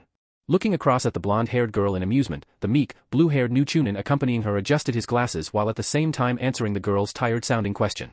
"We've come to this island to meet up with the shinobi team from Kumogakure we're supposed to be going on a mission with today, Kyoko-chan." But why Kumogakure shinobi?" She sounded disappointed, like she didn't get the present that she wanted for her birthday. "Well, since a lot of our forces have been stretched out across most of the other islands to re-establish connections with the country, Mizukage-sama has very few ninja to spare for a mission like this," Chojuro answered while pointing at the girl with his own chopsticks and picking up his bowl of rice with the other hand. "She also wishes to rebuild a relationship with the other nations from the mainland. So by asking for assistance from the other hidden villages, not a lot, just a little, we can slowly restore trust between each other and form a potential alliance with those parties involved. Because we're also still recovering from our last civil war, you should know how important something like this is. Yeah, I know. Kyoko sighed before scrunching her face up in annoyance. Chojuro chuckled. "You still sound disappointed. What? You don't like Kumogakure getting involved?" "No. Of course I do," the girl replied quickly, looking back at the boy in slight surprise. "I love meeting new people and making new friends, no matter what country they're from." "Then, what's the problem?" Kyoko puffed her cheeks out indignantly. "It's because I'm bored, Chojuro-kun." She almost cried his name in tears as she dropped her head down onto the table. The clatter of their plates and utensils from her sudden head fall had a lot of people in the restaurant on that balcony glance in their direction, where they saw one of their village's chunin grinding her forehead into the wood. Noting her age as well as her appearance, a lot of the people present shrugged it off as just another ninja being weird and went back to eating. I'm so bored waiting. I want to go out on the mission now. Propping her chin up and looking across the table with half-lidded eyes, the girl puffed her cheeks out again and spoke. I wish Tsubaki-chan and Utakata-kun was here. The blue-haired boy sitting directly across from the girl with zero vitality in her system laughed and propped his elbow on the table. You're such a child, Kyoko-chan. Apparently, it was busy all over. Not only was Konohagakure hard at work getting all of their missions and problems out of the way, every single country with a laundry list of baggage had stuff they needed to do. Kirigakure was no exception. After just recovering from the wounds of an internal conflict, the country was still struggling to get back to its feet. With a new daimyo and a new kage in power, the people were determined to start anew and to re-establish their bonds with the rest of the world, which had since been severed when they were busy fighting amongst each other. Being so far out of the way, it wasn't like they were close enough to be too involved with the political roller coaster taking place on the mainland either. But now that times have changed and all disputes over differences and whatnot had been swept away, it was now a time of hard work and change for Kiri. The Mizukage, Mai Terumi, had big plans for her country and was now going about fixing up all of the wrongs from the past as best as she could and as peacefully as possible. Returning order to every corner of the land of water was a start. But there was another order of business that her people also needed to address in order to ensure that the protection of the villagers and their country was made strong and certain again. The very spearhead of this endeavor and the responsibility of its success lay on the shoulders of both Chojuro and Kyoko. After sitting there for several more minutes, eating, chatting, and generally trying to get the blonde Kunoichi to snap out of her boredom, the pair was soon joined by a group of all too familiar faces. Emerging at the top of the stairs at the end of the balcony, 3 ninja, 2 carrying swords, one of them holding a sucker in his mouth, and another, blonde-haired one rubbing the back of her neck irritably, Team Samui appeared at the resort that was their meeting place before approaching the table. Spotting each other easily, the two respective groups waved to get the other squad's attention before moving toward one another. Pulling up chairs alongside the two Kirigakure Chunin, Samui, Karui and Omoi took up seats alongside the people that they were there to deal with. Kyoko's head immediately perked up when she recognized the trio and grinned across at the blonde, Samui-chan. It's you. The above-mentioned girl from Kumo smiled at the teen with the mane for hair and nodded courteously in response. Hello, Kyoko. You're looking well. How are you doing? I'm doing great, the youngster chirped, her face glowing as she threw the newly arrived group a cheerful grin. Wow. I didn't know you guys were the ones coming to meet with us. This is fantastic. She was obviously delighted at seeing that the people that she and Chojuro would be working with were shinobi she already knew. This at least eliminated the need to make multiple introductions. However, in spite of her boisterous and cheery greeting of the foreign team, her sudden beaming responses had Chojuro sweat drop and give the girl a wry grin for her efforts. Heh, and here she was complaining about being bored 10 seconds ago. Now look at her. Radiating like the sun itself on a bright, summer's day. This girl really did make it a habit of bouncing back and forth from being completely cheerful to being absolutely devoid of all life. Even though she was a chunin, she still acted like such a child. Karui sighed as she propped an elbow on the table and stared at the now sparkling Kiri girl across from her. So it's you guys. TSK. I figured that after the ordeal we went through, it would be 100 years before either of us ever saw each other again. This is kind of cutting my hopes and expectations a little bit short. Her partner, the boy with blonde hair and the sucker in his mouth, rolled the stick between his lips a couple of times before giving a shrug towards his Kunoichi teammate. To be honest, I'm not that surprised at all. It's a small world out there, and being a part of one of the most active generations of shinobi, it makes sense that we would be running into a lot of familiar faces across the continent. When not partaking in the competitive industry known as the 5 Great Shinobi Nations, we're instead coming together as an allied group to perform missions and assignments as a favor to a nation who wishes to establish friendly communications and trade channels. Omoi then scrubbed his head thoughtfully and trained his gaze elsewhere. I still wonder if this is all just a play by Kirigakure to get Kumo to lower its guard and to take advantage of our kindness. Maybe this whole thing is just part of some sinister scheme to overthrow our country. I mean, call me crazy, but dash a crack. He was thankfully silenced from his rant by Karui driving her knuckles across his cranium. Tick mark throbbing, the girl glared at her now whimpering teammate. Shut up, Omoi. Her scolding of the normally negative youngster was an action that went unimpeded by Samui, who allowed her friend to discipline their squad mate and get his train of thought back on track. God. You can be so annoying. Omoi groaned and raised his head from the table to show off his tear-strung eyes. Your strength hasn't let up one bit, partner. Shaking her head at her wounded teammate, the jonin from Kumo then turned her gaze to the blue-haired boy sitting alongside her. We received the message from your Mizukage requesting our assistance and have been dispatched to the Land of Water to meet up with the team from the Hidden Mist assigned to the joint mission between the two villages. She pulled out the scroll on her person and handed it over. The specifications asked for us to rendezvous with the squad here at this restaurant. Yes. That's right, the Hidden Mist Chunin responded as he took the document from the girl, rolled it open and read the contents drawn across it. Nodding affirmatively that this was the genuine article, he then handed it back over and bowed to the 3 teenagers. I'm Chojuro, newly promoted Chunin of Kirigakure and captain of the squad for this mission. Acknowledging the boy's rank and assignment, Samui took a moment to look around and stared back firmly. I'm assuming that it's just the two of you. She pointed between the Kunoichi and Shinobi. Correct. Due to the fact that most of our forces have been dispatched to other islands, we are only able to assign teams of 2 to the overflow of missions our village is receiving from various clients. Some of these include jobs being assigned directly to groups by our village elders and daimyo, which is the mission we've called you 3 in for support. This statement had Samui and her 2 squad mates look back at the boy attentively, prompting him to adjust his glasses anxiously from the attention and clear his throat. I believe you've already been given a brief of the request? Of course, Samui answered. Good. That means we can get straight down to business, Chojuro concluded, leaning forward across the table and getting Kyoko's attention as well. When the Kunoichi gave her undivided focus to the group discussion, the boy led on. Our country is in the process of rebuilding and recovering the strength it once had as a nation. In order to help with the reconstruction and restoration of order, our forces have been dispatched to different parts of the ocean to set up new bases and to re-establish contact with the villages that have dropped off of the map in the wake of the last civil war. Karui drummed her fingers against the table impatiently. So, what's the problem?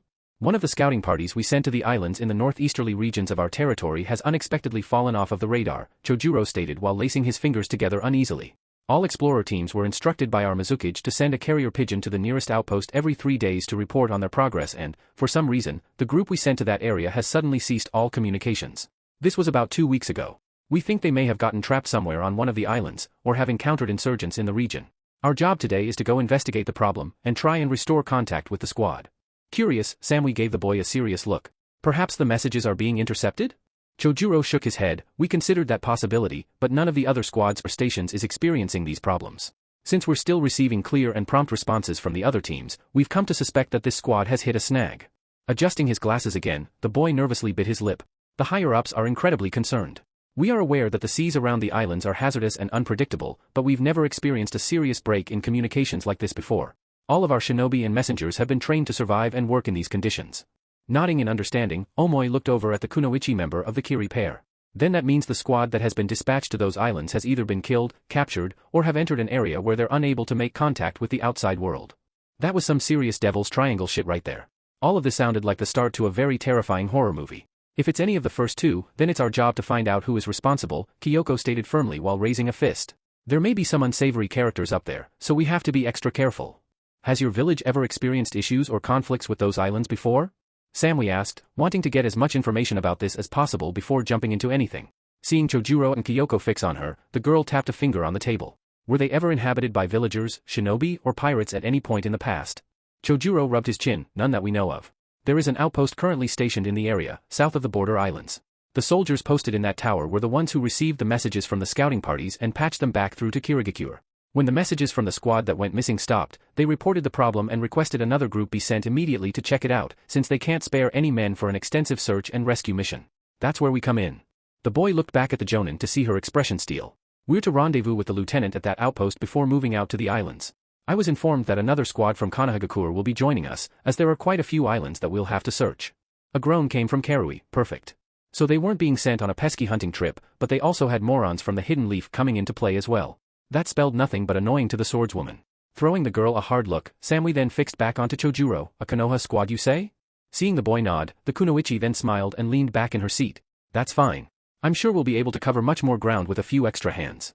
We sent an envoy to the Hidden Leaf to collect the team we have requested for the job. They'll arrive at the outpost a day after we get there, Chojuro said, quickly finishing up his meal before sliding his plate away. When Kyoko finished hers, scoffing down the rest and placing her plate on top of his, the boy then straightened up. Do you 3 have any questions or inquiries before we set off? Seeing them shake their heads and receiving a quiet gesture from the jonin of the group, the young chunin nodded and rose to his feet along with his teammate. Good. That means we can get moving. We'll brief you more on the location and the islands on the boat.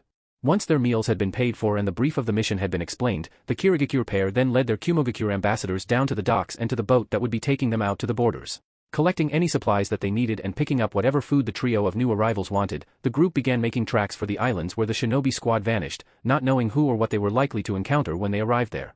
XXX. Meanwhile, a whole ocean and country away, Kin and Tayuya sat watching in interest as their Jinchuriki roommate practiced some interesting moves with the new toy he'd managed to acquire several days ago. Their posteriors comfortably planted on a fallen oak on the edge of Training Ground 3, the pair stared across the field as the boy swung his bladed weapon around in various arcs, spins and slashes, grunting with every attack he launched and elaborate move he executed.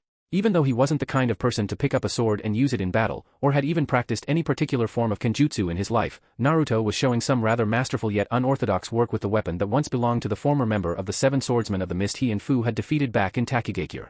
Having strongly considered returning it to Kirigakure, as it was rightfully their property, Naruto instead chose to hang on to it for a little while and have a little fun with it. After all, how often do you come across a legendary weapon like the blast sword and not pass off the chance to swing it around like a madman? Tayuya, having had the chance to use the weapon as well, giggled when she saw the boy slash the thing wildly like a bat before slamming the bladed edge into the ground like an axe. Don't strain yourself, shithead. And try not to throw your back out either, Kin also called, grinning in amusement when she saw the boy literally handstand on the handle of the weapon before flipping over it and drawing it from the ground in a single motion. Seeing him spin the weapon in a single-handed grip like it weighed nothing, the kunoichi shrugged. Though, considering you're more animal than man, it's highly unlikely that you will. Huh. Very funny, Kin-chan, Naruto shouted, grinning across at the girl, spinning the sword once more before driving it into the floor. An ear-splitting crack rang out at the impact of the blade. I'm all man. That's the difference between me and every other male in this village. Tayuya barked a laugh. I'm pretty sure a lot of the guys will have something to say to you about that. They'd probably come chasing you down every single ditch and furrow around the neighborhood until their feet start to bleed and their legs snap in half. And she was absolutely confident that Naruto would be able to outrun and outlast every single person in this village, farmer and Kage alike. Well, I won't deny that truth might come to upset several of my colleagues, but it is what it is. I can't help nature. You could tell Naruto was just teasing and riding the waves of his irritating yet lovable ego. It was a defense mechanism he'd come up with to fight back against people who'd ever called him names, talked down to him or doubted him. Being confident and showing that confidence through words and appearances was one of the defining points of his character, and one of the things his friends have come to identify him with. Anyhow, since my body is perfectly adapted for sudden and erratic movement, and I'm used to carrying around a great weight, I don't have to worry about damaging anything valuable on my person. Unless somebody stabs you, of course, then that's a completely different story, Tayuya said, grinning over at Kin and earning a nod in agreement. Try swinging through trees with a kunai buried in your side. I once had a branch impaled in my stomach at one time and had to rush to the hospital straight from the forest, Naruto added as a side note, looking up contemplatively before shrugging it off. That was a pretty shitty day for me, plus I was only starting to live out in the wilderness and with the monkeys, so I was still new to a lot of the stuff going on. My worst would probably have to be recently when I got a back and front full of metal. I had a knife slice through my side one time when I was younger and come out the other side, Tayuya said with a shrug. Training accident. It ricocheted off the target I was aiming for at close range. Well, if we're competing over worst stab wounds suffered in our time as ninja, then I think I win this contest, Kin cut in while raising a hand and pointing down at herself. I don't think I need to remind you guys of my last fight that put me in hospital. Yeah, man. Naruto chuckled, rubbing the back of his head uneasily at the same time. You had holes punched all over you. Not only that, but your muscles were also shredded.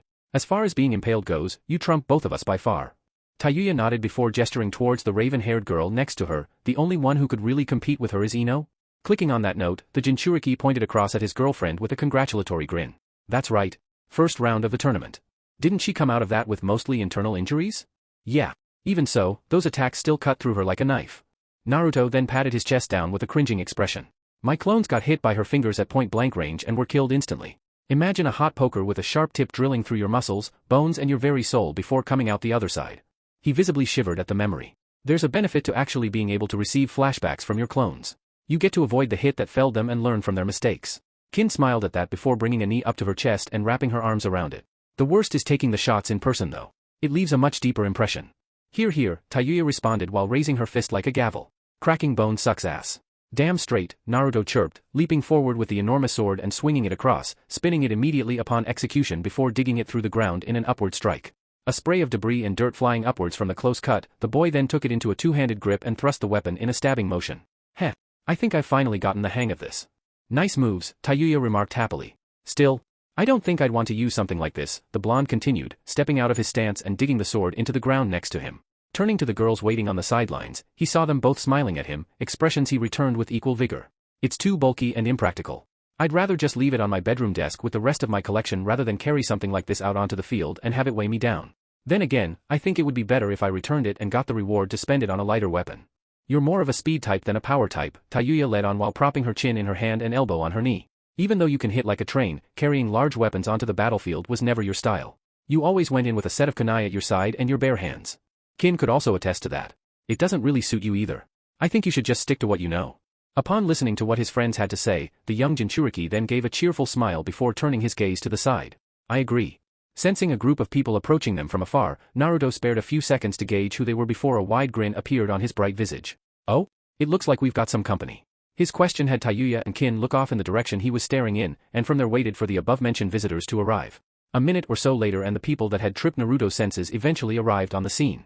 Stopping inside of the same clearing, Sasuke, along with Sakura, Shikamaru and Kiba appeared. Spearheaded by the Uchiha, who now had an eye patch worn over the side of his face on top of his regular uniform consisting of the black, figure-hugging, high-collar suit and vest, the group stood looking across at the Jinchuriki and his friends now fixed on them from their spot over by the log. "Hey there, guys," Tayuya greeted with a wave, a gesture that was gleefully returned by a smiling Sakura. "Hey, Tayuya," the Pinkette replied. "Yo!" Kiba also answered with an exclamation that was immediately followed up by a yip from Akamaru perched on top of his head. "What's crackin'?" "Not much. Just came out here to stretch my legs and mess around a little," Naruto replied, pointing to the enormous weapon next to him and his two audience members before nodding towards the newcomers. "What's up with you guys? Training?" Shikamaru grunted and rubbed the back of his head, before then jabbing a thumb over to Sasuke standing next to him with his hands in his pockets. "We saw Mr. Bruder over here making his way out to the fields in a hurry and decided to follow after him. He looked like he had something gnawing at his back and, well, you know, we got curious. Being the sharing and caring type myself, I also decided to tag along," Kiba also added with his usual, characteristic grin in play. He then waved in an offhanded manner, "Plus I was bored, so there's that." Seeing that there were seats available, Shikamaru quickly and wordlessly made his way over to where Tayuya and Kin were and sat up against the fallen trunk, slipping his hands behind his head and locking his attention onto the field.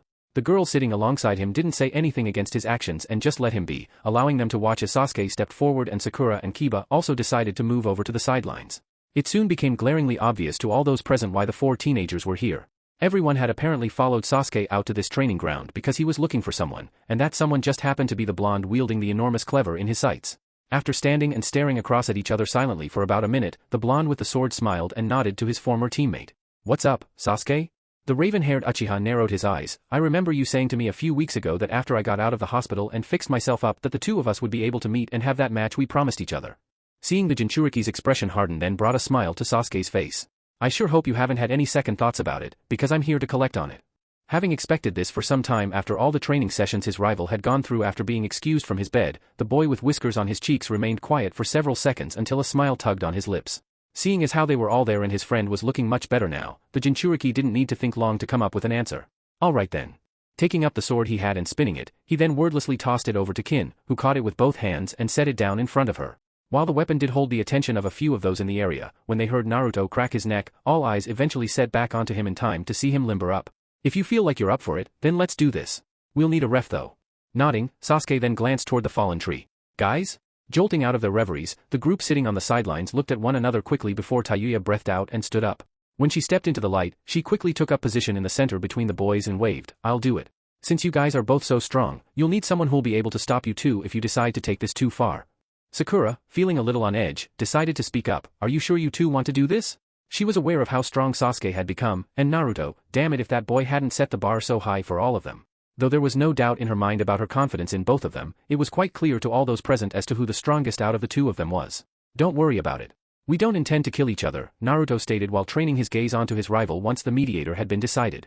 "However, neither of us plans on holding back against one another either. Since Sasuke was the one who called me out, I'm going to make good on our promise and see this thing through to the end. If he wants to do this, then I won't argue against him." Sasuke lowered his head in agreement and pulled his hands out of his pockets. "This is just a spar. Nothing else." Stretching out for a few seconds, he then stepped back into an orthodox position yet kept a straight posture. Seeing the Uchiha warm himself up had those on the sidelines brace themselves, particular Sakura and Kiba, whereas Kin and Shikamaru remained impassive, yet kept their full attention glued onto the scene. "Rules?" Naruto smiled and turned to Tayuya, "No hitting below the belt for obvious reasons and keep all attacks away from any and all bystanders. Other than that, everything is legal. When Tayuya-chan calls the fight, there will be no disputes." The Uchiha had no problems with this. "Time limit? Since we're all free for the rest of the day, I'm going to give this thing an hour. That should be enough time for the two of us to blow off some steam." Seeing the raven-haired boy nod, the Jinchuriki then pointed into the woods. "Just like with Kakashi-sensei, we have this entire clearing and the forest. But just so the referee doesn't lose sight of us, we're going to keep it inside this area. If we go too far, Tayuya will call us on it." "Okay?" "Agreed," Sasuke replied, a second later dropping into a wide and ready stance. When he saw the Jinchuriki ahead of him start to skip on the spot with his arms at his sides, it drew a nervous bead of sweat from the prodigy as he activated his Sharingan. "Let's do this. On your whistle, Tayuya-chan," the Jinchuriki spoke, bringing his right fist up to his cheek while his lefty swung out in front of him. Smirking at the enthusiasm both opponents held and looking between the pair eagerly, the redhead then raised a hand. Under the simultaneous intakes of breath from Sakura and Kiba tensing up, the Jonin Kunoichi gave her last words. You boys have half an hour, Uchiha Sasuke vs Uzumaki shithead Naruto. This got the blonde to take on a sour expression and glare at the girl, who stuck her tongue out at him teasingly before turning back to the middle, at the same time ignoring the snickers from Sakura, Kin, and Kiba. After a moment of pause, she then dropped her hand in a clean and swift motion. Go! The musician jumped back for space. The moment she did so, Sasuke took off from his spot with a running start, kicking up dust and dashing at Naruto at full speed. The blonde visibly responded to his charge by stepping away, with the raven-haired Uchiha setting up his left for an opening swing. This is it. Time to see how far I've really come. As he closed in, Sasuke saw the Jinchuriki begin to sway left and right, at the same time hopping from foot to foot in a methodical pattern. I've been your teammate for over half a year now, Dobe. I've had plenty of time to get a firm grasp of your fighting habits and abilities. I'll be sure to use them to my advantage. Unfortunately for him, and Sasuke was pretty sure the blonde knew this as well, but that advantage fell both ways. While the Uchiha had a good idea of how his teammate fought, the Jinchuriki had a good idea of how he fought as well. This was what happened when you both trained under the same master. You're able to see everything and learn everything about them, especially when you were essentially best friends. However, this was not going to stop Sasuke from capitalizing on what he knew were his friend's weaknesses. All he had to do was form a counter to his counter, and get him when his guard went down. Sasuke swung in with his left shooting out, only for Naruto to slip around it and strike at him with his right in a perfect counter cross. Expecting an attack from over the shoulder of his extending jab, the Uchiha gritted his teeth and quickly blocked with his other hand, a loud crack ringing out at the impact of the fist being deflected before the raven-haired boy spun in with a kick. The Jinchuriki quickly checked with his left and stepped in, his left coming over in a downward overhand. In an instantaneous exchange of numerous hits, which took place in the span of a second and echoed out with a series of loud and sharp thuds one after the other, both boys eventually separated with their eyes fixed firmly on the other, and each of their arms held up in different positions, indicating the attacks they'd both thrown and blocked at the same time. Sliding across the ground, Sasuke managed to stop himself short about 20 meters away and lunged in once more. His increase in speed stunned the shinobi and kunoichi watching from the sidelines, but didn't faze Naruto at all as he watched the Uchiha close in from behind his guard, which covered his serious and unflinching expression. Going in low, Sasuke frowned. I need to dig in deep. If I have a chance of getting him, I need to be aggressive and aim for simultaneous exchanges up close, and that means taking some damage of my own. He had no choice after all. Since his opponent was so bloody quick, as fast as Lee in Taijutsu alone, there was no other option available. If I act passively or hold back in even the slightest, I'll lose out at middle range. The only way to damage him is to get under his shadow. He then tightened his jaw and dove in, his guard up and head down. And grit my teeth. Naruto frowned and, with his left arm, began to swing it from side to side like a pendulum. His death scythe of a limb alerted Sasuke to danger, who threw both his arms up in a cross-arm block as he closed in, while his opponent held his ground. Tracer. The moment Sasuke fell into his range, the blonde fired off two swift jabs through the air. His whip of an arm slammed into the raven-haired boy's guard, a loud, cracking sound ringing out on each impact when the Jinchuriki tested the boy's defenses. While the Uchiha shuddered to a stop on the first two hits, he began weaving and bobbing his head while taking hits from the whip-like punishes, his one Sharingan eye piercing through his guard and towards his opponent, tracing the line of lefts flying his way. Stepping away and continuing to hammer Sasuke with sharp blows from his flicker jab, Naruto frowned and fired another jab. His opponent however slipped under it and pressed in, shouldering his way into the Jinchuriki's range and opening up with a body blow. The Uchiha growled and rammed the hook straight into Naruto's side, only for the boy to block it with his elbow and cringe at the force. Smart move, using the cross-arm block to take those hits. I can't cut through a guard that strong, since the punch is supposed to irritate, not knock a person out, Naruto thought, before seeing his opponent swing up at him with an overhand. Slipping to the side to avoid the blow meant for his face, the Jinchuriki gritted his teeth when he saw Sasuke's face pop out from behind the one arm he was using to defend and, upon pulling his fist back, came swinging up at him with another hook. So he's taking this to an in-fight? Very well.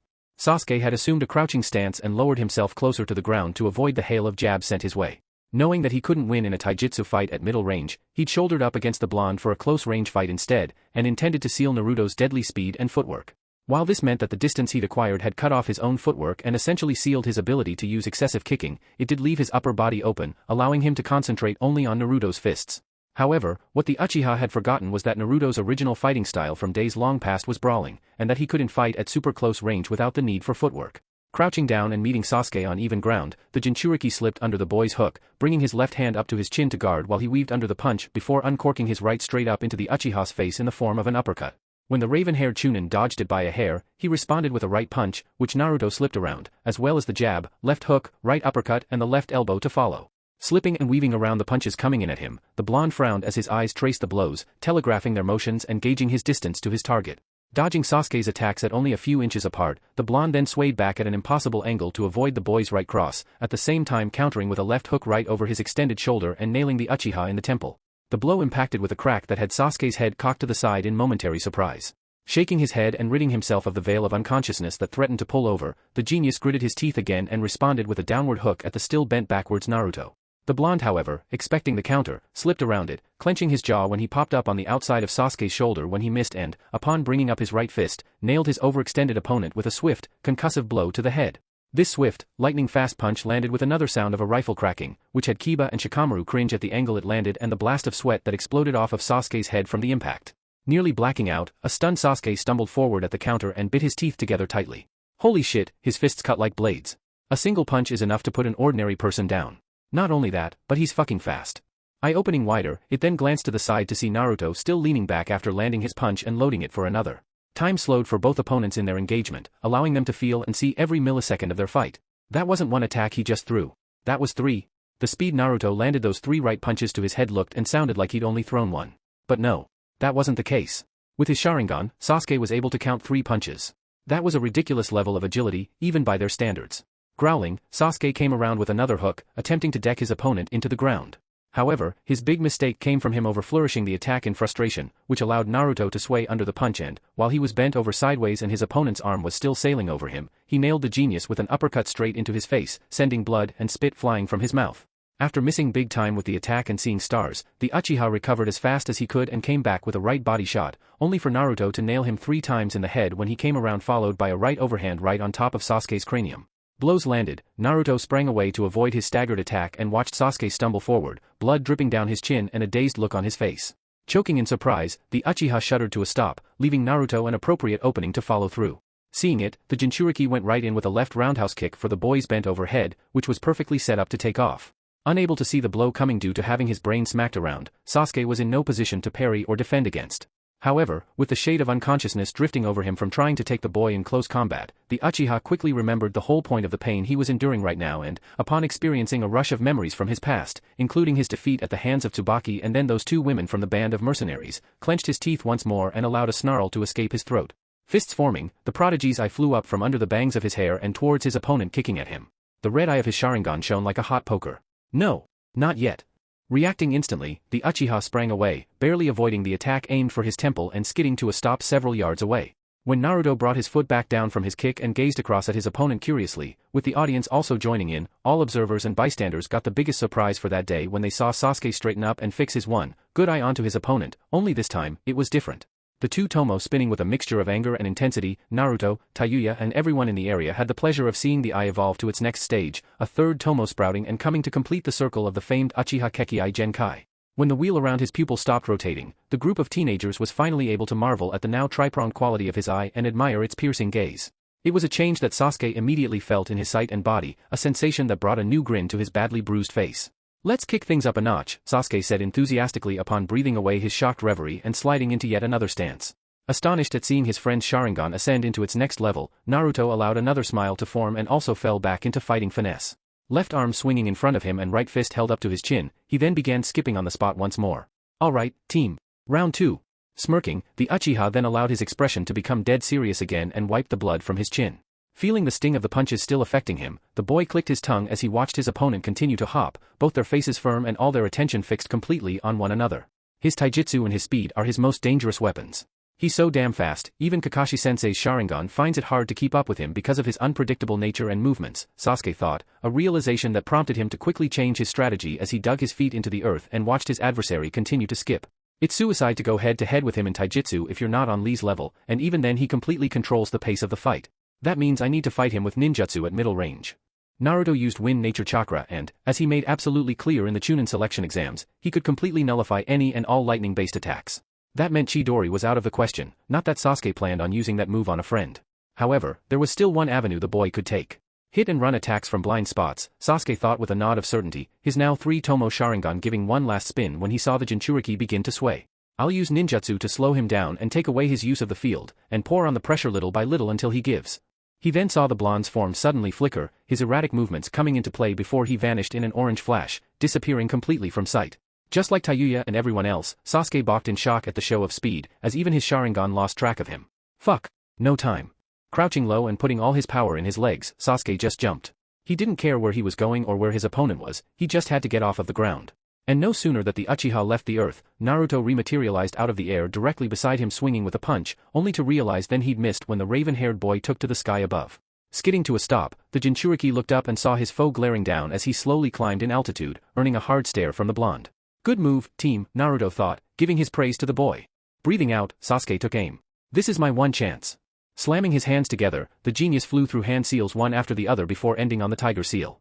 That was pretty much the cue for Tayuya to hightail it out of there along with the rest of the audience. At the same time the raven-haired Chunin sucked in air and his chest inflated to an unnatural size. As soon as his tank was full, the Uchiha unleashed his attack upon his foe. Now! Katan, Gokakyu no Jutsu. Fire release, great fireball technique. Like a dragon, the boy exhaled an enormous ball of flame straight towards the ground, the attack pushing him further skywards while at the same time the blast descended upon Naruto. The Jinchuriki gave a momentary look of surprise before he was struck full on by the incoming blast, which hit the ground with a similar effect to how a meteor would strike the earth. An enormous explosion took place as the shockwave spread with a wall of flames in all directions that cooked every inch of ground it was able to cover. Due to it being stopped by the surface of the field, the shockwave traveled to the very edge of the forest, where Tayuya and the others took cover as they saw the land covered by the raging fires blasting outwards get scorched to a charcoal black, with the telltale signs of areas still burning left behind when most of the jutsu finally lifted. After setting the field ablaze, Sasuke descended back to ground level safely at the edge of the burning zone, landing in a crouched position before rising up and staring across the affected plains. Due to the impact and spread of the attack, the genius was confident that he was able to get his opponent and that he'd somehow been knocked about within the blast radius.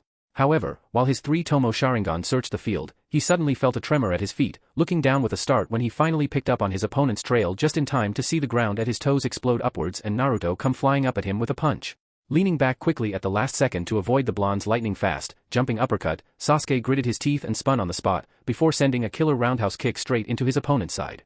The blow rang out with a deafening thud accompanied by the blonde's shout of agony as the Uchiha sent Naruto spiraling across the field before crashing across the grass, where he tumbled violently to a stop and ended up in a cloud of dust. Upon sending his foe away, Sasuke landed gracefully on the ground and smirked at his success at finally being able to land a hit. But just as the boy was getting smug, he suddenly felt a cold sensation come over him before his legs buckled. The next thing he knew, Sasuke was on his knees and staring ahead of him in shock, as his lower body shook from a loss of feeling. What's happening to me? With Tayuya and everybody else looking on in bewilderment, wondering what was going on with the boy, the victim eventually realized what had happened and clenched his hands against the grass in frustration. Damn it. So that's it. He was aiming for my chin. Though it looked like he had missed in his sneak attack from underground, Naruto was dead on with his blow and was able to graze the Uchiha's chin, which had been his aim all along. With his experience in taijutsu, the Jinchuriki knew that if you got hit in the chin, because of the unique structure of a person's nervous system, the reverberation shakes the brain up in a way that makes the body freeze up, effectively paralyzing them and taking away their legs. So basically, even if the victim is conscious, their body would not be able to respond how they wanted it to. That pretty much made the Uchiha a sitting duck, literally. Shit. Sasuke thought, his Sharingan snapping up when he spotted another figure hiding underground, a split second before the earth ahead of him exploded upwards and the real Naruto came flying out at him. He sent a clone at me first. He knew I would be able to counter him so he sent a decoy first to set me up. Cursing at his inability to move, the boy slapped his hands together and flew through hand seals. The instant the last seal was pulled, the real Naruto was now directly in front of his target. Once he was in range, the Jinchuriki cocked his foot back and kicked the boy straight in the face. The blow rung out with an ear-splitting crack, and the raven-haired genius was lifted off of the floor and sent flying across the field. Hitting and bouncing off of the grass in his travel, the boy eventually hit the base of a tree at the edge of the clearing and crashed into the trunk in a shower of dust and debris. Seconds upon making landfall, allowing the blonde to touch back down from his awesome surprise attack, everyone eventually watched the veil of the impact lift, where they then spotted a log lying in place of where Sasuke should have been. Blinking at the sight of it, Naruto then gave a smile as his eyes began cutting around the clearing. Taking note of the scorched field behind him and the holes he'd sprung out of, the Jinchuriki began searching for his adversary. A replacement technique, just like the one he pulled against Tsubaki. I figured he would be fast with his jutsu, I just didn't know how fast. Looking around the area, the blonde then grinned and crouched down, placing his hand on the floor to begin reading the vibes traveling across the area. Closing his eyes, he continued his assessment. Since he couldn't move using his feet, he instead relied on the Kawarimi no Jutsu to transport him to cover. It'll take him a minute or so to recover from the blow to the chin, and by that time he'll have another strategy cooked up. And by which point, the blonde would be ready for him. The audience on the sidelines waited and watched with bated breath to see what would happen next. All eyes were glued on Naruto, who continued to hold the center of the ring with his knee and hand placed against the floor, and a serious look on his face. Tayuya also looked on intently, wondering what both teenagers had planned next as they waited for a response from the opposition. Eventually, after waiting a couple of minutes for something to happen, the viewers were finally rewarded for their patience with action. All at once, a hail of shuriken flew out of the woods from the side, which Naruto turned to and batted away with his kunai. Deflecting the stars one after the other with his blade, the Jinchuriki fixed his attention on the area where they'd come from, only to lean back suddenly to avoid the kunai wielded by a reappearing Sasuke lunging at him from the side. The attack was fast and decisive, with the Uchiha glaring after his foe when he backstepped to regain his balance, before going after him again. Seeing the raven-haired prodigy come around, Naruto gritted his teeth and leapt into the air, planting his hand against Sasuke's shoulder when he lunged in a second time with a slash of his kunai, before flipping over him and landing on the other side. The moment he landed, the raven-haired boy was right on him once again, rushing forward with leading blows from his kunai arm, which forced his Jinchuriki opponent to back down due to the increased reach of his attacks. Sparks flew as the pair danced across the clearing, the blonde retreating step by step when Sasuke pressured him with repeated strikes from his weapon and forced him to block with his own kunai. Continuous and compact attacks prevents you from throwing counters properly, and keeping you on your toes stops you from using your awkward swaybacks effectively. That's the main weakness to your wild fighting style, Sasuke said as he continued to chase his opponent away with his blade. An increase in an opponent's reach also messes up your depth perception and makes you hesitant about attacking. Naruto gritted his teeth as he then held his ground, meeting Sasuke with slashes of his own kunai and ducking around his. You were hiding for so long, and you've had more than enough time to analyze my fighting style. Was that your strategy, team? Eventually, after a swift exchange of blows, both boys eventually slammed their blades together and ended in a grappling match.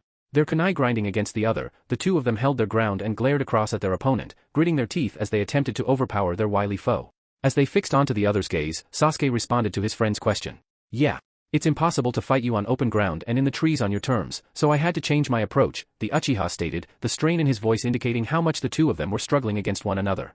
Expression serious, Naruto hardened his gaze before pressing further forward. You really are perceptive. I expected nothing less from you, Sasuke. After a minute of trying to force their adversary away to get some distance, Sasuke opted to give first. Breaking their engagement prematurely, the Uchiha caused Naruto to stumble forwards while he leapt away at speed. The moment he leapt back, the prodigy then drew a large, folded-up blade from his back and snapped it open, revealing it to be a Fuma Shuriken. As soon as he drew it and pulled it back, he then threw it forward in a wide arc, the massive fan blade cutting through the air and flying towards his off-balanced opponent and coming at him from the side. Using his messed-up stance to his advantage, the Jinchuriki was able to telegraph the trajectory of the large blade and acted accordingly. Falling forward, the boy slammed his hand into the ground and flipped himself to the side and onto his feet, effectively avoiding the first Fuma Shuriken. Having seen this in action already and sensing a disturbance in the air, the boy was also able to leap to the side to avoid the second Fuma blade that came immediately afterwards from under the shadow of the first, and would have buried itself into his chest had he not moved. However, the direction Naruto leapt in turned out to be a massive blunder for him. As he was descending back to the floor to land on his hand from jumping out of the way of the two windmill shuriken, the Jinchuriki looked down in shock when he realized he was falling towards a floor covered in explosive tags at a spread of 20 meters, all of which were igniting. Realizing that Sasuke had forced him to dodge in the direction of the trap and that it covered a wide, open area with nowhere to grapple onto, the blonde was unable to stop himself from descending towards it. Having landed a distance away, Sasuke formed a single-handed seal and grinned, concentrating hard as he then set off his master trap. There. In slow motion, Naruto saw the sparks fly off of the tags now beginning to detonate. Responding quickly, the boy opened up both his palms and aimed them in front of him.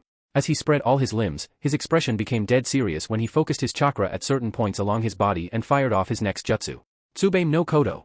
Soaring Swallow, a split second later, ejection points for wind exploded from his palms, knees and chest, blasting him away at bullet speed a split second before the explosive tags went up in an enormous, concussive explosion. The blast was so large that it took down several trees in the forest they were placed near, while igniting the entire area in orange flames. Flipping through the air after the quick burst of wind that was easily able to get him out of the blast's radius, Naruto landed safely on the ground. Crouching down, the blonde glared in the direction of the calming fires he'd avoided, which left a thick black cloud of smoke hanging in the air above the crater the explosion had formed. It was while he had his attention set on the area his eyes widened in surprise when he saw a barrage of shuriken fly directly out of the haze and towards him. Pulling up another kunai, the boy began deflecting the stars one after the other in quick succession, sparks flying as metal clashed against metal. Upon avoiding and blocking the barrage, Naruto's eyes widened when he felt a presence appear behind him and looked over his shoulder to see Sasuke materialize out of thin air with a jumping side kick. What? Reacting instinctively, the Jinchuriki brought both arms up and blocked the attack, the force of which pushing him back along the ground. After which, the Jinchuriki threw his opponent off, watching Sasuke land against the tree behind him before leaping off of it and at him with an axe kick. The Uchiha then pressed home with a kunai in hand, slashing and kicking out at Naruto, forcing him to duck and sway around hits, before back-flipping to avoid a series of high and low kicks thrown by the genius. Hopping back onto his feet, Naruto frowned when he saw Sasuke jump at him with a backward spin kick, a blow he caught before swaying back to avoid another kick that came around from the other side. With his timing memorized, the blonde landed a hand behind him when he flipped upside down and pivoted on it, throwing a kick straight into the still airborne Uchiha's side, which the boy barely parried and was knocked away from the force. Both boys jumping back into upright positions, Sasuke immediately drew a kunai from his pouch and hurled it straight at his opponent, who quickly leapt out of the way and landed against the trunk of a tree nearest to the forest.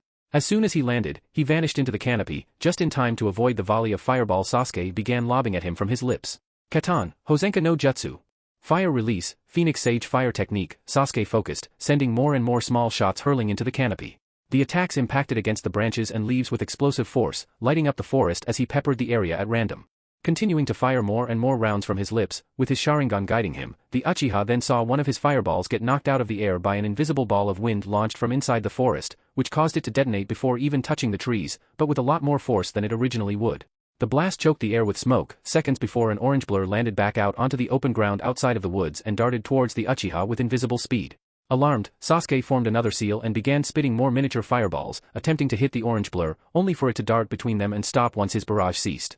As soon as he made it through the assault, Naruto uncorked a right cross and hurled a ball of wind straight towards the raven-haired boy, smashing him in the chest and bombarding him with more bullet-fast attacks.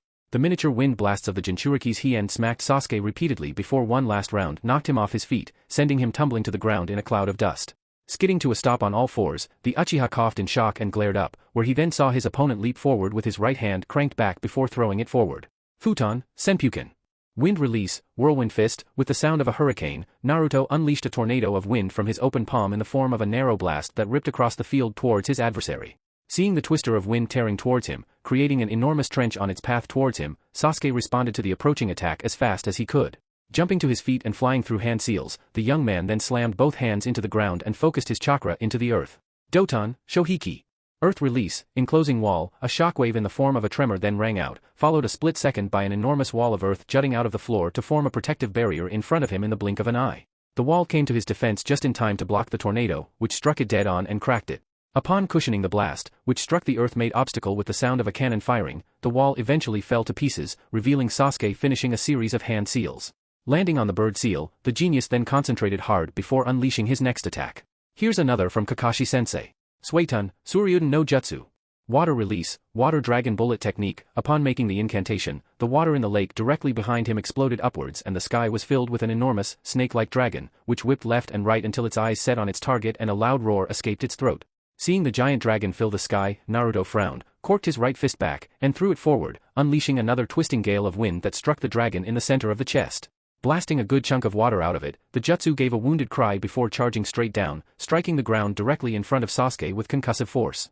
The impact with the field dispelled the water creature, but the copious amounts of lake used in it blasted forward in the form of an enormous wave, which caught the Jinchuriki by surprise and forced him to bring both arms up front. The wall of water soon smashed into him, knocking him off of his feet and sending him tumbling violently through the currents. The wave reached the very edge of the forest, where Tayuya and everybody else stood and backed up when the lake's shore was effectively extended to them. Upon seeing the water flow stop at their toes, everyone looked up to see a thoroughly drenched Naruto still in the middle of the field rise up out of the shallows and glare across at Sasuke standing perfectly well out of reach of his water release attack that hit the ground. Smirking, the Uchiha rushed forward and across the ruined ground, choosing to restart his engagement with his opponent. Responding in kind and quickly recovering from the disorientating hit, Naruto blurred out and charged in as well, both opponents sprinting to meet directly in the center of the field until the two of them suddenly slowed to a crawl. When they eventually stopped several meters away from each other, both boys blinked in surprise at their sudden decrease in traction and looked down at the water at their feet to see what was happening, or at least, what used to be water. The shallow pool formed by the dragon bullet impacting with the ground kicked up all of the burnt earth, dirt and grass making up the surface of their arena and mashed it all together into a form of slurry.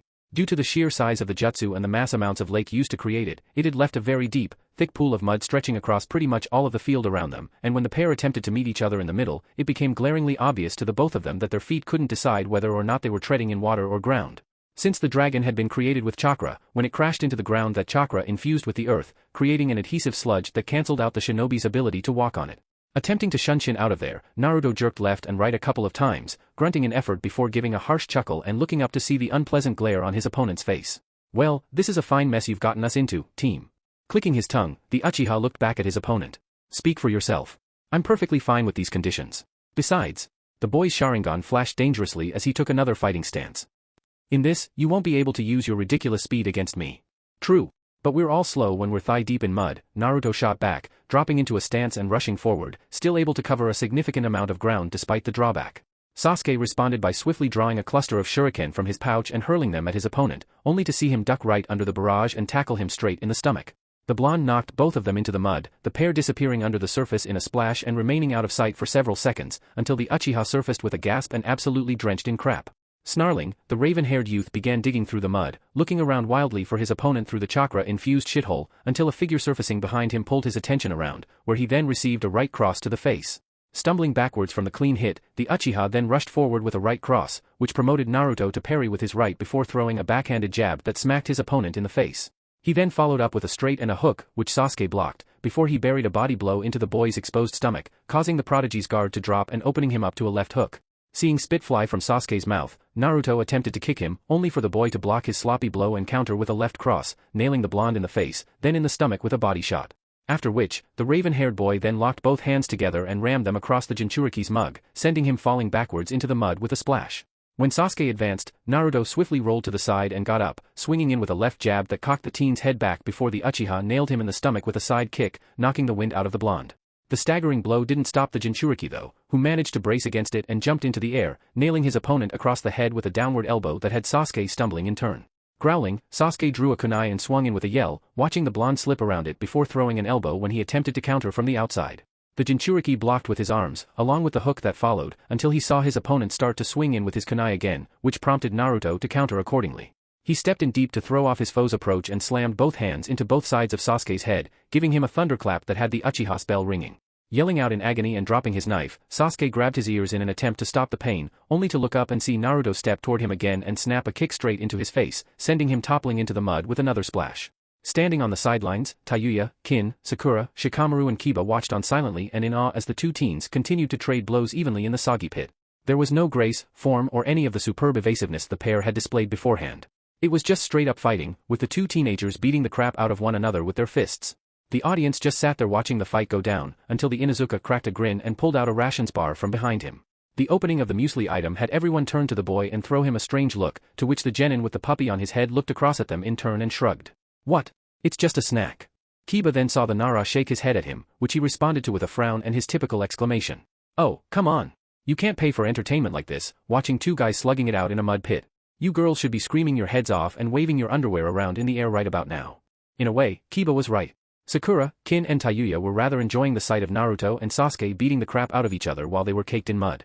The only way the picture would be complete is if the two guys were shirtless and in speedos.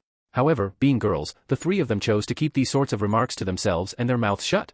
Imaginations running wild regardless, the kunoichi went back to watching the match and Kiba dismissed the opinions of his colleagues and went on to eating his arena-side snack. Both absolutely filthy, the Uchiha jumped at Naruto with a right overhand, nailing the boy in the guard and breaking it with the force, before hooking him across the face and sending him spinning into the pond.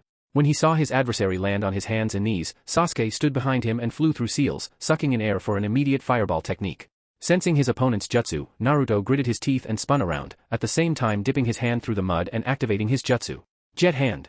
The effect ended with his wind spraying mud in the form of a wave right into the Uchiha, covering him from head to toe but the blast of slurry also catching him in the eye. The Jinchuriki ended up countering the raven-haired boy in the middle of executing his next move, and with his eyesight being knocked out in the same instant, resulted in Sasuke firing his Gokakyu no Jutsu, great fireball technique, in the form of a flamethrower. It effectively missed his opponent when the blonde quickly circled around to avoid it and nailed the Uchiha in the head with a left cross. The blow cracked the teen in the noggin and sent him into the mud. Falling onto his face, Sasuke growled and looked back, seeing Naruto rushing at him and, taking aim, nailed the blonde in the stomach with a kick that sent him toppling into the swamp. As soon as the Jinchuriki was felled, the raven-haired prodigy jumped to his feet and slogged on over to where he landed, only to get caught by surprise when he felt something land on his back and cling to him. Glaring over his shoulder, the Uchiha saw another Naruto with his arms looped under his and holding him open, effectively occupying him while the other Naruto he'd knocked over jumped back up from where he landed and charged at him with a kunai. Frustrated, Sasuke reached up and grabbed the blonde doppelganger on his back by the head and violently threw him into the incoming copy, knocking both over and sending them into the mud with a splash. When he saw them dispel, the Uchiha was then blindsided by another, which he staggered from a blow to the face before quickly deflecting its follow-up attacks and grabbing the blonde on his last one, kicking him in the face in response and sending him into the mud. Downing that nuisance, the genius then ducked to avoid another clone diving at him from in front. Flipping from the mud, the raven-haired boy drew a shuriken and pegged it at the one who jumped over him, nailing the copy in the chest when he spun around and took it out.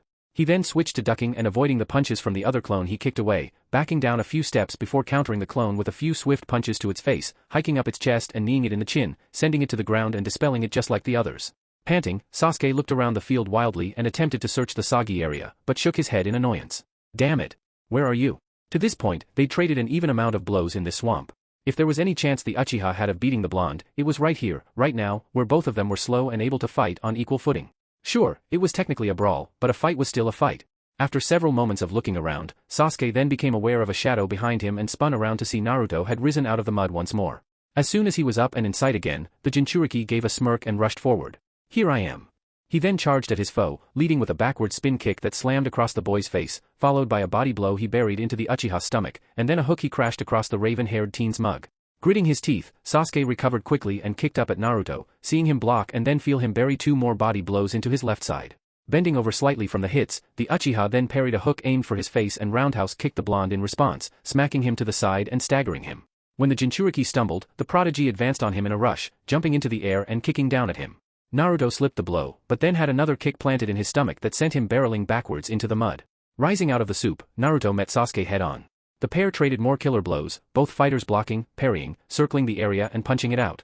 When the Uchiha broke the engagement, he kicked at his opponent, who blocked the attack, and then the haymaker to follow. Upon catching the swing, the Jinchuriki then shoved his opponent away, watching him stumble and drop his guard.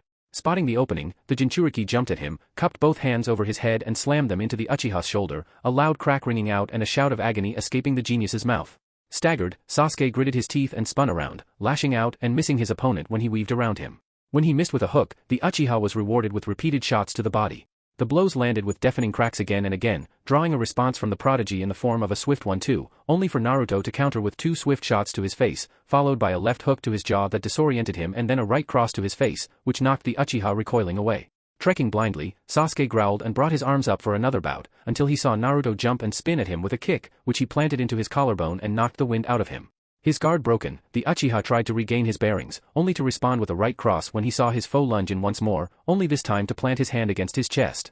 This action immediately had Sasuke's eye widen in horror before the feeling of a hurricane storm concentrated around a single point exploded against his ribcage. Jet hand! Naruto roared, launching Sasuke from his spot in a gale of wind.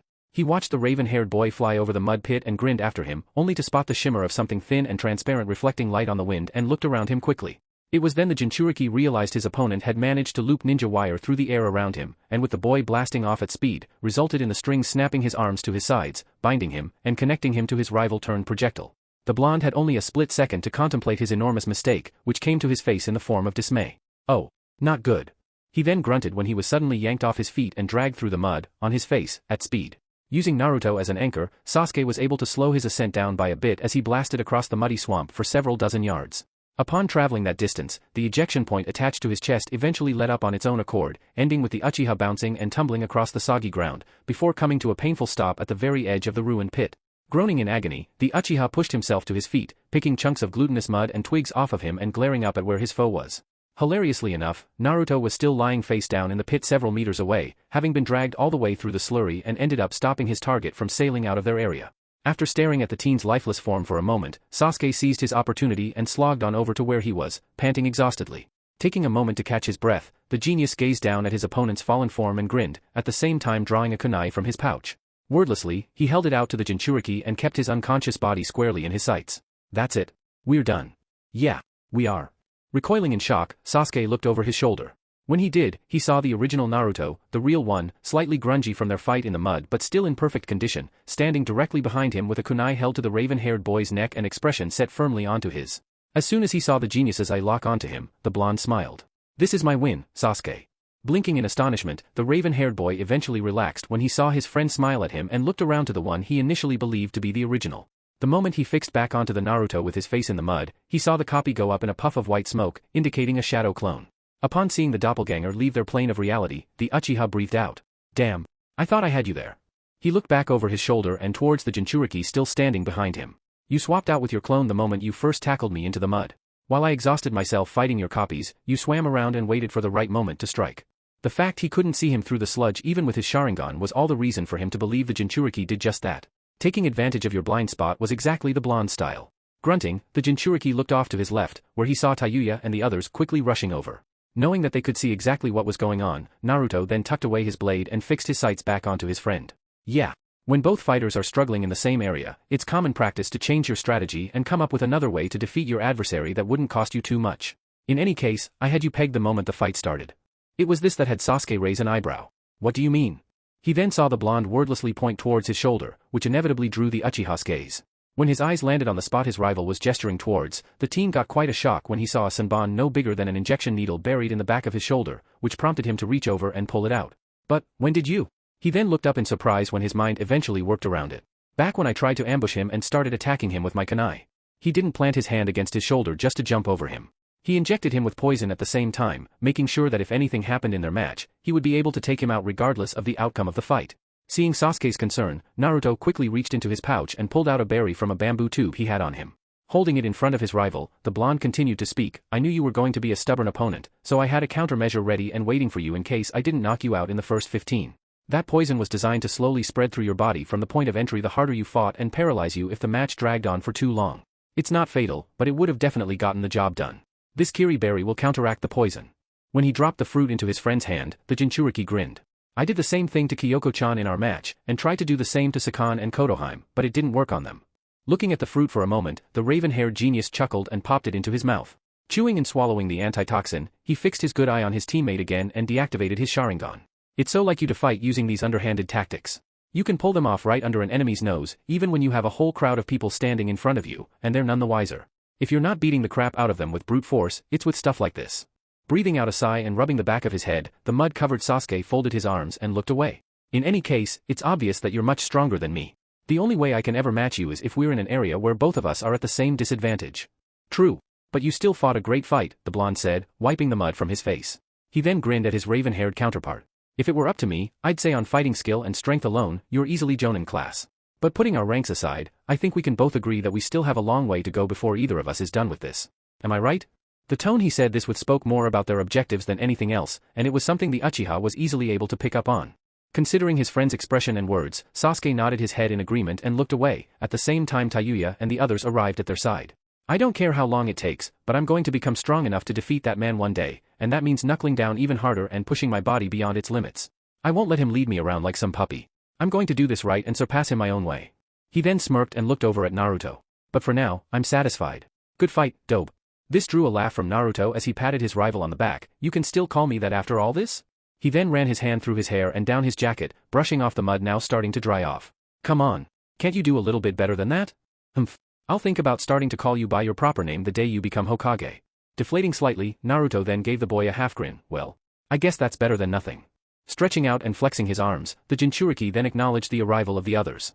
While Sasuke chose to ignore them, as well as the attention he got from Sakura coming over to check on his condition, the blonde smiled at his friends. Hey fellas. What did you think? Shikamaru, looking over the field, then gave a shrug and smirked back at him. It was dirty. Oh, dude. That was way too easy, Kiba remarked with a roll of his eyes and a bark from Akamaru. If anything, it was ugly. They were both running around like crazy and tearing up the damn place until they decided to drench the entire field and started hitting away at each other. I honestly thought Sasuke was going to win that a few times. But it's clear who came out on top in the end. Kin spoke up, smiling over at the blonde when he was greeted by Tayuya with a punch to the arm and a peck on a clean cheek. When his eyes fixed on her, the raven-haired former genin from Sound shrugged. There was never a doubt in my mind. Naruto chuckled. Honestly, it was a rough one. Team really knows how to throw down when he wants to, especially in a fight like this. The blonde nodded across to his rival, who grunted back at him in respect and looked away to allow himself to get fussed over by a concerned Sakura. After a moment of seeing the pink-haired Kunoichi try to clean the Uchiha off, the Jinchuriki then turned to his smirking girlfriend and nodded to the redhead. Well? What do you think? Looking him over, Tayuya then picked at his jacket and flicked away some grime caught on his collar. Giving him a moment of consideration, the girl stared at him. I think you could use a bath. The blonde grimaced and nodded, feeling the unpleasantness of mud inside of his pants and, well, everywhere else. Yeah. Same here. Oh. Meanwhile, thousands of miles away. In a dark chamber inside of an unknown fortress, with its windows closed over by steel doors and most of its lights put out, a mysterious figure sat motionless atop an enormous throne built upon a raised platform, with his head resting against his hand and elbow on the armrest. Eyes piercing the dark above the belted, white, high-collar trench coat he wore, and the bandages covering almost all of his body except his eyes, the person had all of his attention fixed on a strange, human-shaped mannequin sitting directly in front of him. Hooked up to an enormous life support machine, with various IVs, tubes being fed by an unknown liquid and electrical wires plugged into it, some of which were sparking, the figure was in fact revealed to be a sickly white, human body of some kind. Unconscious, the artificially created human protruded out of the enormous block of metal with a single, Sharingan eye, Sasuke's, staring ahead of it lifelessly. However, after seemingly sitting there and staring at the half-dead body for hours, the man then raised an eyebrow when he saw a green gem wedged into the clone body's chest glow and its stolen eye glow red. The next thing he saw was the 2 Tomo Sharingan mature into a 3 Tomo one, a sight which brought about an excited gleam to the man's own gaze. He then opted to sit there and watch the Tomo spin and the eye move around on its own accord, at the same time the machine behind it buzz as it recorded the phenomenon. Excellent, most excellent.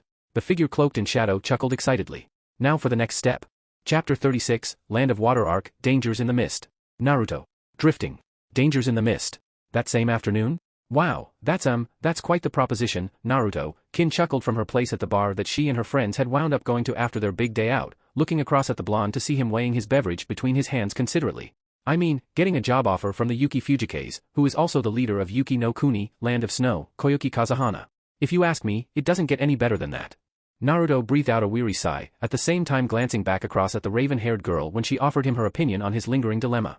It didn't escape his notice that they were also accompanied by Tayuya, Sasuke, Sakura, Shikamaru and Kiba, all of whom were lined up along the same bar they were seated at and purchasing alcoholic beverages. While it was a first time for a couple, it was a recurring event for most of them. With the entire group consisting of registered shinobi, save for Kin who was able to get a buy-in because she was undergoing a probationary period and knew the owner of the joint, the group of teenagers as a whole were allowed to drink peacefully at their own leisure. Being a recreational period for them and their companions, it appeared drinking seemed like the perfect thing on the minds of the Uchiha and the Nara. However, in spite of the alcohol, the teenagers left just enough space for conversation between their group's members, allowing them to listen in to the woes currently befalling one of the 2 jonin among them. Considering the contents of the subject question, it was definitely something worth investing their attention in. I just don't know what to do, Naruto said, bringing both hands up and weighing them like a set of scales. On one hand my conscience is telling me to accept her offer, to pack up all of my gear here and to move over there to be her advisor for a couple of years. The career opportunity, the chance to hone my skills, my thirst for adventure and the opportunity to see the world is practically screaming at me to do it. Sasuke grunted, at the same time picking up his cup and holding it in front of him. You always did have a habit of running around like you were on some kind of epic quest when you were in the academy. It makes sense that your baser instincts would be trying to push you into making this decision. Yeah. Scrubbing his head at his friend's input, the Jinchuriki then continued on while changing the weight on his metaphorical scales. But on the other hand, I'm a newly promoted jonin of Konohagakure. Not only do I have my duties and responsibilities as a ninja here, I also have the chance to excel my career as a shinobi under the Hokage and to start a team of my own. Plus I have you guys to support me. I mean, I wouldn't want to take you, Tayuya-chan or Isaribi-chan away from here if you guys don't want to leave, especially when you're just getting settled. But there's no way I'd want to leave you guys behind either. Sakura smiled at this and, while holding a glass of sake in her hand, beamed across at the blonde. That's sweet, Naruto. Believe it or not, but the world can't always move in the direction you want it to. It's one of the many problems a shinobi has to face in life, Shikamaru spoke up, turning to the Jinchuriki to see him throw a dejected look his way. To this point, you've done a fantastic job in manipulating the events leading up to where you are now and have been in full control of your destiny ever since you slipped on the headband. But the life of a ninja will inevitably require you to perform one thing, while at the same time ask you to sacrifice another. Just like with this situation. While you have the chance to go out and see the world, to follow a different path very few would have the opportunity to walk, you also have to leave many other things behind, including your friends and your village. I know it sounds harsh, but that's how it is sometimes. Ugh. Talking all philosophical like this always gives me a headache, Naruto groaned, rubbing the affected area and resting his head on his hand and his elbow on the desk. Look on the bright side. It's not like you're going to be leaving us forever, you know, Kiba said helpfully while staring across at his friend with an encouraging smile. I mean, you said you would only be gone for a couple of years. That's not too bad. A lot of other people would leave for much longer than that. Yeah. Like Asuma-sensei when he joined the 12 Guardian Ninjas and worked as one of the daimyo's bodyguards, Shikamaru added, recalling some of the other senior shinobi and their various track records. His teacher was probably the most noteworthy of individuals he could think of to take up a career path outside of the village, and follow through with it for well over a few years. Naruto tilted his head at the helpful bits of information being thrown his way by his friends. You have a good point there. I mean, it's only 2-3 years away from the village. That's not very long. Still, for a ninja, that would mean he would be missing out on a lot more than a few things here in the village. He cared for his friends and he loved his home. The potential memories he could make here and the ones closest to him that he would be leaving behind, they were people and effects that were proving to be the hardest to let go of as the Jinchuriki tried thinking of a few different ways around his predicament. Still, I wonder how long I'll be able to hold a Kagebunshin for. Maybe that could solve my problem? Catching on to what the boy was implying, Kiba gave a snort of amusement and looked his way again, hood down and a smirk worn across his face as Akamaru sat comfortably atop his head. If you ask me, I think that's pushing it, mate. I doubt even someone like you would be able to hold a clone for that long. A bark of agreement came from his partner, who went back to lying across his crown. Well, I'll never know unless I try. Naruto honestly wasn't sure if there was a time limit on his shadow clones. His doppelgangers were sentient to an extent and could function in his place when the original body wasn't around. Considering each clone required him to split his chakra evenly between each copy, it wasn't much of a stretch to believe he could pull off something like that. He would need to invest some time in learning a bit more about his shadow clone technique. Considering how well it served as a way to accelerate his learning and training regimens, the jutsu had a whole range of other potential functions. It brought somewhat of an intrigued look to the blonde's face as he donned on the question for several moments longer. However, with the topic of his group's conversation still hanging in the air, Naruto could no longer ignore the elephant in the room, and glanced across at Tayuya to see the girl staring down at her drink silently, with the most downtrodden look you would ever seen on her. Concerned that his offer to move to the land of snow may have upset her, Naruto fumbled with his glass for a bit before locking his full and complete attention on the redhead sitting right next to him. I know I promised that we would be able to go on a lot more adventures together, and that eventually we would be able to travel the world. Just like you said to me months ago, I'd be willing to go anywhere with you, even to the ends of the earth. His statement had the musician look up at him in surprise, as he reminded her of their past conversation with one another and how they both said they would stick together, no matter what. The talk brought somewhat of a wry smile to the Jinchuriki's face, as he then nodded towards the Kunoichi. But, if you don't want me to go, Tayuya-chan, all you have to do is say so. Naruto's face became firm before the girl's very eyes, showing his sincerity. Just say the word and I'll let Koyuki know that I won't be able to go to Yuki no Kuni. I'll stay here and continue doing missions with you and everybody else. Visibly recoiling at the certainty echoing in his words, everyone looked towards the musician to see what the Kunoichi would say next. They wanted to know how she would respond, the girl who'd been with Naruto the longest and lived with him under the same roof. As she was the closest person to him in his life and vice versa, everyone wanted to know what she would do and say. For the next few minutes the group of teenagers sat in silence, all of them watching and waiting for Tayuya to give them her answer. Eventually, she did, but not in a way they expected the normally brash and tomboyish girl to do. We've already done so many things together, Naruto-kun. We've hung out, went on dates, trained together, and performed many missions on the same squad, the redhead spoke in a low voice, swirling her drink around as she could feel her boyfriend's eyes fixed squarely on her. Wrapping her fingers around the cool glass, the girl then chuckled as she stared into the reflective contents and continued to speak. We kept our promise, stuck by each other's sides whenever we could and did so many great things. There was the time we hunted down an ostrich in Training Ground Zero, escorted the daimyo's relatives across the country, worked at various farms herding cattle and fixing machinery, kicked the crap out of a group of imposters that captured us and tried to pass themselves off as you, me, and Kiba, cleaned up the Uchiha's house dash. Sasuke groaned at that recollection and glared ahead of him. I didn't ask for you guys to come and clean my house. You just barged in unannounced and started rummaging through my stuff. This drew a snort from Kiba and a giggle from Sakura at the face the genius made, as he had obviously not liked Naruto and the rest of his gang busting down his front door just to perform a raid on his premises as a prank. Undeterred, Tayuya continued on. Not only that, but we also went looking for that weird bug thing for Shino, carried supplies to another village, went to the land of sea, and stopped that legendary ninja from using his explosives to blast Konohagakure into oblivion. If I'm being completely honest, I'd say we've already done a shitload of great stuff together, and there are still so many more adventures we can have. She then grinned and glanced across at her boyfriend. But we both know we're not going to be able to do everything together. I mean, sure, I'm not too thrilled at finding out you've been handed an invitation to go work in another village a whole fucking country away, but it's a chance you and only you have been given. If there's an opportunity for you to leave Konohagakure for a little while to get stronger, to do good elsewhere and to improve your skills as a shinobi, and you really want to do it, then I won't stop you. It's one of the many choices we have to make as ninja, and very few of those chances ever come around. Baffled by her willing acceptance of the situation, the Jinchuriki gazed across at the redhead in silence for several moments, before he then saw the musician breathe out and, upon giving a small grin, turned to face her drink once again. And also, as much as I would like to drop everything I have here and go with you to Yuki no Kuni for that time, I don't think I'll be able to, because... Taking a moment to catch her breath, Tayuya continued, a few days ago, the Hokage said that he would like for me to sign up for the ANBU. He told me that I had a lot of potential as a kunoichi and that I should join the program to improve my skills, and that I would be able to do a lot of great things for the organization. This information had everyone stop and stare at the girl in shock, with Sakura and Kiba's jaws dropping when they finally processed what the kunoichi had said to them.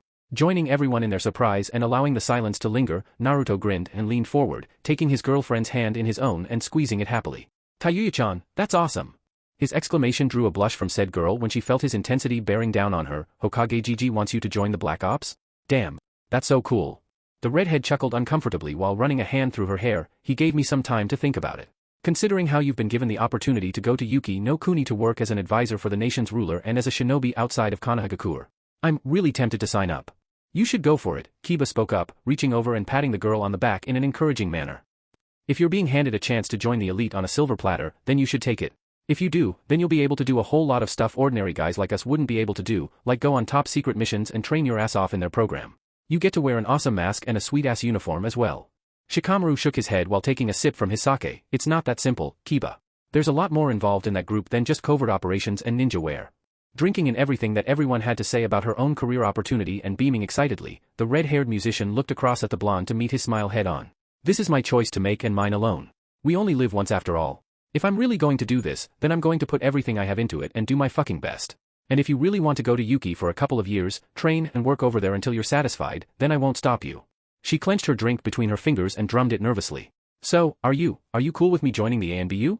I know it's all very shady and secretive with them, but I think it'd be a great opportunity for me to learn some more and get in a lot more training and experience on the field. Hell, I might even make captain someday. She was obviously excited about the prospects, something that Naruto was easily able to pick up on from her tone of voice and the look in her eyes. Yeah. If you think it will be good for you, then I won't stand in your way. Naruto nodded with a bright smile forming, and, you're cool with me going and hanging out in Yuki no Kuni for a couple of years, yeah? You won't miss me too much? Sure, Tayuya also answered with a positively ecstatic look for her character. I mean, I'd miss you heaps, but it's not like you're being exiled or some weird crap like that. You don't need to worry about us, shithead. We'll be fine. This village isn't going anywhere and we can all take care of ourselves. And like I said, we can do heaps more fun stuff together when you get back and I'm done with my work. She then looked ahead of her again and, with a shade of red on her cheeks, looked down at her drink with an uncharacteristically nervous smile in play. I'm actually looking forward to seeing how you'd turn out after being away for 3 years. I know it's weird and everything, but I always love those kinds of surprises. Her anxiousness was not missed by any of those at the table, which brought odd looks from Sasuke and Shikamaru, and an amused one from Kiba. The only ones who actually responded with any sort of curiosity to the idea were Sakura and Kin, both of whom thought about how Naruto would turn out after a 3-year period of training. Imagining him a few years down the line and what kind of a man he would become inevitably drew blushes to their faces just as it had done to the musician, which they hid when they could still sense the Jinchuriki looking across at them. Still red in the face, Tayuya grinned both fondly and mischievously. I can wait. Finally having his head set on straight, Naruto gave a nod and squeezed his girlfriend's hand once more. Thanks, Tayuya-chan. His attention then cut to his friends across from him. To you guys as well. He then turned back to the musician on his right. I think I know what I want to do now. Smiling at the girl fondly and giving her a look that said he was firmly set on his decision, he was able to formulate his answer. I'm going to Yuki no Kuni, and that's it. In response to his words, the flute player gave the boy a kiss on the cheek. Upon returning her gesture of affection, the boy and the redhead then downed their drinks and slapped their glasses atop the counter. Isaribi-chan is going to kill me when she hears about this, isn't she?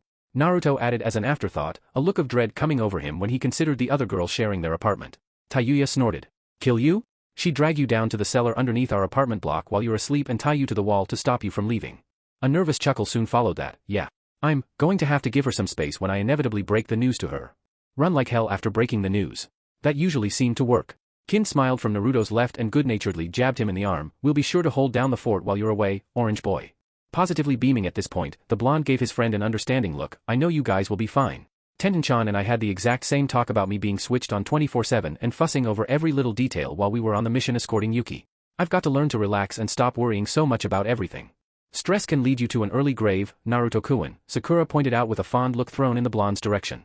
Being well aware of how energetic and thoughtful the young Jonin was, since he was a selfless freak and everything, she expressed noticeable and extreme concern for his well-being. He was her best friend too, so she wanted to be there to watch out for him whenever she could. Try not to let all of it get to you and interfere with the more important stuff in your life. That kind of weight is unnecessary for a ninja. Yep, Kiba nodded with a grin of his own. If you're constantly worrying about all of your problems, you will either die from the overwhelming pressure or get caught up on the field and stabbed in the back by an enemy you just didn't know was there. He then nudged Sasuke in the side incessantly for a second opinion. Right, buddy? Groaning, the raven-haired boy glared back at the Inuzuka. Please don't do that.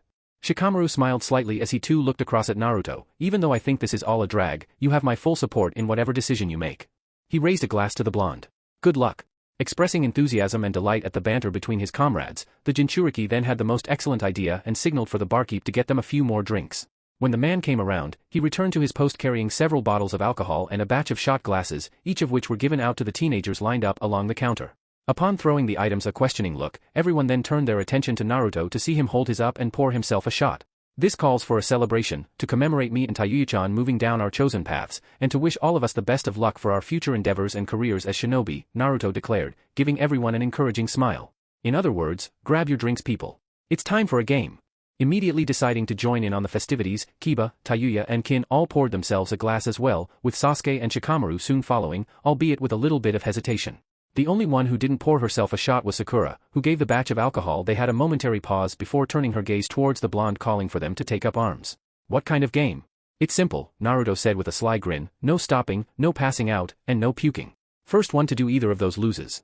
He then shrugged their way when he saw everyone consider the bottles once more. Since this is the first time having alcohol for some of you, let's make this afternoon a memorable one. I highly doubt that will be possible, Shikamaru said, looking at his shot questioningly. Since this was alcohol and the first thing their friend was proposing was a numbers game, the boy seriously doubted that they would be remembering any of the coming night. All the more reason why he didn't want to get involved. The chance of inebriation was made doubly certain due to the fact that they were all novices to the art of downing alcoholic beverages.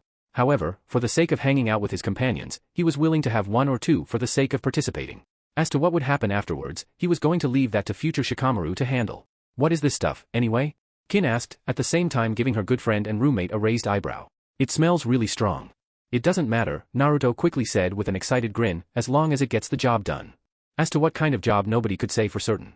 However, immediately after springboarding off of the hot springs to this place once everyone had been cleaned up from the scrap on Training Ground 3, most notably Naruto and Sasuke, both of whom had patches and band-aids from their fight slapped across random parts of their faces, you could say their spirits were plenty high for them to dive right into this. The gap before this had also allowed them plenty of time to cover all of the questions everyone had wanted to ask them regarding their match on the training field, like why they chose to use the moves they did, the strategies they executed and the number of elements the two of them could use. While Sasuke said he didn't use any lightning-based attacks because Naruto could nullify them completely, Naruto also said he didn't use his wind cloak technique or his flight capabilities excessively because if his opponent had caught him with any fire release techniques, with his jutsu still under development, he would have set himself alight. All of this discussion and talk inevitably boiled down to this. A party. Keen to join in on the festivities, most of the teens there were eager to participate, with only Sakura and Shikamaru pausing for thought. Sasuke on the other hand, being one of the most competitive of the group contrary to what others thought of him, was excited at the idea of another fight with his rival. Though he didn't show it on his face, his actions of pouring his shot and holding it up in a firm yet eager grip, while keeping his gaze set solely on Naruto, was all the proof one needed to know that the Uchiha was all for this. Sakura gave her drink a wary scowl before tentatively wrapping her fingers around the glass. I'm not too sure about this. She had a meeting with Tsunade tomorrow. The last thing she wanted to do was end up late or mentally stricken for it. Don't worry, it'll be fine, Naruto exclaimed, looking between Tayuya and Kin to see if they were all for the proposal. When he saw the two girls grin at him, the blonde then took up his shot and raised it in the air. Alright guys, are we ready? When he saw Kiba, Sasuke, and eventually Shikamaru and Sakura collect their glasses and look in his direction, the boy nodded. 1, 2, 3. And that's all any of them remembered before their worlds went black for the rest of the night.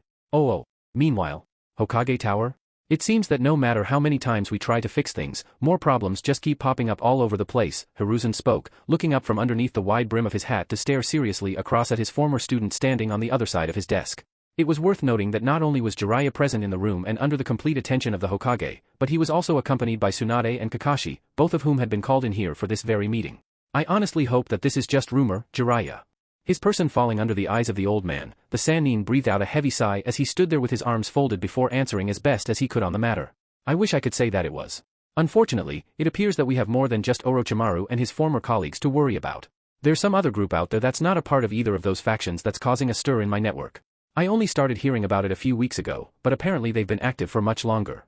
I seem to recall going over this before, Kakashi murmured, hands in his pockets and his one eye trained on the toad sage across from him. That there's another organization of unknown origin and strength attacking people on the highways in various countries and kidnapping them, Tsunade led on, folding her arms as she switched back over to the Hokage with a troubled glimmer reflected in her gaze. It's not uncommon for bandits, armed renegades and rogue ninja to be targeting convoys traveling along the roads.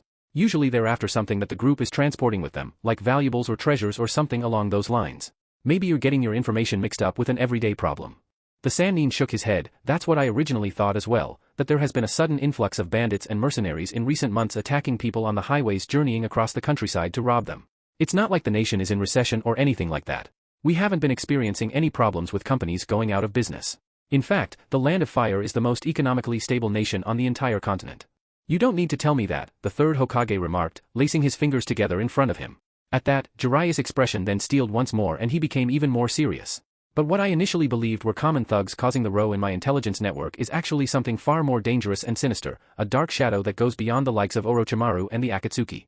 I found this out when I was traveling to the villages along the coastline to check out some leads that have gone cold, and I discovered that an entire town I often stopped by on my trips to the Land of Water had just up and vanished.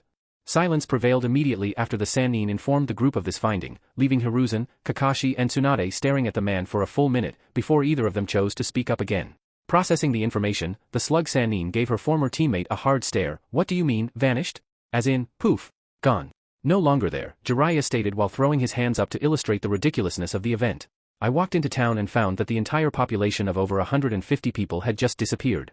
There was even food still on the tables of homes I checked out. It was like every single villager had been spirited away. Does the town have any ceremonies that the villagers need to attend that would require them to vacate their homes and streets prematurely? Kakashi asked, trying to find a logical explanation behind the troublesome phenomenon. The Toad Sage shook his head. No. From what I gathered, the entire town had been emptied out some time ago and has been like that for a while now. The food was going stale and some of the stores and properties were looking like they hadn't been tended to for weeks. Upon looking a bit more into it and searching the homes, I found some clues linking the disappearance of the villagers to some of the other cases I'd heard about through my contacts. Apparently, a person with a very rare Kekii Genkai was living in that town, a detail that's shared with various other incidents that have taken place in different parts of the continent. But for some reason, instead of just taking him, the culprits decided to kidnap the entire village. He then gave a confused shrug, for what reason however is beyond me. Maybe they didn't want to have any witnesses and just took everyone. Nodding his head in understanding, Hiruzen looked down at his desk. Whoever they are, they're getting bolder. First individual shinobi outside of their villages and homelands turn up missing, Kakashi began, bringing his hand up and counting on his fingers to help form the order in which this bewitching process has taken. Then small groups of civilians and convoys, the most recent case being the sudden disappearance of an entire team of shinobi from our village transporting 3 kunoichi prisoners to the main facility on the outskirts. Then we have individuals inside of villages disappearing, and finally an entire town. Lowering his hand, Kakashi looked across at the Hokage anxiously. This isn't the work of common bandits or thugs. These are all coordinated attacks being mounted by somebody with a great deal of experience and knowledge of the hidden villages. Not even Orochimaru is that audacious, nor is he this thorough, Tsunade said, looking at Jiraiya to see the nervous bead of sweat running down the side of his face. You said you weren't able to pick up any traces of the villagers or anything? The white-haired Sannin shook his head, not even a follicle. Murmuring to himself, the third Hokage paused silently for several moments longer. After pursing through all of the information he'd been given, he looked back towards the shinobi standing before him and spoke up once more. These disappearances of villagers and shinobi, they're all connected to the people Sasuke's group encountered on the way back from their mission and the person Naruto ran into on his mission to Yuki no Kuni. That tells us that there is a force working in the shadows of the 5 great nations that means to bring this entire continent to ruin. They intend to throw the delicate peace we have established out of balance. As of right now however, they're just poking at the surface, picking at whatever prey comes their way, building up their strength. What should we do about it then? Tsunade asked, placing her hands on her hips and giving the village leader a questioning look. Since we don't know who these people are, we can't say for certain who exactly is responsible for this and take action against them. Hell, even the description young Kotetsu gave to us of his encounter with the gliding ninja and the armored women doesn't give us anything, especially since the survivors collected the remains of their fallen before retreating. Thinking on it, Hiruzen gave a stern nod and glanced over at his student on the far right. Jiraiya, I want you to continue keeping tabs on these people, as well as the Akatsuki and Orochimaru. Dig up anything you can on their organizations, and should anything else major take place, I want you to inform me right away. Seeing the man nod, the elder then turned his attention to the others. We're going to need to be prepared for whatever's waiting for us around the corner. I suspect the enemies hiding and watching us in the dark won't try anything big for a while, but just to be safe, I want our forces to be ready for a fight. We should inform the other villages of this development as well, Tsunade added while nodding towards the old man in the funny hat. Call it a gesture of good faith. We wouldn't want them getting any bad ideas if they catch wind of us preparing our forces for a war. Considering these incidents have also taken place inside of their borders and on their soil, they'll want to be as ready for this as we're going to be. I agree, Kakashi said in support of the slug Sannin. Meditating on their words, Hiruzen then graced them with a nod of understanding. With plans being formed before his very eyes, Jiraiya decided to have his own little input added to the mix. After all, he believed this to also be one of the items in his most important category. While we're on the subject of preparation and all that noise, what about Naruto's predicament? Word on the street is that he received an offer of temporary employment from young Koyuki Kazuhana, the ruler of Yuki no Kuni he'd recently helped return to the throne, and intends to move over to her country to serve as her advisor for the next couple of years. Looking towards the Toad Sannin momentarily, Kakashi thought on the subject of his apprentice and beamed. My former student is really moving up in the world. Should we let the brat go? I mean, what with all the disappearances and the business with Akatsuki, it's quite a risky venture, don't you think? Tsunade asked uneasily. That's not even counting the fact that the country is so far out of the way. Dawning on this addition to the list for but a moment due to its level of importance, considering Naruto was not only a new jonin of Konohagakure but also the Jinchuriki of the Nine-Tailed Fox, supposedly one of their village's most significant military assets, Hiruzen then twiddled his thumbs thoughtfully and gave a warm smile. I say let him go. Seeing the surprise come to Tsunade's face, the respected leader of the Hidden Leaf elaborated further. He told me all about the offer Yuki gave to him and explained to me exactly what would be involved with his endeavor, and taking into account everything that's taken place in and around the countries, I believe that this would be a good learning experience for young Naruto-kun to have. Not only will it be good practice for him and a way for him to acquire more knowledge, if he intends to work as Koyuki Hime's advisor and, by extension, a shinobi outside of this village, he'll be able to perform missions on behalf of Konohagakure with a certain level of anonymity. The opportunity for travel to different states and nations with her will also mean he won't be sticking around one place, making it difficult for people outside of the Hidden Leaf to keep tabs on him. Kakashi smiled at this. That's actually a good idea. By keeping him busy and keeping him moving, it'll be really hard for outside forces to track him down, especially in a country so far out and under the employment of a woman renowned for traveling incognito outside of the reaches of this continent. And he won't be going alone either, Jiraiya spoke up while at the same time stepping into the spotlight. If he chooses to head up to the land of snow to go through with this, he'll have me to watch over him. I'll train him up and make sure he doesn't get into too much trouble while he's away. Can't be too careful with something like this. If it's not too inconvenient for you, then I will allow it, Hiruzen said pleasantly, before then turning his attention to the copy ninja standing quietly on the sidelines. I'm sorry if we're taking your student away from you, Kakashi. I know that there is a lot you still want to teach him, being the student of his father and everything, and even though he's a jonin now, but I think it would be best to let him go on this one. The man in the mask nodded with a nice smile, I understand. Looking between the men in conference, Tsunade also allowed a smirk to cross her lips and folded her arms. This brat has already turned quite a few heads as the shinobi he's already become. I'm sure he'll have a lot more surprises waiting for us when he gets back. She glanced over at the white-haired Sannin smiling at the end of the line. Whip him into shape, you old fart. It'll be a waste of good ninja if he's off goofing around the entire time he's away. Jiraiya chuckled, don't worry about it, Haim. Ever since the tournament, news on Akatsuki activities across the continent has dropped like a rock. I suspect that the group has broken up and that its members are, for the time being, keeping their heads down. But if they should show up again, I'll make sure that the kid is ready to face them. The man looked ahead of him again. He'll need all the training he can get if they're going to be coming after him. His friends too, Kakashi added, folding his arms and closing his eye. I'll take Sasuke-kun under my wing and continue training him. I have no doubt he'll want to get even stronger now after what's happened to him. I'm sure that my other half Sakura-chan will be well taken care of as well, right Tsunade-sama? The man looked towards the blonde-haired Kunoichi, whom he saw smile and nod. Don't worry. I'll make a new woman out of your student, Kakashi, that's a promise. Hiruzen beamed at the gung-ho attitude those in attendance were now showing him. Having faith that things would go well from now on, he decided to put all his confidence in his students and the people of his village. Well then. It seems that business is settled. Let's just hope it all pans out in our favor. Lacing his fingers together again, the elder then pulled up a scroll from his desk drawer and set it on the table. When the three people in front of him saw him roll it open, they each took a slight step forward, while the leader of the village stretched the sheet and looked up at them again. On another note, we've received a mission offer from Kirigakure. They're asking for our help, or to be more precise, they're asking for help from our resident firebrand. XXX. The very next morning? Naruto's apartment. Roused from his slumber by the sound of incredibly loud footsteps echoing in from his corridor, a partied-out Naruto Uzumaki looked up from his sprawled-out position on top of his futon with a low groan. Blinking away the rays of sunlight hitting him from beyond the window, the boy slowly sat up from his spot and looked about his chamber with a drowsy expression in play. Gaze half-lidded and obviously worn out from the wild night he just had, the Jinchuriki gave a tired yawn as the engines to the enormous factory that was his body started to churn, and scratched his chest absently. Realizing he was only sleeping in his boxers, the youngster looked down at himself to see two lumps lying on either side of him and hidden by a sheet. Curious, the blonde slowly reached down and pulled the covers away, revealing to his surprise a still sleeping Tenten wearing his jacket lying against his stomach with a content smile on her face and Kin lying on his other side drooling into the mattress. At first blinking bewilderedly at seeing the two girls, one of which he was fully aware hadn't been at the pub when they started their evening celebrations, Naruto eventually smiled and ran a gentle finger through their hair.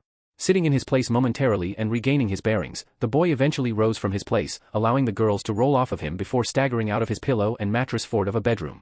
Just as he reached the exit however, he heard the door to his closet open up and, looking back over his shoulder, saw a sleeping bag tumble out of the unit with Shikamaru bundled up inside it, and had seemingly been set standing up inside the cupboard. When the Chunin hit the pillows waiting for him on the ground with an audible oof, the boy looked up drearily and across the room, where he saw a half-naked Naruto staring at him. The Jinchuriki, considering his friend momentarily, gave him an upward nod, sup? Breathing out, Shikamaru shrugged, not me, for obvious reasons. Yawning his second response, Naruto then left, allowing the Nara to lie tied up in his room for a little while longer. When he eventually slogged his way into the kitchen, he found Tayuya, Kiba, Sakura and Sasuke all sitting around his dining table looking absolutely hungover, and a very pleasant-looking Isaribi making them breakfast. Scratching his head at seeing all of his friends in his apartment complex, the Jinchuriki spotted a chair and slowly dragged his feet over to it. Glancing about at all of his companions, Naruto noted that most of his comrades in arms were all looking frazzled and exhausted, and obviously still in the process of waking up. Tayuya was in an oversized shirt and panties, Sakura's hair was all over the place and she appeared to be very tired, Kiba was nursing a dozing Akamaru in his lap and, hilariously enough, had a penis drawn on his face next to one of his clan marks, and Sasuke was wearing a white singlet, Chunin vest, and boxers as opposed to the black spandex uniform and full ensemble he had on the other day. When everyone eventually noticed Naruto and saw him enter their midst, they all groaned and waved toward him in their respective manners. Morning, Dobe, the one-eyed Sasuke breathed out while sipping the coffee in his hand. Try not to make any sudden movements. My head is killing me. Likewise, Sakura also said with a groan. Beaming, Naruto finished his approach and took up his place at the table. Immediately finding a seat between Tayuya and Kiba, he gave a peck on the lips to a patiently waiting former and a fist bump to the latter, before assuming his seat. Getting comfortable, he fixed his stare on his red-haired roommate and thumbed over his shoulder. Hey, did something happen between me, Kin and Tenten last night? Contemplating on the question for but a moment while everybody else balked at the boy's casual response to the two other girls in his room, Tayuya then grinned and fixed a lecherous gaze upon her boyfriend.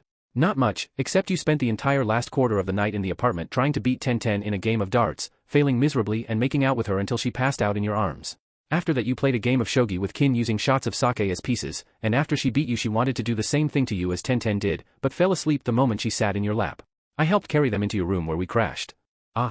Well, that explains why I woke up and found both of them sleeping on top of me, and why my lips are so chapped. This statement drew a bright blush from Sakura at the thought of the three girls betting with her teammate, whereas Kiba snorted in amusement and Sasuke shook his head at the ridiculousness of his rival's romantic life. Eyes then landing on his fellow male teammate of Squad 7, Naruto took a moment to look him over before raising an eyebrow. What happened to your clothes? This drew another snicker from Tayuya, as she seemed to have held out quite well after all their hours of partying on the streets. Apparently we set fire to them last night, the redhead chuckled, looking quite chipper despite her unkempt state as she drank the coffee from her mug. Something about us wanting to sacrifice it to the moon goddess, thanking her for the many bountiful harvests she has allowed us to produce from our fields over the past year. Ah, Naruto nodded, immediately buying onto that explanation as it sounded the most feasible. They'd apparently all gotten smashed last night and had gone on a raid of the town. Setting fire to things would have been among the few things they would have done during a complete memory breakdown. When he sensed a person stop next to him, the blonde then looked up to see his chimera roommate beaming down at him, a sight that coaxed a smile in response from his tired face. Hey, Isaribi-chan. Morning, Naruto-kun, the girl chirped, leaning down and kissing him on the lips, which he returned without a second thought. The teens sitting around the table looked across at their exchange of affections with interest, but then dismissed it as one of the odd things the blonde-haired jonin normally did. That was a great party last night. I had heaps of fun. Setting a plate of toast and a fried egg in front of him, Isaribi then went on to making herself some breakfast. Yeah. We all did, didn't we? Naruto chuckled, his mind finally starting to come around and beginning to piece together the broken vase that was his recollection of last night's events. Chuckling as he leaned forward on the table, the blonde then looked across at his friends, particularly Sakura and Sasuke. It's all coming back to me now. Sakura-chan, you were an animal. Recoiling in shock, said girl then blushed all the way to the roots of her hair and looked away shamefacedly. Shut up, you idiot.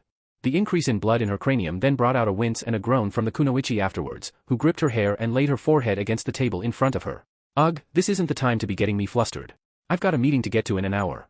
Sasuke, staring ahead of him blankly, absently picked up a piece of toast and held it to his lips. I think one of us should try breathing on a mirror. Right, but do it quietly, please, Kiba murmured in a feeble voice, at the same time stroking Akamaru on the head, who gave a cute yawn immediately afterwards. Smiling at his friend, the young man then looked up with a chuckle. Anyway, it's great that we were able to cut loose for a few hours. I haven't been able to go out to have fun like that for a while now, not with the sudden jump in the number of missions we've been getting lately. It was a great way to relieve some stress. The Uchiha, thinking about that for a moment, then allowed a small smile to cross his face as well. Yeah. It wasn't too bad of a night. After the shitty month he'd been having, he felt he'd needed this. Perhaps one of the most effective ways to get over a miserable experience was to burn it out of your system and just go crazy for one night. Playing the role of a shinobi as a career pretty much called for it. It had been stewing in the back of his mind and eroding his mood for some time now, the feelings of hopelessness, doubt, frustration, anger, rage and hatred, especially towards the people who'd caused the most pain in his life. After everything that had happened to him to this current point, it made him grateful to have friends like Naruto and Sakura to be there to pick him up whenever he got let down. Perhaps that was the main reason they were put into the teams they were assigned in the first place, to let each of them know that they weren't alone in this world and that they were each there to support one another. At least that was the conclusion Sasuke reached, not including the ideas of teamwork, watching your comrades' backs and working hard to become stronger. They were also there to get you back on your feet emotionally. It was something that had the most impact on him, but was also something he chose not to express outwardly. He still had an image he needed to maintain after all. Thankfully any and all incriminating evidence to the contrary had been lost in the madness of last night. Most of it anyway. Sakura, having remained relatively silent up until that point, beamed across at her Jinchuriki teammate when she managed to lift much of the head pains banging against her noggin. Thanks for letting us stay over at your place, Naruto. I don't think our parents would have liked seeing their kids coming back home from a night out all blitzed, stumbling about, and mumbling all sorts of nonsensical words. Yeah, dude. Thanks a bunch, Kiba also spoke up, raising his coffee glass to the blonde to let him know of the enormous gratitude he had towards him. Your couch cushions are really soft by the way. Grinning from ear to ear and massaging his neck bashfully, Naruto returned their thanks and nods of appreciation with gestures that suited each of their respective acknowledgements. No problem guys. You can crash over here anytime.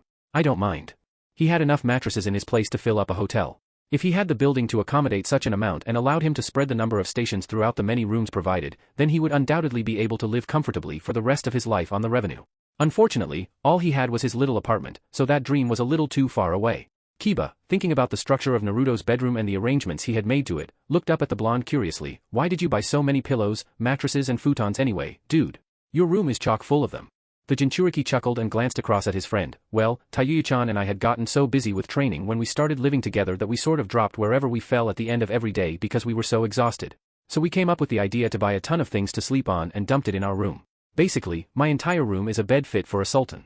That's pretty smart, the brown-haired kid remarked while scratching his cheek. It's also insanely comfortable, Tayuya added from her end with a pointed nod. Imagine walking on clouds and sleeping in them.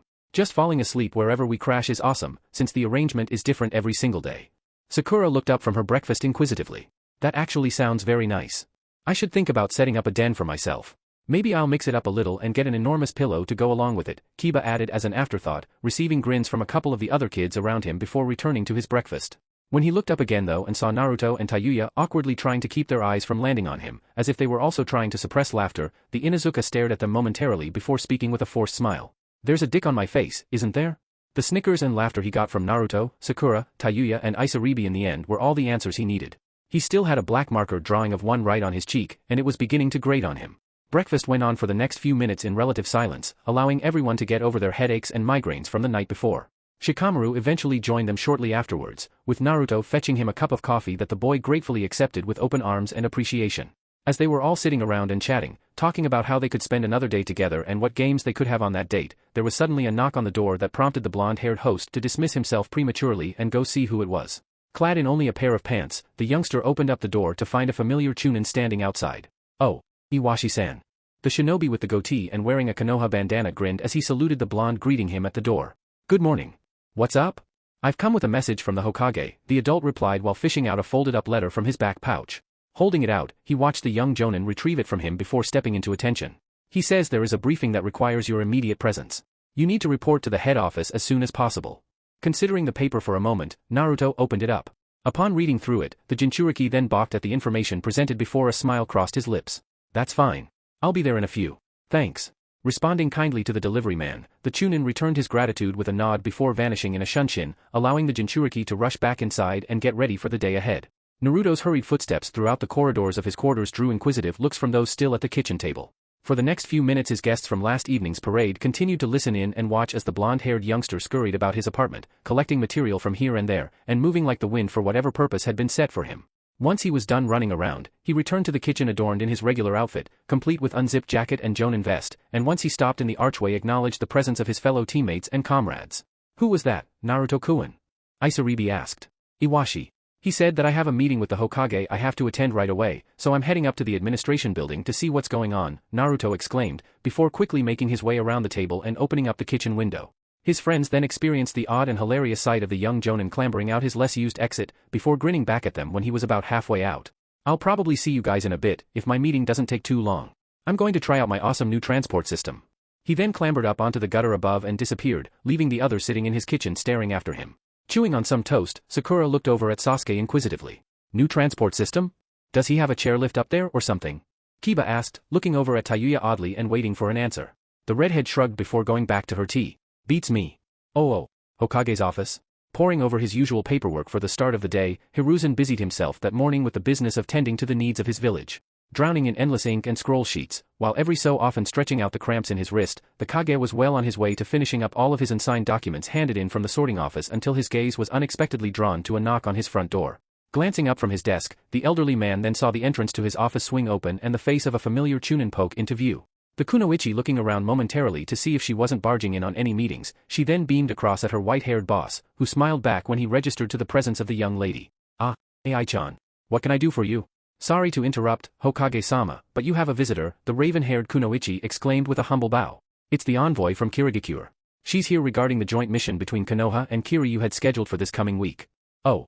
Of course, Hiruzen replied, setting his pen aside and waving a hand towards his attendant. Send him in. Hi, sir. The woman then disappeared behind the entrance, allowing the door to shut with a gentle click. The time the Kunoichi excused herself from the office gave the third enough of a gap to prepare himself to welcome his esteemed guest.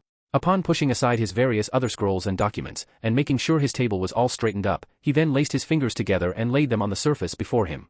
He steadied his breathing and relaxed his shoulders, waiting for the envoy sent from the hidden mist to come in through the double doors of his chamber. The elder didn't have to wait for very long, as he was shortly graced with the presence of said individual and his Chunin attendant, with AI showed the orange-haired girl in before closing the doors behind her.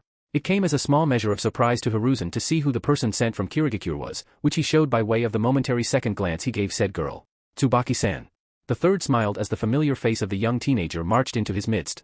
With a smile of her own worn proudly on her visage, the kunoichi bowed humbly to the leader of the Hidden Leaf as she strode to a stop in the center of his office.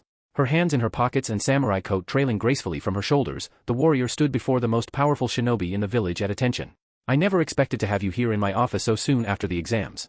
Even though the Mizukage said she was sending over one of her own, she never specified whom. It is a pleasure to meet you face to face, Hokage Dano, Tsubaki expressed with a tone of voice that was unlike the one she had during the exams. From the look on her face and the aura she was giving off, it was obvious that she'd gone through a considerable change since the Rookie Nine's first encounter with her. She'd matured and grown quite a lot, giving her a much more welcoming air and appearance. Thank you for seeing me on such short notice. I trust that word of the mission has already been sent to the requested. Yes, of course. I dispatched a messenger to his home just this morning. I expect he will be arriving here shortly, Hiruzen replied kindly, a light chuckle following immediately afterwards. It's straight to business with you, isn't it? It's just as I expected of someone of your character. Are you sure you do not wish to rest first? You must be weary from the long journey over here. He then gestured to the chair across from him. I can have some tea brought up for us, if you like. Thank you, Tsubaki chirped, beginning to approach the offered seat with a look of gratitude. It's been a long trip. I can imagine, the elder added, knowing full well how far it was to Kirigakure from here. Would you like green or east leaf? Just as Tsubaki was walking forward and about to answer, she suddenly stopped in her tracks when both she and the Hokage heard something drift in on the wind, a noise most peculiar and baffling in nature. It wasn't the sound of machinery or the air conditioner humming, footsteps, an alarm or anything of the sort. No. It was an echo of some kind approaching them from a distance. Blinking at first hearing its quiet decibels, the pair then looked about silently for a second before the sound came in once again, only this time the words, Kage Bunshin, was attached to the beginning and made that much more clearer. Identifying it as a boy's shout, the pair then looked up when the next words echoed into the office from the open window beside them. Whoa! Clone Kanuun. A split second later, the approaching yell of warning was followed immediately by a shattering of glass directly over Hiruzen's shoulder, before an orange blur shot past him like a bullet. Tsubaki, standing completely in line of the object's approach, had but a split second for her eyes to bug out of their sockets before she was plowed headlong into by the traveling figure. The wind was knocked right out of her lungs when she was sent rocketing backwards by the human-sized projectile, and sent straight towards the door where Niji had just stepped through. You sent FO- was the only thing the unsuspecting Hyuga was able to mutter before Tsubaki's back collided into him. Together, all three bodies then crashed straight into the corridor wall behind them, the impact blasting a hole through the barrier and a loud bang reverberating throughout the entire complex. Debris and smoke flew in all directions when Tsubaki vanished into the thick of the cataclysm, blocking the landing site completely from view and leaving Hiruzen in a state akin to bewildered. The elder stared out through the ruined entrance of his office to the wall of dust clogging his hallway, where his kunoichi assistant stumbled into view coughing and waving the crap out of the way so as to clear the airspace, as well as to try and make sense as to what the hell just happened. When the smog eventually fell, it revealed an enormous hole punched into the other side of the corridor. This was what initial glances brought up. Actually, there had been several holes bashed in through the many walls of the Hokage Tower, and not just the one corridor, all of which inevitably led through to the center of the building where the large lounge, the place where meetings between the village elders took place, sat in plain view. Upon sifting through the damage, the kunoichi eventually found Tsubaki, Niji and, the cause for the sudden and unexpected disturbance, Naruto, all lying unconscious on top of one another, and all of them wearing stupid looks and swirly eyes on their cataleptic faces amidst the plaster, brick and woodwork they were sprawled out in. Scratching her head at the sight, AI turned and waved to her boss, who breathed out a sigh and rested his head on his hand. Of course, it always has to be Naruto who makes the flashiest entrance. And he figured Jiraiya was the only one that did that. Oh, half an hour later? After calling some Chunin to help clean up the mess and instructing his attendant to bring in somebody from the workshop to fix up the holes, Hiruzen then saw Naruto and Tsubaki as his next order of business once the pair had regained consciousness. With the kunoichi having her head bandaged up and the Jinchuriki looking perfectly alright, despite flying through a window and through several barriers made out of reinforced wood and plaster, the two stood at attention before the leader of the Leaf while he collected the documents for their briefing. And hell, he even had tea brought up for all of them. That was really nice of the third, considering he had several of his walls smashed in. It didn't escape their notice that Niji was also lying on the couch set up against the nearby wall, still out cold and with a damp cloth laid over his head and eyes. Since he'd been the one to hit the structure of the corridor first, it was safe to say that the poor boy would be out the longest. With a happy smile in play and a casual sway in his stance, Naruto panned over to the slightly taller Kirigakure girl and the game face she had on, as was normal for the lightning user's routine, and greeted her with a cheerful exclamation, "It's great to see you again, Tsubaki-chan. How have you been?" Jerking in surprise at being addressed so suddenly, the teen looked down at the blonde and nodded back to him in response, while also having it in her to spare him a smile. "I've been good. Our village has been getting a lot of missions lately and I've been really busy with my work. You wouldn't believe how tough it's been the past few weeks." The blonde giggled excitedly at her answer. "Never thought I'd ever hear those words from you. Aren't you supposed to be this crazy strong girl that can move as fast as lightning? There shouldn't be anything out there that could possibly be jarring for you." Tsubaki chuckled. "Work is tough and requires all of your focus. No matter what it is or how much time it takes, it'll always require you to exert yourself in some way, shape, or form." She then looked ahead of her with a very pleased look reflected in her gaze. After all, the title of Jonin does carry a lot of weight to it. Responsibilities to the village and rigorous tasks come hand in hand with that honor. It was this statement that had the Jinchuriki recoil slightly in surprise. Hang on a second. Why, you're a Jonin now, Tsubaki-chan? Seeing the girl throw him an all-knowing smile brought one to his face as well. The blonde literally bounced on the spot when he eventually processed the girl's words completely and embellished her with delight and enthusiasm. "That's fantastic. Congrats. When did you get the official nod?" Scratching her cheek bashfully, the orange-haired Kunoichi murmured in response, "Just last week." The Mizukage was impressed with the results of the numerous A-rank missions I'd been going on and acknowledged my improved leadership skills, so she wrote up the paperwork herself. The grin she formed afterwards was one of embarrassment and glee. "I'm honestly really happy with it." "Yeah, I can tell," the blonde chirped. With the two getting into the swing of their reunion and conversing over their acquired ranks, they were eventually interrupted by the clearing throat of one Hiruzen Sarutobi. Eyes cutting back to the elder sitting quietly in the desk in front of them, the two kids saw the serious look he was wearing as well as all the intent he had directed towards the pair. When they returned to a state of cat-like readiness, the village leader spoke once more with a tone conveying his satisfaction at the situation. "I'm glad to see that the two of you are getting along so well. That means the transition into this joint enterprise between the two villages won't be a problem for either of you, which is great considering the details of the assignment I've read from the scroll." Hiruzen then gave a bright smile, which he directed sincerely towards the duo position before him. "It also helps that you guys already know one another. That's good. It'll make the task of moving on with this trade that much easier for both our states." Naruto and Tsubaki spared a momentary smile with each other, before seeing the elder in front of them pull out a scroll and unfurl it with a single swipe across his table. That was all the signal they needed to tell them that it was game time. "I know that it's been a while since you last spoke with one another, but I'm sure you'll have plenty of time to catch up on this expedition, so let's get down to brass tacks, shall we?" the third began while again lacing his fingers in front of him. Resting them on the surface of his desk, he then gave the pair his full and undivided attention, just as they did for him. "As you probably know now, Naruto-kun, Kirigakure sent a message to our village asking for our assistance on an A-rank assignment. Upon reading through the state of affairs and looking closely at the information provided, we've decided to help our fellow shinobi from the mist in hopes to solidify an alliance between our two nations, or at least lay the foundations for one in the foreseeable future. 3 if you count Kumogakure, as they're also partaking in this mission." The Jinchuriki grinned at this. "If it's to make new friends and make nice with our next-door neighbors, then I'm all for it, GG. Of course. Of course. That's more or less the answer I expected to hear from you. However, you will do well to listen to what the mission entails, as this will be extremely important to its success," Hiruzen continued, closing his eyes. "A few weeks ago, Kirigakure lost contact with one of its scouting parties on an expedition to one of the many islands on their borders. They suspect that a rebel force from its previous civil war or a mercenary group of unknown origin is held up there and has ambushed the team sent to check out the area. Due to the high volume of missions the Hidden Mist has received in recent months and most of their forces being stretched across the nation's islands, the village cannot spare any more manpower to this assignment, and have so asked for our help." Naruto frowned as he drank in this information and lowered his gaze towards the paper in front of the Kage. "They're that worried, huh? Since this is an internal affair, they wouldn't have asked for our help if it wasn't absolutely necessary. But because they're still recovering, Kirigakure wants to make absolutely certain that every inch of their land is safe to travel again and that their people can rebuild without fear of attack," Hiruzen said with a serious tone in his voice, showing just how firmly he was taking this. "If you were in their position, you would do everything that you could for your village and to make sure that every single person within your borders was safe. Right?" "Of course," the blonde answered with a nod, earning a brief look from Tsubaki before her eyes fixed on the elder for a second time. "Then your objective is simple. You will assemble a team of 3 others from our village to take with you on a scouting trip to the islands where the squad of Kirigakure shinobi went missing. You will search the isle and find out the cause for the sudden disappearance of the team and, if possible, the team itself. Ensure that the people you choose are well rested and have not already been committed to a mission for today. This job will take them a great many leagues from here and will take place over a several-day period, so I'm counting on all of you to make it back in one piece, understand?" When he saw Naruto acknowledge his statement, the village leader gave another smile and held a hand out to the boy earnestly. "You have done extremely well as a Jonin of the Hidden Leaf so far, Naruto-kun. You've completed all of the tasks assigned to you and have performed how a shinobi in your position should have. I feel that this will be another good experience for you to have. Feeling a boost in confidence, the Jinchuriki gave another beaming look and brought his hand up to clench into a fist. You can count on me, Hokage Jiji. He then rapped it against his pegs, ratifying his belief in himself. Upon receiving confirmation from the young Jonin, the Hokage then finished reading up on the scroll and handed it over to Naruto. The blonde made sure to approach the desk the old man was positioned behind and have the item dropped into his waiting hand. When he stepped away, Hiruzen spoke up once more, inform the administration office of the shinobi you will be taking on this assignment. They'll be able to highlight their absence on the roster. Consenting and nodding gratefully for the scroll, Naruto then gestured for Tsubaki to follow, which she did.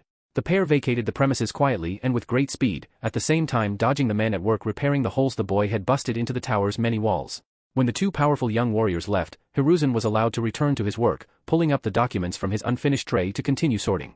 During which time, before the elder could completely immerse himself into his signing and assorted calligraphy, the sound of a young man groaning drew his attention over to the couch, and towards the Hyuga lying forgotten across the cushions. Murmuring nauseously, the boy with the bandages around his head and patches slapped to his cheeks sat up, looking around his environment momentarily before then turning towards the Hokage. Realizing he was in the presence of their village's leader, but not in any condition or state of mind to respond to this fact, Niji held his head and looked towards the elder groggily. What just happened? Beaming at the young genius, Hiruzen went back to his papers. A hurricane, Niji-kun. A hurricane just happened. XXX. Meanwhile, thousands of miles elsewhere. Inside the towering fortress, in the dark chamber belonging to the lord hidden within the shadows, the man dressed in white robes with bandages adorning his pale, ghost-like form, sat glaring ahead of him through the blackness of his realm. His soulless red eyes piercing the nighttime veil he'd pulled across his throne and court, the man in the high collar coat remained seated, silent, considering the information he'd had entered his great hall from the spy network he had working in the outside world, and the reports detailing the progress of his plans.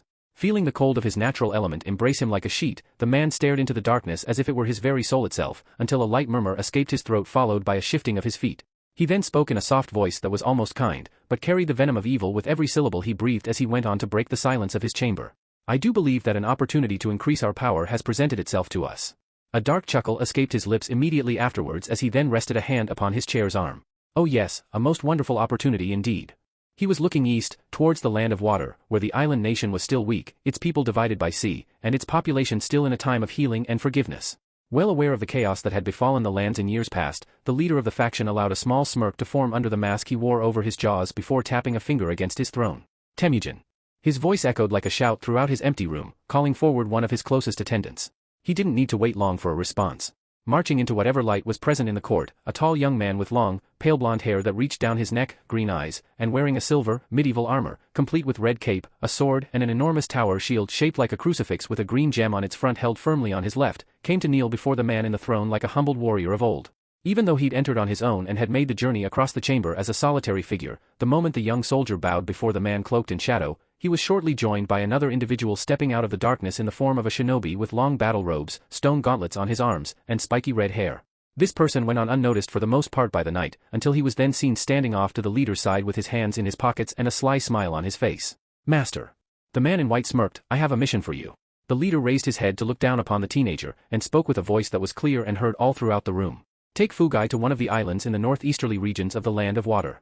There, you will find a large cave system hidden deep within the rock of an island. I would like for you to confirm for me the presence of the beast that dwells within those parts. I am certain you will be able to find traces of it within its domicile. A beast, the knight Temujin murmured, at the same time looking up towards the man with an inquisitive expression. What kind of beast?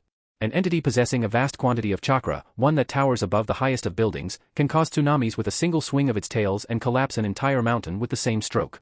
I believe I have told you about this beast before, one of 9 that exist in this world. It is a creature I greatly desire to one day have in my possession, the man continued to speak with absolute certainty in his voice. His eyes narrowing some more, he then allowed himself to rest back into his throne and give the boy his most sincere of gazes. If it is there, or has been recently, you are to report back to me with confirmation of its existence as soon as possible.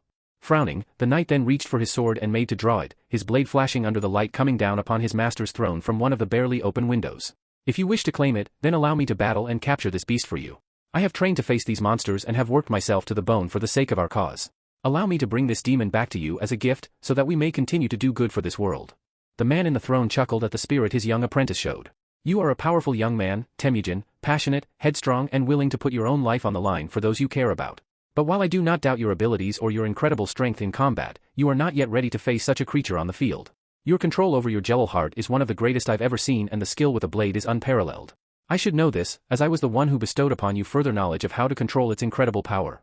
Seeing the boy respond quietly to his words, the boss then continued to speak with the same firmness as he had before. But this monster is beyond anything you've ever encountered.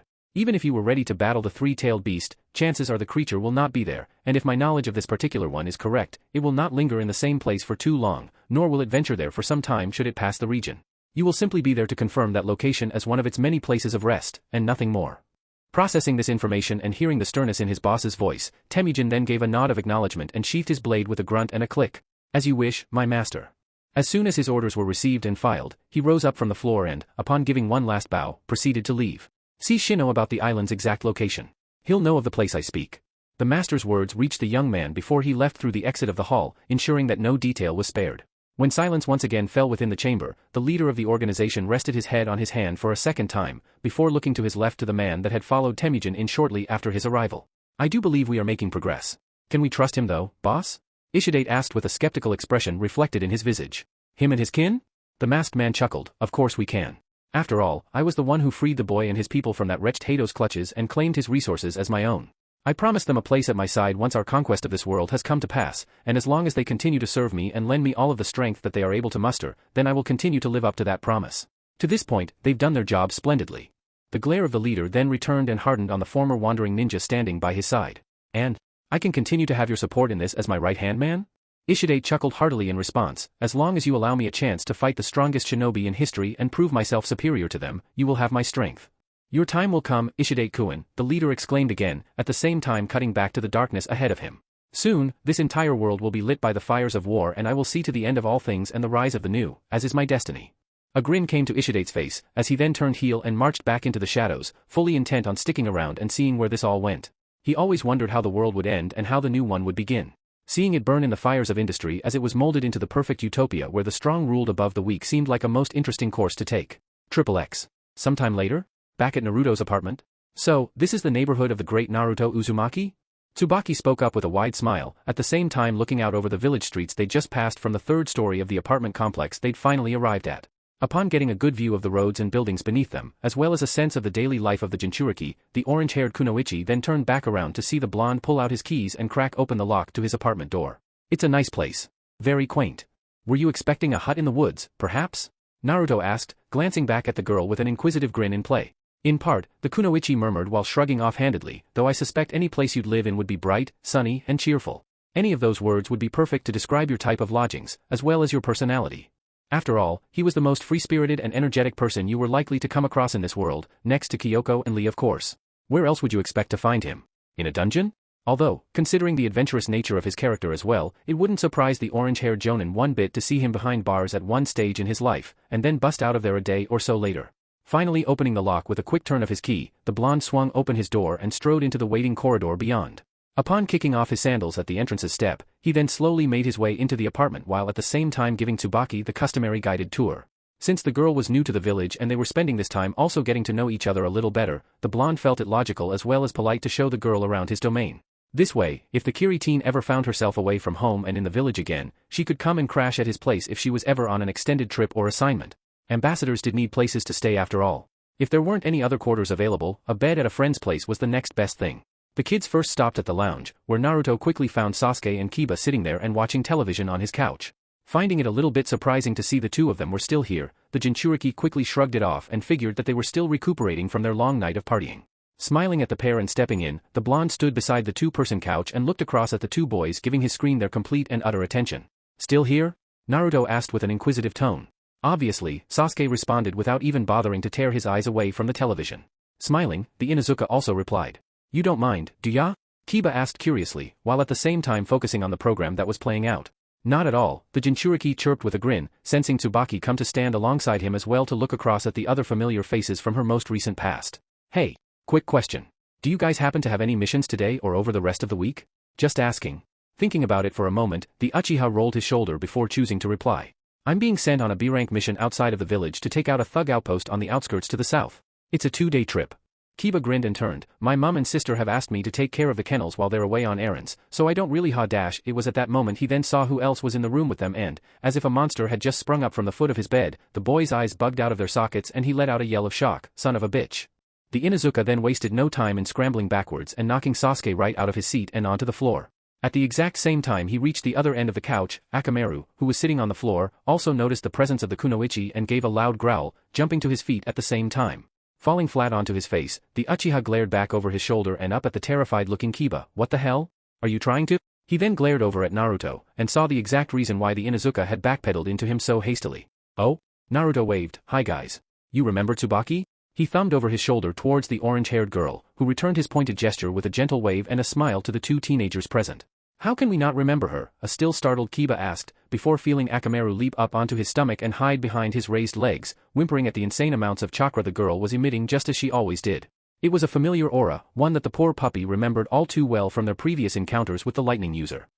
What's she doing here? Well, the Jinchuriki breathed out while slipping his hands into his pockets. I'll be going on a mission with her over the next few days and I need a team of 3 to accompany me. So, if I heard you guys correctly, you two are unavailable? He saw the two young males nod their heads slowly, one gulping and the other taking on a hardened expression in the face of their former adversary and antagonist from the exams. Fantastic. I'll go and see if Tayuya-chan wants to come with me then. With a courteous bow to the pair, the blonde then trotted off, slowly followed by the orange-haired Jonin and leaving the boys to get over their near-death experience.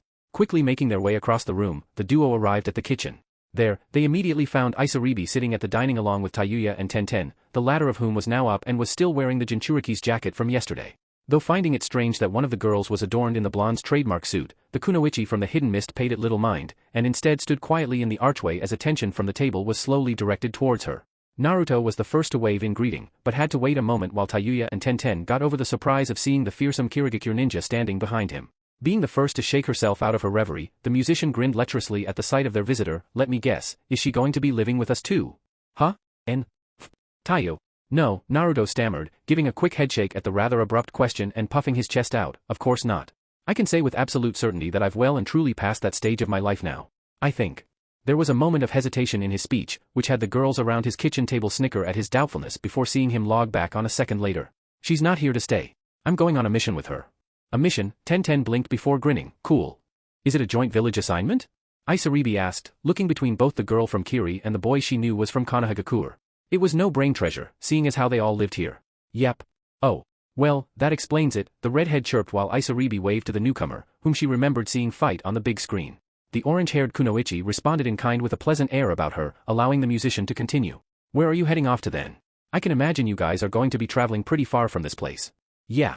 You can say that, the Jinchuriki responded with an enthusiastic tone and an aura that conveyed his excitement. The job is set on the borders of the Land of Water, northeast of the main village around a cluster of islands surrounding one of their outposts. Since this is going to be my next highest A-rank assignment, an operation between two villages trekking into seemingly unknown territory where bandits are probably hiding out. I was wondering if you wanted to come along with me to rattle a few heads. I could really use your insight on this trip. The sight of Tenten raising an eyebrow in surprise drew the Jinchuriki's attention briefly, whereas Tayuya seemed to stop and stare at the blonde for a good, long minute. Nothing but emptiness flashing across the redhead's face, Naruto's girlfriend sat there staring across at the boy for several long moments. When everyone saw the telltale traces of meditation over the matter rushing through her head by way of her eyes shifting about momentarily and her fingers absently drumming against the surface of the table, they then heard the girl take in a deep gulp of air before making a fist and slamming it into the table. The rattling of cups and forks had a couple of them jump. Fuck yeah, I'm going. Count me in, shithead. Excellent, Naruto chirped, thumbing in the direction of the lounge. I asked if those two guys were available, but they had other plans, so I wasn't even going to bother. Grinning ecstatically, he then turned to Tenten, and smiled when he saw she was gazing fondly in his direction. Had a good sleep? A slight shade of red appearing, the girl with her hair wrapped in buns tentatively tucked some strands behind her ear and nodded. Oh yeah. Definitely. She rested her head on her hand and gazed back at him. Your pillows are really comfortable, Naruto-kun. You've got some high-quality stuff in your pad. It's awesome. So everyone keeps telling me, Naruto laughed. Resting his hands on his hips, he gestured towards her pointedly. What say you? Want to tag along? I'd love to, Tenten answered, before giving him a half-smile, but unfortunately, I've already been assigned to a mission for the next few days, so I won't be able to come along on yours. Maybe next time? Hearing this gave the blonde a second of pause before he beamed back at the girl with an understanding look. Sure thing, Tenten-chan. I'll drop by your place and see if you're free next time. Returning the kunoichi's cheerful grin, he then turned to Tayuya with a firm stare. This excursion is going to last for about a week, so I suggest we both pack for an extended vacation. Sweet, Tayuya exclaimed, sculling her juice down before jumping to her feet and rushing to their bedroom. Give me a minute to grab my shit, and I'll be ready to head off. Cool. In the meantime I just need to find 2 others to come along with us, Naruto chirped, watching the girl dash down the corridor before glancing over at Tsubaki. I have to grab my stuff as well, if that's okay. Sure, the Jonin kunoichi replied with a gentle nod, take your time. With that opening, Naruto also headed down to his room with the Kirigakure ninja following after him. When Tsubaki eventually stopped at the entrance to his den, she was more than a little bit surprised to find his room stuffed with mattresses, blankets, pillows and sheets, all of which were piled on top of one another in some randomly assembled fort.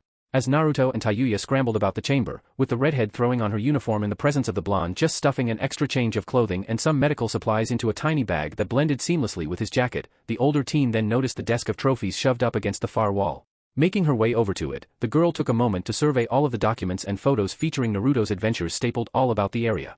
She took a special note of the items he had also collected from these trips, with her eyes eventually landing on the katana sitting across the main portion of his desk and propped on top of a specially made stand. Gazing down at the blade sheathed in the black scabbard, the kunoichi reached out and ran a hand over its length. It was a beautiful sword. There was no doubt about that. Though the scabbard was of basic design, black with a cord wrapped around it and a gold section on the kojiri that had carvings resembling reeds, the handle and blade itself was also something to look at. Since it was partially unsheathed, it allowed the girl a better view of the base of the blade, the handle and the guard.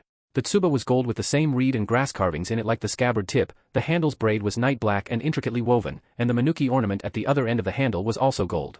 The blade itself was wrapped by a gold-colored habaki and the blade was sheathed in grayish-black that reflected light as opposed to drawing it in. It was an odd coloration for a blade and not something Tsubaki had seen in many swords. Nevertheless, the weapon did spike her interest and had her look back at Naruto inquisitively. "This is a very fine katana you have." Noticing the girl looking over his stuff, the Jinchuriki smiled and nodded back to her, "Thanks. Where did you get it from?" "I won it in one of the first fights I'd ever been in outside of Konohagakure," Naruto replied, straightening up and strapping his small pack to his back, which fitted snugly with the curve of his spine. "When I was 10, I went on an unplanned excursion to the land of Great River, where I met Tayuya-chan and fought a samurai named Crow on top of a dam owned by the former shipping magnate Gato. He was the strongest opponent I'd fought to that day, and would have killed me if I didn't have my bag of tricks to fall back on." He held up his hand and wiggled his fingers in emphasis. "He fought using that very same sword, and after I killed him I took it as my own, and mounted it here as a reminder." "I see," Tsubaki murmured, glancing back at the weapon with a thoughtful expression coming upon her. "Knowing you, it must have been one hell of a battle." The man was incredible. He was just an ordinary person who couldn't even use chakra, and lived a ridiculously long life with grievous injuries covering over 90% of his body, the Jinchuriki added, also stepping towards the girl while wearing a proud visage upon his face. "He fought hard and went out strong. There's no way I'd ever forget a fight like that." Lowering her head, the lightning user reached out and poked the handle gently. Upon running her fingers over the fibers and gently brushing the back of the blade that was exposed, the girl then leaned away sharply with a small frown forming on her face. It was almost like she found out something unpleasant in the weapon's design and recoiled at its presence, an action that did not go unnoticed by the other two in the room. Her eyes reflecting her concern, the Jonin continued to regard the weapon with caution. "It's strange." "What is?" "The aura I'm getting from this sword is not like any I've ever felt before," Tsubaki murmured. After hanging around members of the 7 ninja swordsmen for a lot of her years, including her former master, Mangetsu, Kushimaru and Jinin, she'd been able to develop a sixth sense about particular types of weapons, what they felt like and the kind of metal they possessed, both remarkable and unremarkable. She also learned quite a bit about swords under her various instructors. Being someone with her experience and knowing what it was like to have over 100 blades pass through her when transformed into lightning, she knew exactly what kind of swords were unique compared to others and ones that had seen a lot of battle. This one felt different from all the rest. "This weapon is old," Tsubaki remarked, looking back at Naruto and Tayuya to see the pair staring across at her quietly. "Very old." She then turned to look at the sword a third time, which had her narrow her eyes even more. "As in, ancient." Regarding the weapon on the table silently for another minute or so, with even Naruto and Tayuya giving it a hard glare, the group eventually shook themselves out of their pause and returned to the world of the living. Being the first to break the ice, the Jinchuriki looked between the two girls standing about the cave before waving at them. "We can worry about it later. For now, let's just focus on getting to point A." That said, the blonde then led the way out of the room, with Tayuya following after him and Tsubaki after her, the latter hanging back for a second longer to look at the sword one last time before eventually taking her leave. "Just give me a moment to grab our toothbrushes," Naruto said, gesturing to the Jonin on his tail as they made their way for the bathroom. When the two girls stopped in the hallway and waited, with the kunoichi from Kiri having her hands in her pockets and the other absently checking her nails, the pair watched the boy wordlessly crank open the handle to his bathroom and swing open the door. They then had the pleasure of watching the blonde freeze up at the entrance to his lavatory and his eyes become locked onto the sight of a completely naked Kin stepping out of the shower, and was now staring across at him while holding out her towel. A moment of awkward pause then followed, with the pair looking back at one another before, in slow motion, Naruto saw Kin's face light up and twist into one of intense shock. The Jinchuriki's expression came to mirror hers exactly, a split second before he saw the former sound kunoichi's face switch to one of anger, and she pulled out a set of senbon from the shower behind her. "Naruto!" Screaming, the blonde shut the door and slammed his back against it. At the same time a series of multiple thuds rang out when the girl attempted to take him out with her primary weapons, but ended up hitting the barrier instead. Sweating bullets and sporting a nosebleed, the boy then heard the girl bang against the door with her fist and shout at him through the wood. God damn it, Naruto. This is the third time this month. Don't you ever knock? I'm sorry, Kin-chan. I didn't mean it. You always say that. Whimpering, the terrified blonde then looked across at Tayuya and Tsubaki. Noticing that Isaribi and Tenten were also watching from the kitchen with amused looks on their faces, the boy trained his gaze on the redhead and his guest, whom he could both see were looking at him with expressions conveying senses of enjoyment and curiosity. Help me out here, Tae-chan. Giggling, the musician went back to checking her nails and fingers. No thanks. I think I'm going to enjoy watching your ass get beat and letting this whole thing run its course. After all, you did see her naked. It was an accident. Naruto cried out in dismay. Eventually, the boy had to move away from the door, immediately after which Kin then came out and spent the next few minutes half-heartedly emasculating him in front of his friends with a red face. It was a sight that brought much enjoyment to Tayuya's morning and also had Tsubaki tilt her head in interest as the boy she regarded highly as one of the strongest shinobi she'd ever come across from their age group, was brought to heel by a girl who she figured was nowhere near his level of strength or ability. Nevertheless, the raven-haired Kin, who was apparently also a roommate of the blonde's, was quick to give the boy a swift jab to the side of the head for his stupidity and a serious talking to, which made the kunoichi from Kirigakure think more about the person she knew from the exams and was going to be working with, which inevitably brought another smile to her face. How can someone so strong be such a pushover, the girl thought with a slight giggle, reminding herself to invest some more time in getting to know Naruto and his companions. They seemed like a group of people she could become really attached to.